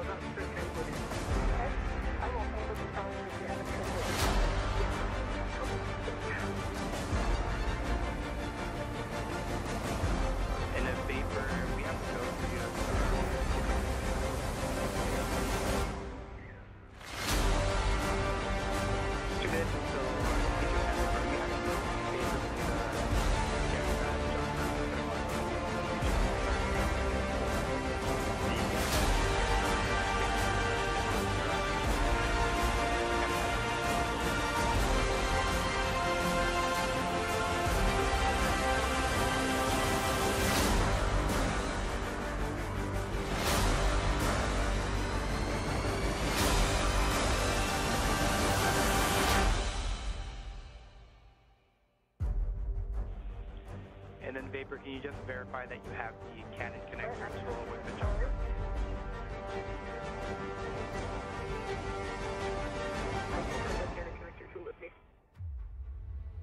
I didn't expect anything else. Thanks, Vapor.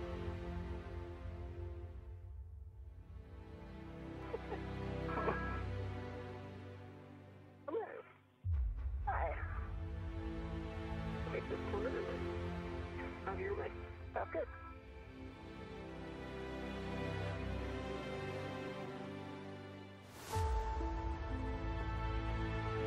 And Vapor, my guess is you're doing this, but just to give you words, you'll be translating to your work site via the radiator side of the IEA, so yeah, kind of left side to get into that side.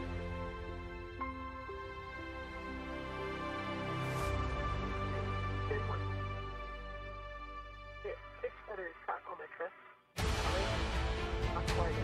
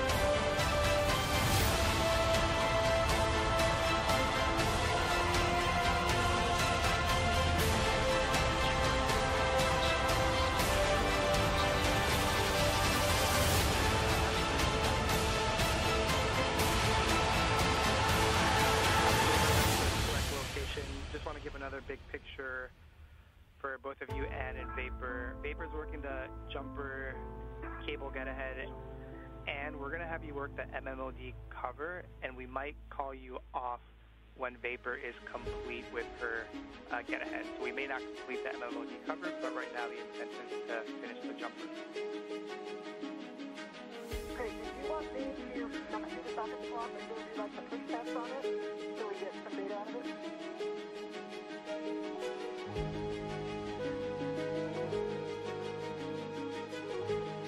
And we prefer the socket swap right now, and then you're going to get the data. And Vapor, I'm back with you. You're at the correct location. I heard 158, 157. Next to your tether to those coming out.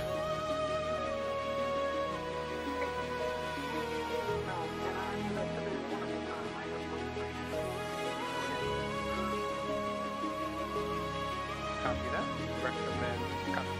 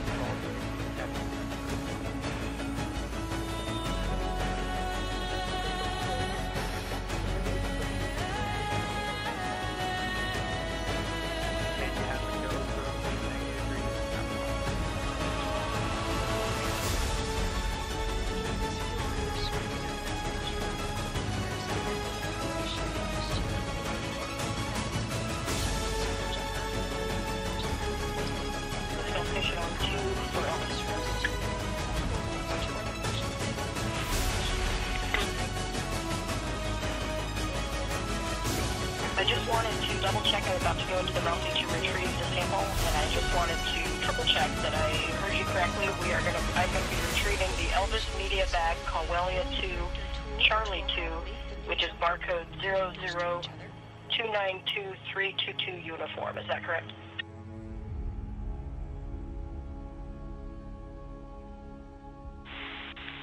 That's a good read-in. That's the one. Marcus, I have a 716 swallow socket. Copy. Put that in work now. And are we going to be jumping over to 3 or 4 for the ops? And copy, and next will be... We'll take you up on that. We'll take space to ground 3. Relocation, and let me know if you need words. Okay, I'll go retrieve the media bag, and I will meet the team on 3 at the LSG here in a couple minutes. Copy. I know we can cut down the inside and then translate out. And that is not adding handrails to my number. And we concur.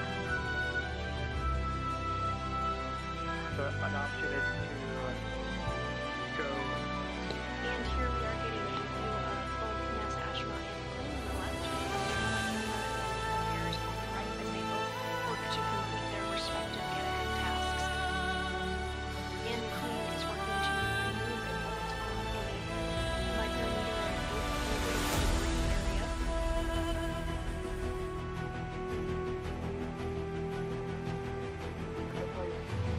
I know,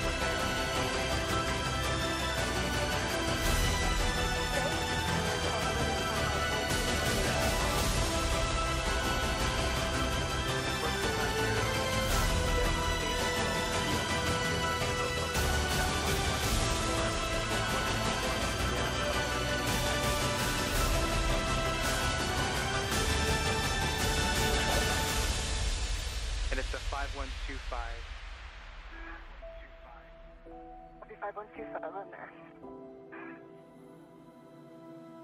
Marcos, I've got the P158 needed to J158.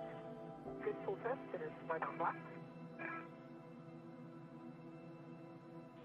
And we copy Vapor, you have a go to continue with 157. Okay, Marcus, I am VOC'd to 5125. And the hand in the middle of the shield. And AIRS is working to make those new jumper connectors. You're going to press inward on the MMOD covered. So center between the micro squares like you have between the rivet lines. And then we'll ask you to describe the reaction. Okay, let me do a little bit more if I'm going to get centered on those rivets. Copy.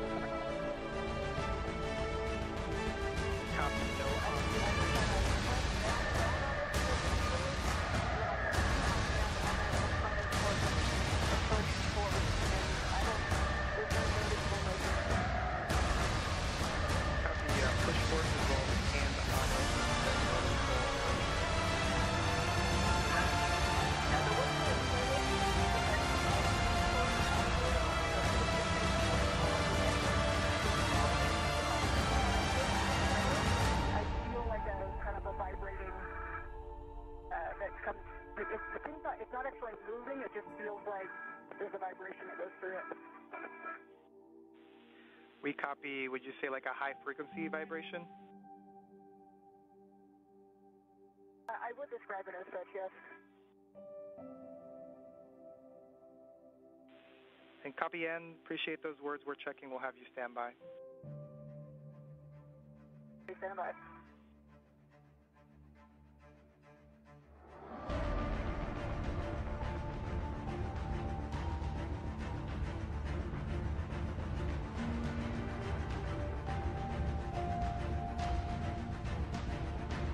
Vapor, just as a reminder, because I did not give it to you on the E-mated cannon connectors, we don't want you to rotate the collar or manipulate the cable or the connection using the collar or the connector. And the hook on the inner connector cap interfering with taking it off, so I'm swapping over to one of my reds. Leave some room here. Vapor, we copy it, you have a go, and Vapor, we have video back. And NASA astronaut Ann McLean is working through procedures to inspect the MMOD cover. She reported out her findings to the team here on the ground, who are discussing.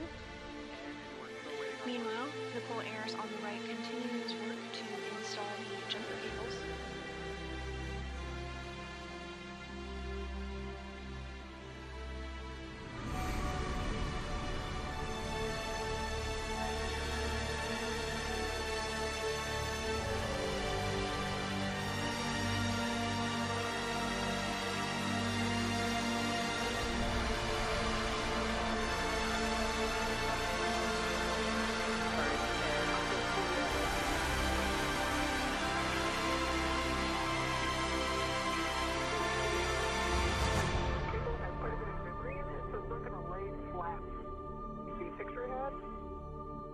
It's kind of to go up and around.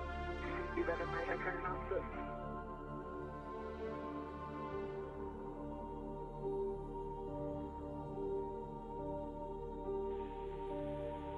And Vapor, we have a good view on your heck. We see it, and we might need to use a wire tie to secure that. After the installation. And we have a...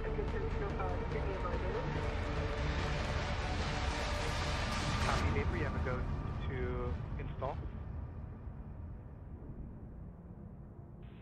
And we have a go to proceed with you. So first is going to be to inspect the base of the Volt 3 microsquare.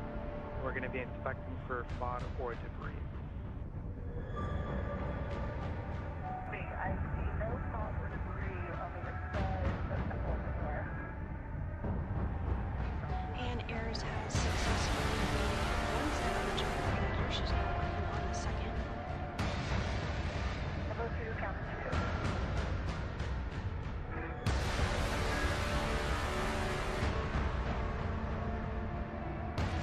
Meanwhile, this astronaut and McLean on the left of your screen is going to utilize the pistol grip tool for the next set of procedures for the bolt release.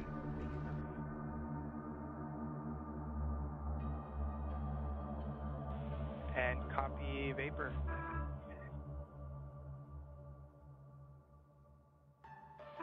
And we're discussing whether or not we need to tie down that jumper.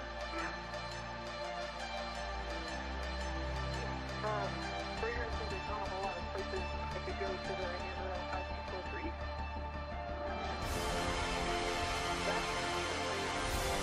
And vapor, we like that location.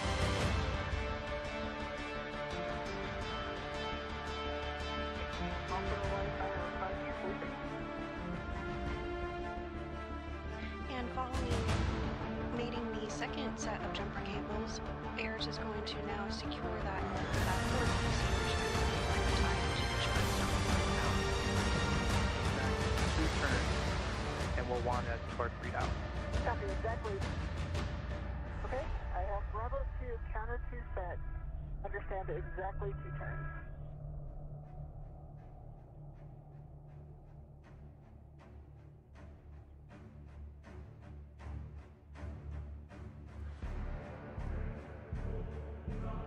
There's exactly 2 turns on Volt 3. It did not release. Copy 2 turns, and we'll get your torque reading. Torque was 0.5.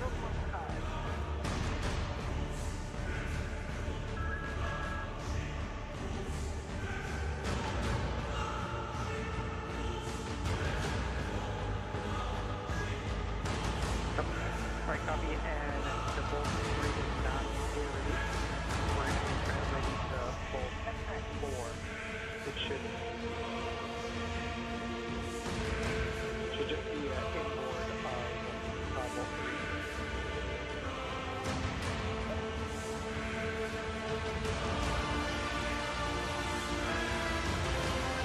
Once you're at Volt 4, you have to reset your speed power so that you can clear the torque reading from your PGT. Okay. Good. McLean now translating to another bolt location.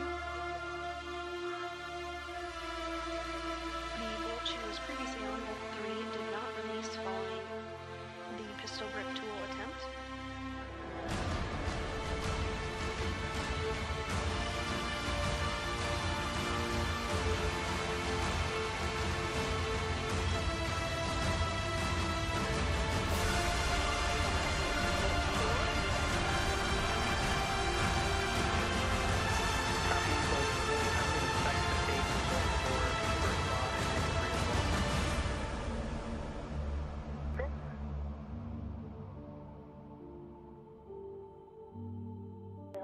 No debris or FOD in Volt 4.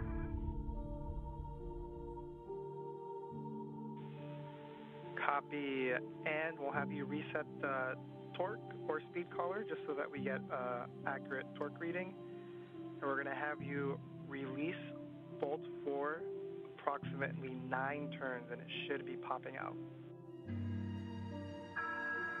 turns. And this view of NASA astronaut Nicole AIRS as she works to secure that cable there with a wire tie following the successful mating and connection of jumper cables to provide power from the P6 truss to an acceptable voltage for the Russian segment of the International Space Station.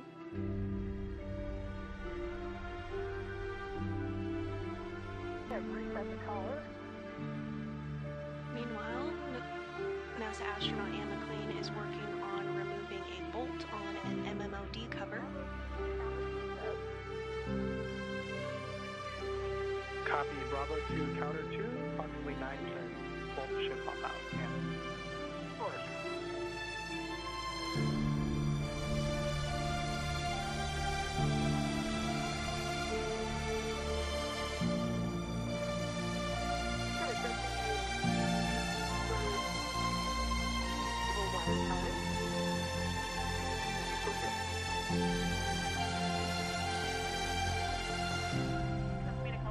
And Vapor, that looks good.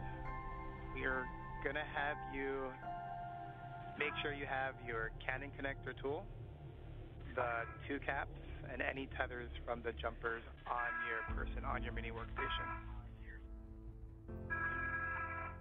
Okay. And Marcos, I did exactly 9 turns. It popped out at 8, and it has a 5.0 torque. Copy, the bolt popped out. 8 turns, 5.0 on torque. We'll have you translate to bolt 1. Copy, bolt 1. Which should be just nadir. I see both. Yeah, I need to go back out just to get my safety tether straight. I've got both the jump holes, both Canon connector caps, and the tool all on my mini. Copy, Vapor, you can start translating back towards the cable bag. And with that, NASA astronaut Nicole Ayers is going to make her way back to the cable bag following the successful installation of the DDCU jumper cable, which will provide power from the P6 truss to an acceptable voltage to the Russian segment of the space station.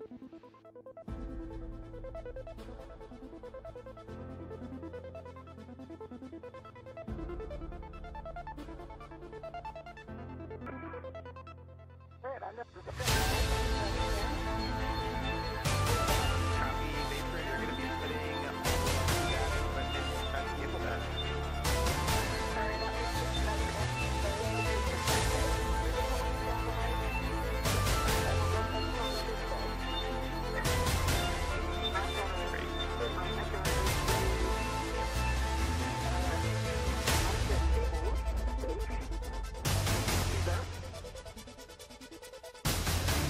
We do, Vapor. We also have John helping us out with the camera, the Jeb, getting a really good view of the Irosa cable.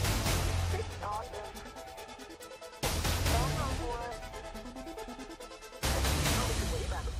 Yeah.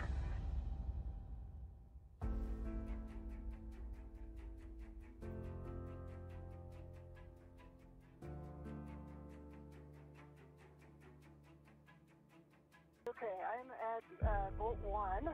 And we are getting a view here of the installation that was completed earlier today of the modification kit. You see that upper triangle that was built and successfully attached to the mass canister, as well as the right struts. And you'll be releasing bolt 1 exactly 2 turns.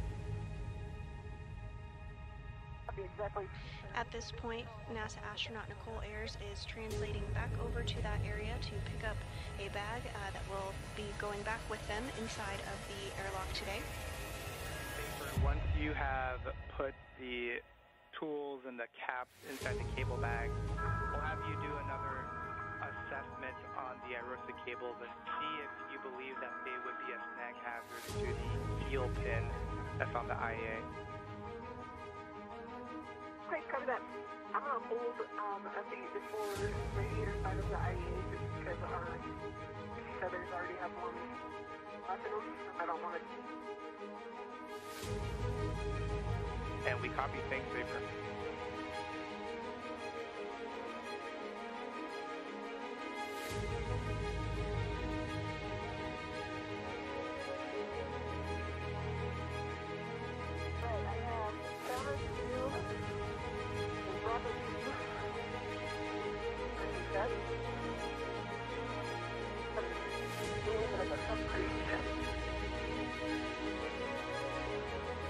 Copy, Bravo 2, counter 2, you'll release bolt 1 exactly after resetting the collar.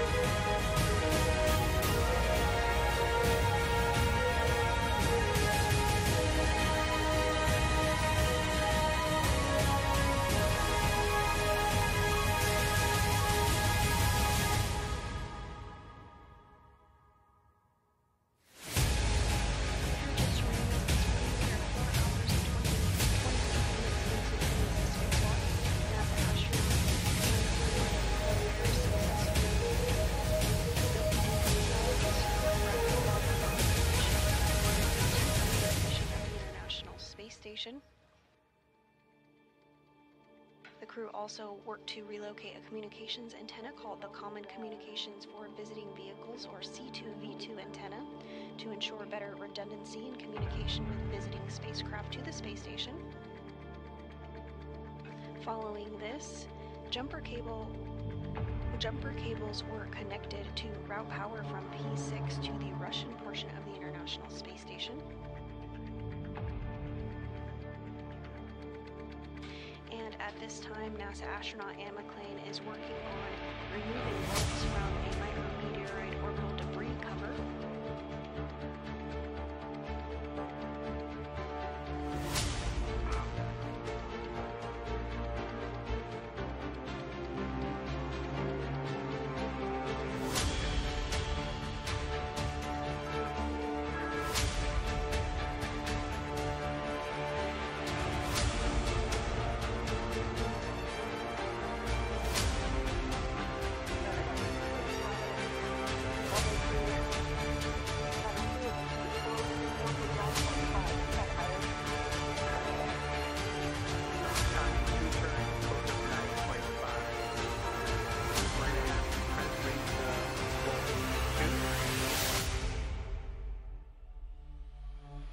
And it'll be similar. You'll inspect the microsphere for cloud debris and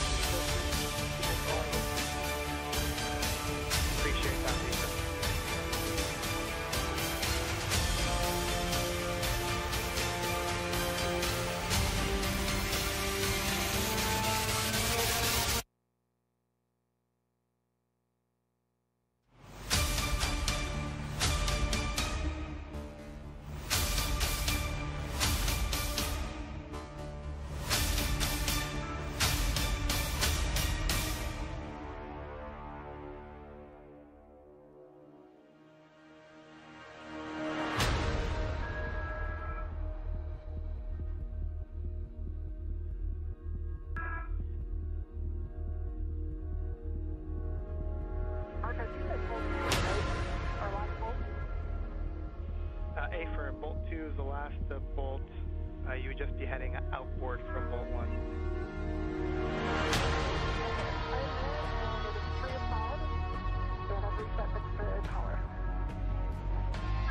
Copy. With the same settings as Bravo 2 counter 2, you're going to release bolt 2 exactly 2 turns. Copy exactly 2.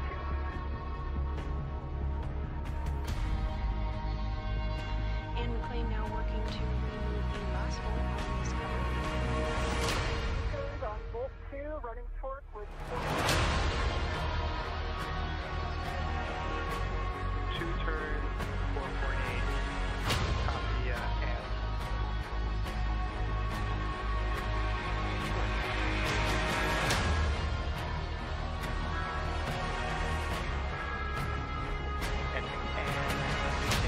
Appreciate the work on that get ahead. We can have you go to get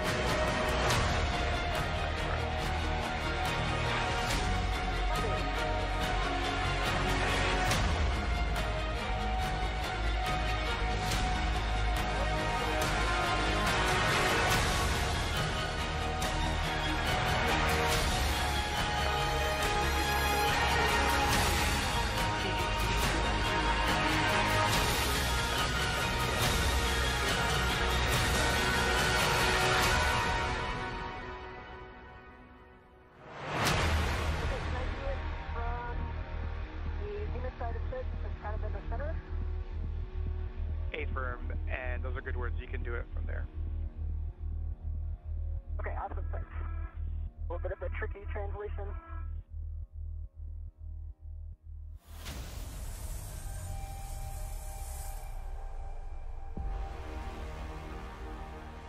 Okay, I am there.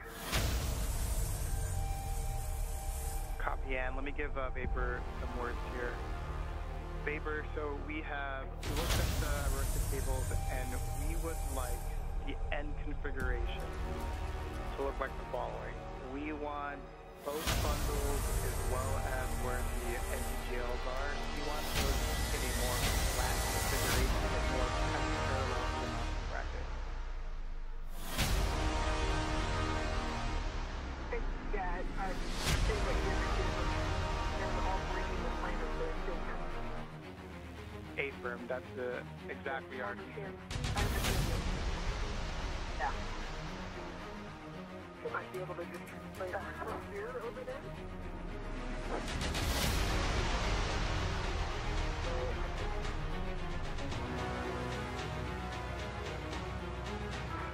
And then Vapor, just a reminder, you can translate on the lower right strut, given the instructions, because for parallel to it, very slowly avoid torsion, but you will not be translating on the mountain side.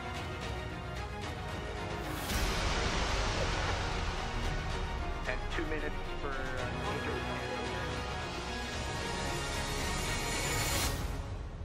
and we are back.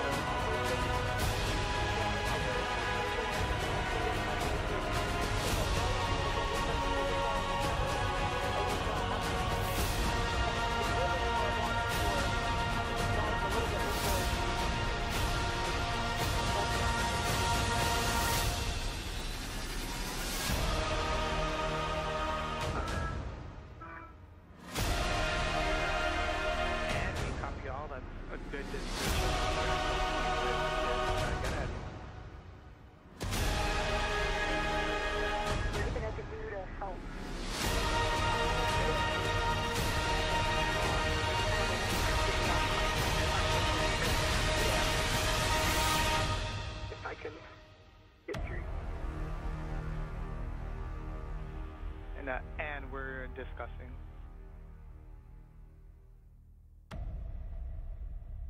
And NASA astronaut Anne McLean successfully removed bolts from that MMOD cover and inspected it, completing that get-ahead task.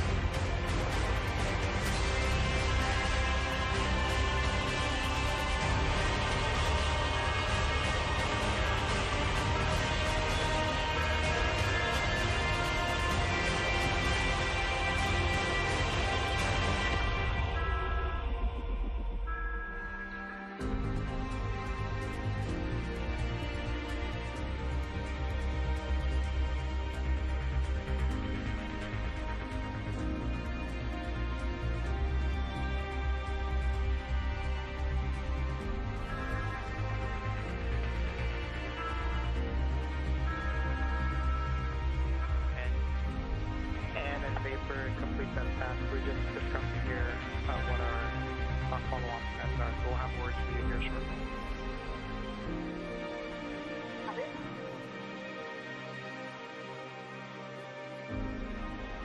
It looks like you can take that bundle to your left and just do one more loop. On the loop end? Yeah. Now, I'm wondering where on the bracket looks like that'll be clear. And now, 4 hours and 40 minutes into today's spacewalk, NASA astronauts Ann McClain and Nicole Ayers successfully completed the lower right strut installation and build of the triangle, which was the minimum configuration for the mod kit for today. Following this, they worked to relocate a common communications for visiting vehicles antenna, completed 2 get-ahead tasks, including a P6 DDC jumper cable connection, as well as removing molds from an MMFDA cover. At this point, NASA astronaut Nicole Ayers is working to reconfigure cables for future IROSA preparation spacewalks.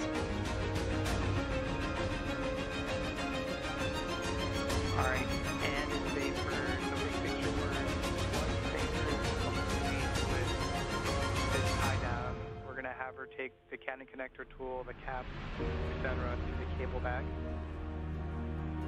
And we're going to have you we know Vapor already did this, we're just going to have you take a look at the strut bag and make sure that it's stitched up and ready to be taken back to the airlock.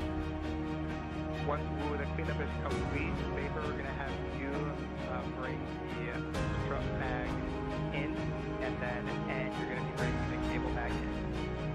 And you're going to be leading the way back. We're going to keep it together.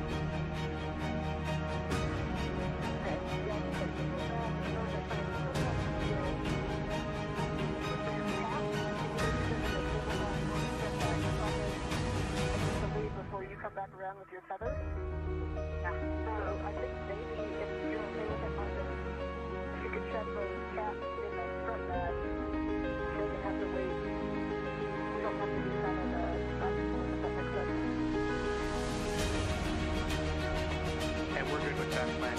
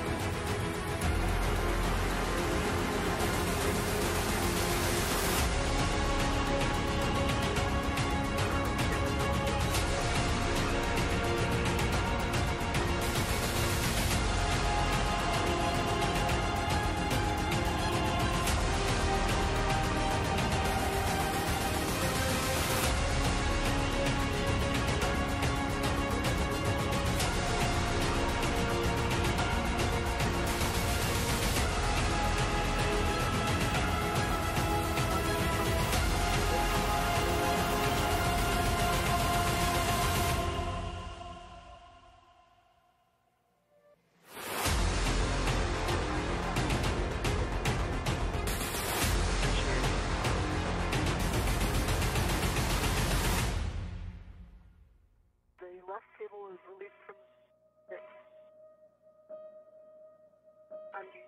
Magnetized on both skins. Right.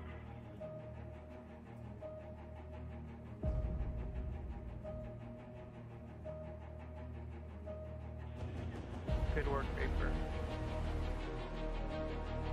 Nicely done.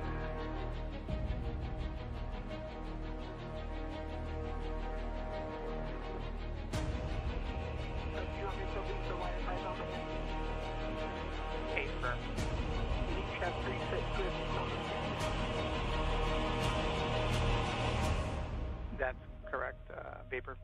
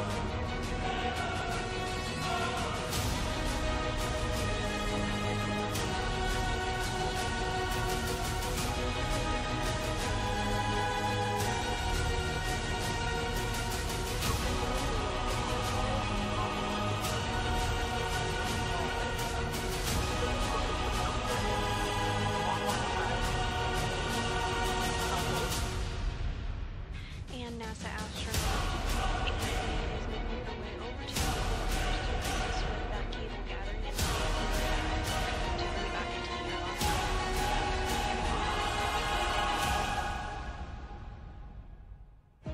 And I'm coming up behind you. Okay. I'm going to try to real quick and then I'll hit him. Right, I see him. Also, right above Anne McLean, she is the astronaut with the red stripes on the left of your screen, is that strap bag that will also be going back inside with the duo this afternoon. Boyner Online hep yeni. Yeni markalar, ürünler ve kategorilerle yepyeni. Hemen Boyner Online'a gel, yenilikleri keşfet. Okay.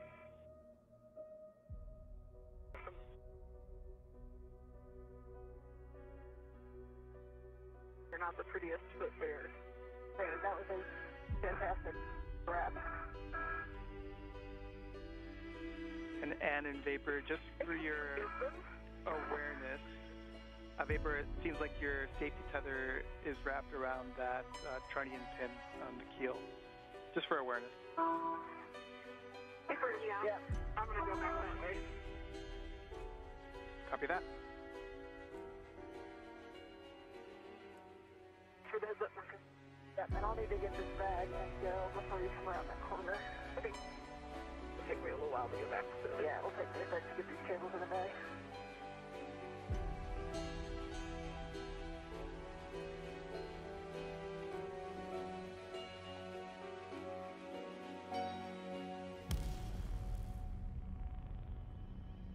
And can you just take a look at